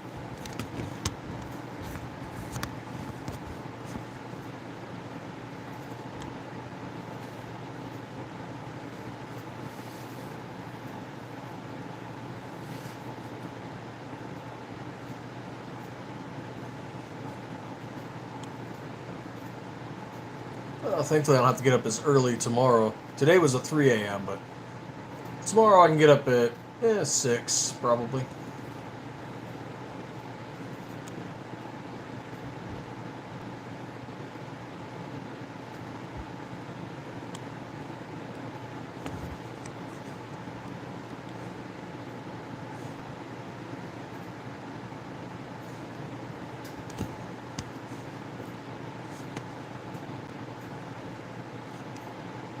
If you guys have any questions, feel free to ask, or if you want to check out our slides on our website, just go to stifflermanufacturing.com. Check out our social media if you want. We've got YouTube and Instagram.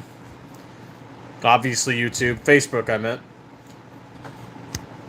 You can get most of our up-to-date info on Instagram and Facebook.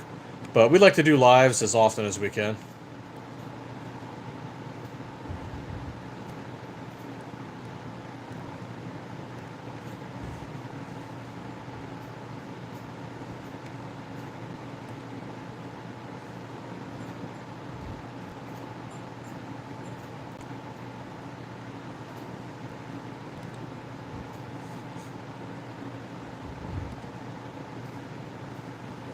Really need to take that Wolf X Pro out to the desert. Once it cools off a bit more. Maybe August. 4:58. 23 y'all in here. Thanks so much. Appreciate all those likes and subs.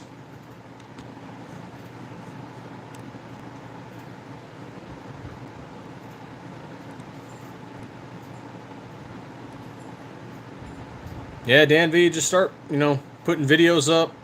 That's how you'll start. That's how you get your content. Once you hit your 50, you start doing lives. You'll get there.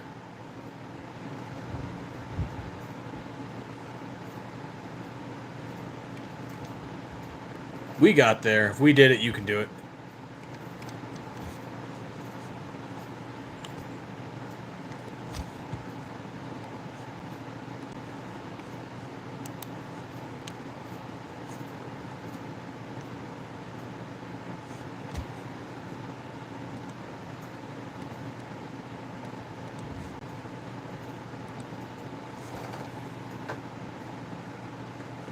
Oh yeah, no problem, man. And do a mix of so what you're gonna want to do is a lot of vertical content. So use your cell phone.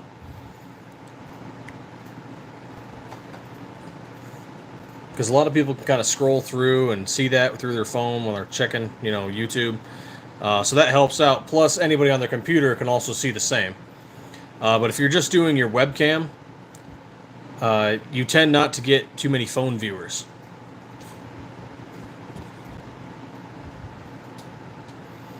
Another thing to help you out, man, figure out the hashtags for your, whatever content you're making. And when you can, just pop in with lives with people, talk to people, meet and greet. And do a mix of short and long form content. So, do short videos, 1 minute, and then do some longer stuff, 5, 10, 30 minutes.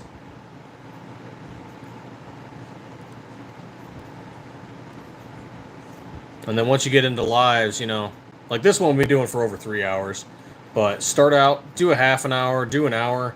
The longest one I ever did was 5.5 hours. And that was rough.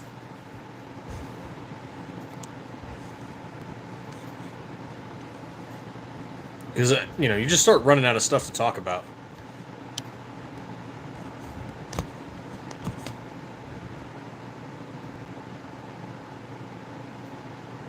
Oh, somebody bought something. Awesome. Much appreciated. Somebody bought a slide. Somebody bought a parts kit. Somebody bought another slide. Hell yeah.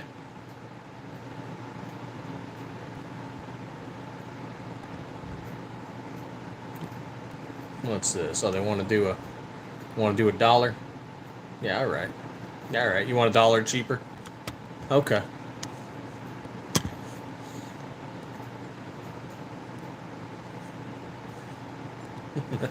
Some of the offers I get on eBay pages are funny. You got something listed for $150. I was like, hey, would you take 149? It's like, all right, maybe.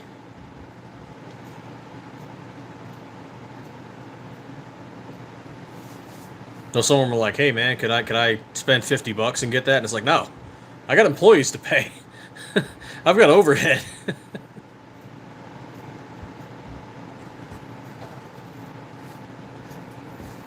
Oh yeah, don't drink alcohol live. I mean, it's not exclusively forbidden, but sometimes it affects your numbers.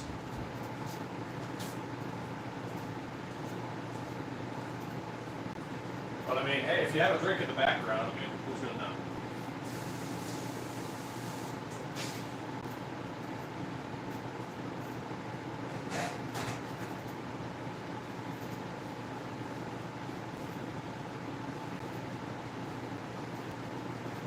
That was the same way for me with the Army.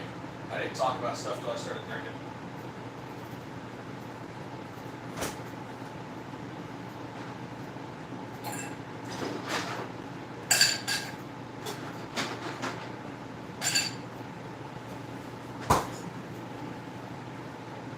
Ice water.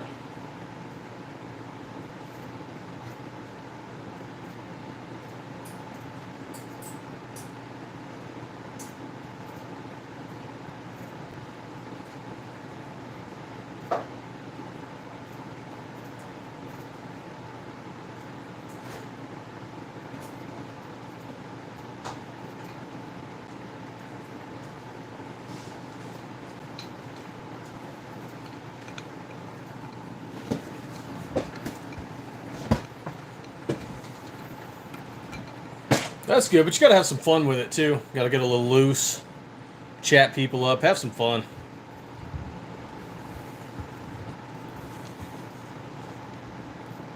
Start talking about random stuff. It helps. For one time on here, I was literally just reading a newspaper, just for the fun of it.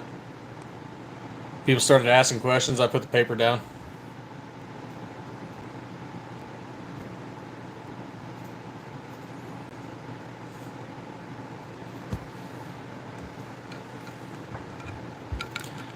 Occasionally I'll get like a little mini turntable and put a slide on it and just let it spin.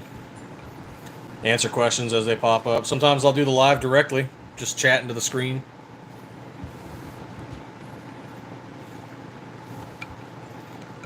Sometimes props help. Let people ask questions about stuff. Like I got the lube in the background there for the guns. Got the Wolf X Pro. Let people ask questions.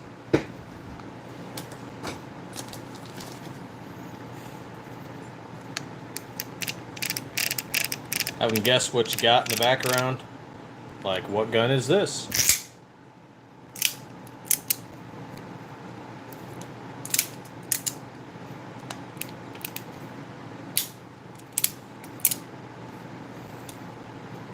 I really like this gun.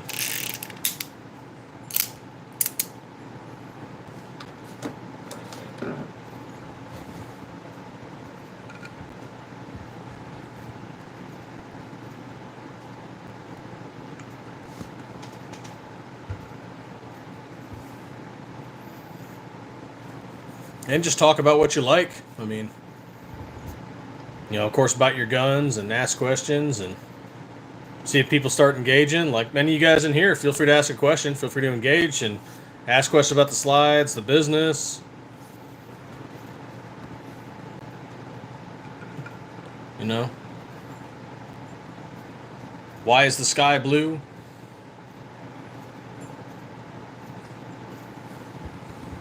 I mean, there's a scientific answer and there's a right answer to that.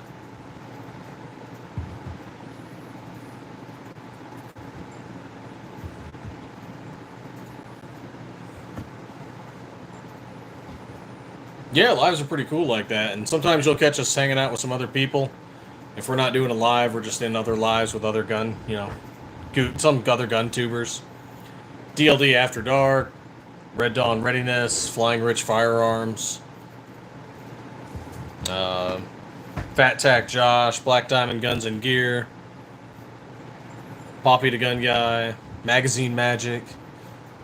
Man, the list is so long. Chanson, Dust Cover Actual, Theo's Guns, Below Average Utah Dad, Ginger Perrin, FV Ordnance, man. Oh, FV Ordnance is cool, man. He does shooting competitions. Bullseye Ben, the Reaper, Got Gamage, G23, Melly 556 NATO, Local Prepper, Rando Wayne,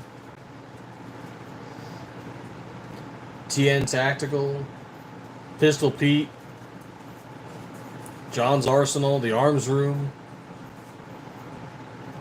Man, there's so many, I can't even name them all. There's so many that I just jump and hang out around with.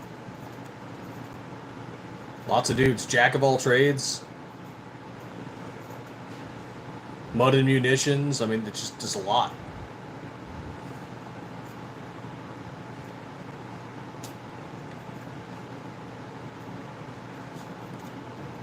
So you start hanging around in chats, finding out which dudes you're following, start doing your lives, and invite them along, you know.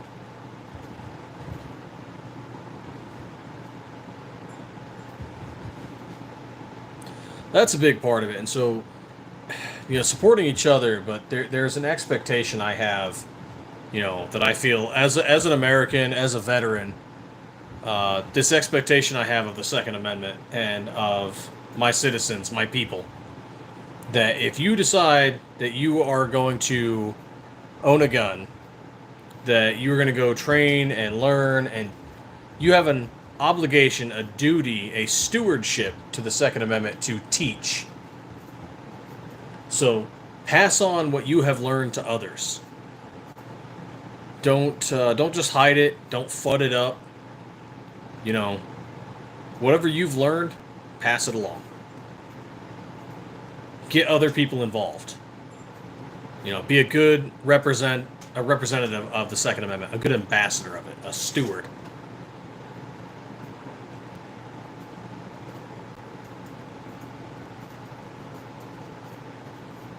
We've all got that obligation. Whether people realize it or not, the things you do as a gun owner, especially if you're a gun tuber, or a manufacturer or a business,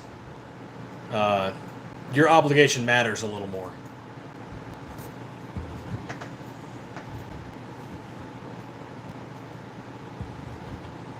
Chris Smith, no we don't. We only have Gen 3 17s and 19s. We are working on the 43, and after the 43, I'm not sure what we're going to work on next. So, I mean, a Glock 30 is possible. I just don't know what we're going to work on next.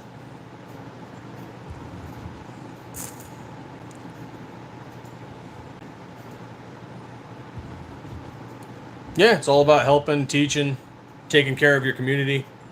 Not everybody does that, and that's sad, but, you know, you do what you can.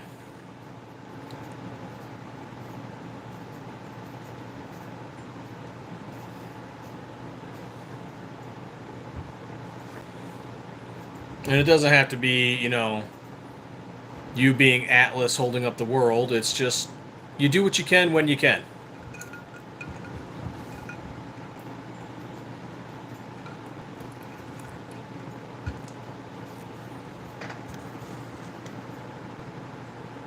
And that's what makes, you know, 2A the way. 2A is the way every day.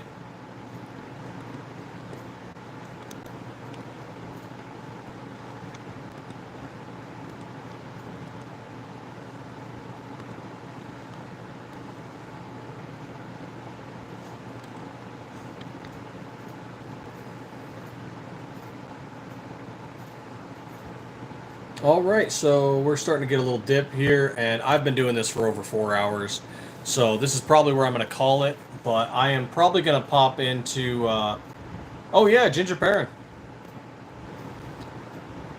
But I'll be popping into probably Below Average Utah Dad, Fall Man, or 2A EDU, and I'll be pouncing around some of their lives the rest of the night. If Flying Rich Firearms or Red Dawn Readiness or DLD After Dark or John Crump News pops on, I'll also pop into theirs. Definitely check out John Crump News. He has all the latest when it comes to Second Amendment related news and court cases and stuff going on.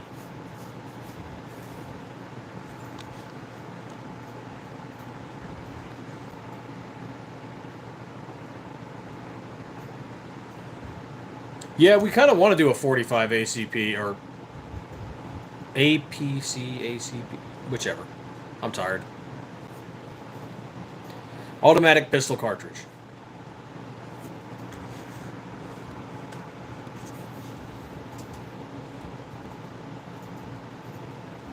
Or is it automatic cartridge? Or is it automatic Colt? Man, now I'm forgetting my automatic Colt pistol. That's what it was. ACP. Okay. See, this is what happens when you wake up at 3 a.m. And it's almost 7 p.m.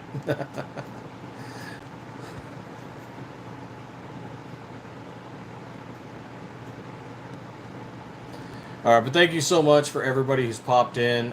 We are at, what is our subscribes now? We are at 459 subscriptions. That is so freaking awesome. So thank you everybody who stopped in, liked, commented, subscribed, viewing us. It's so great. This is Stiffler Manufacturing. We turn steel bars into Glock slides. Check us out. Check out our website, stifflermanufacturing.com. Check out our Facebook and our Instagram. And, you know, follow us and check out one of our lives in the future. And as always, stay 2A every day.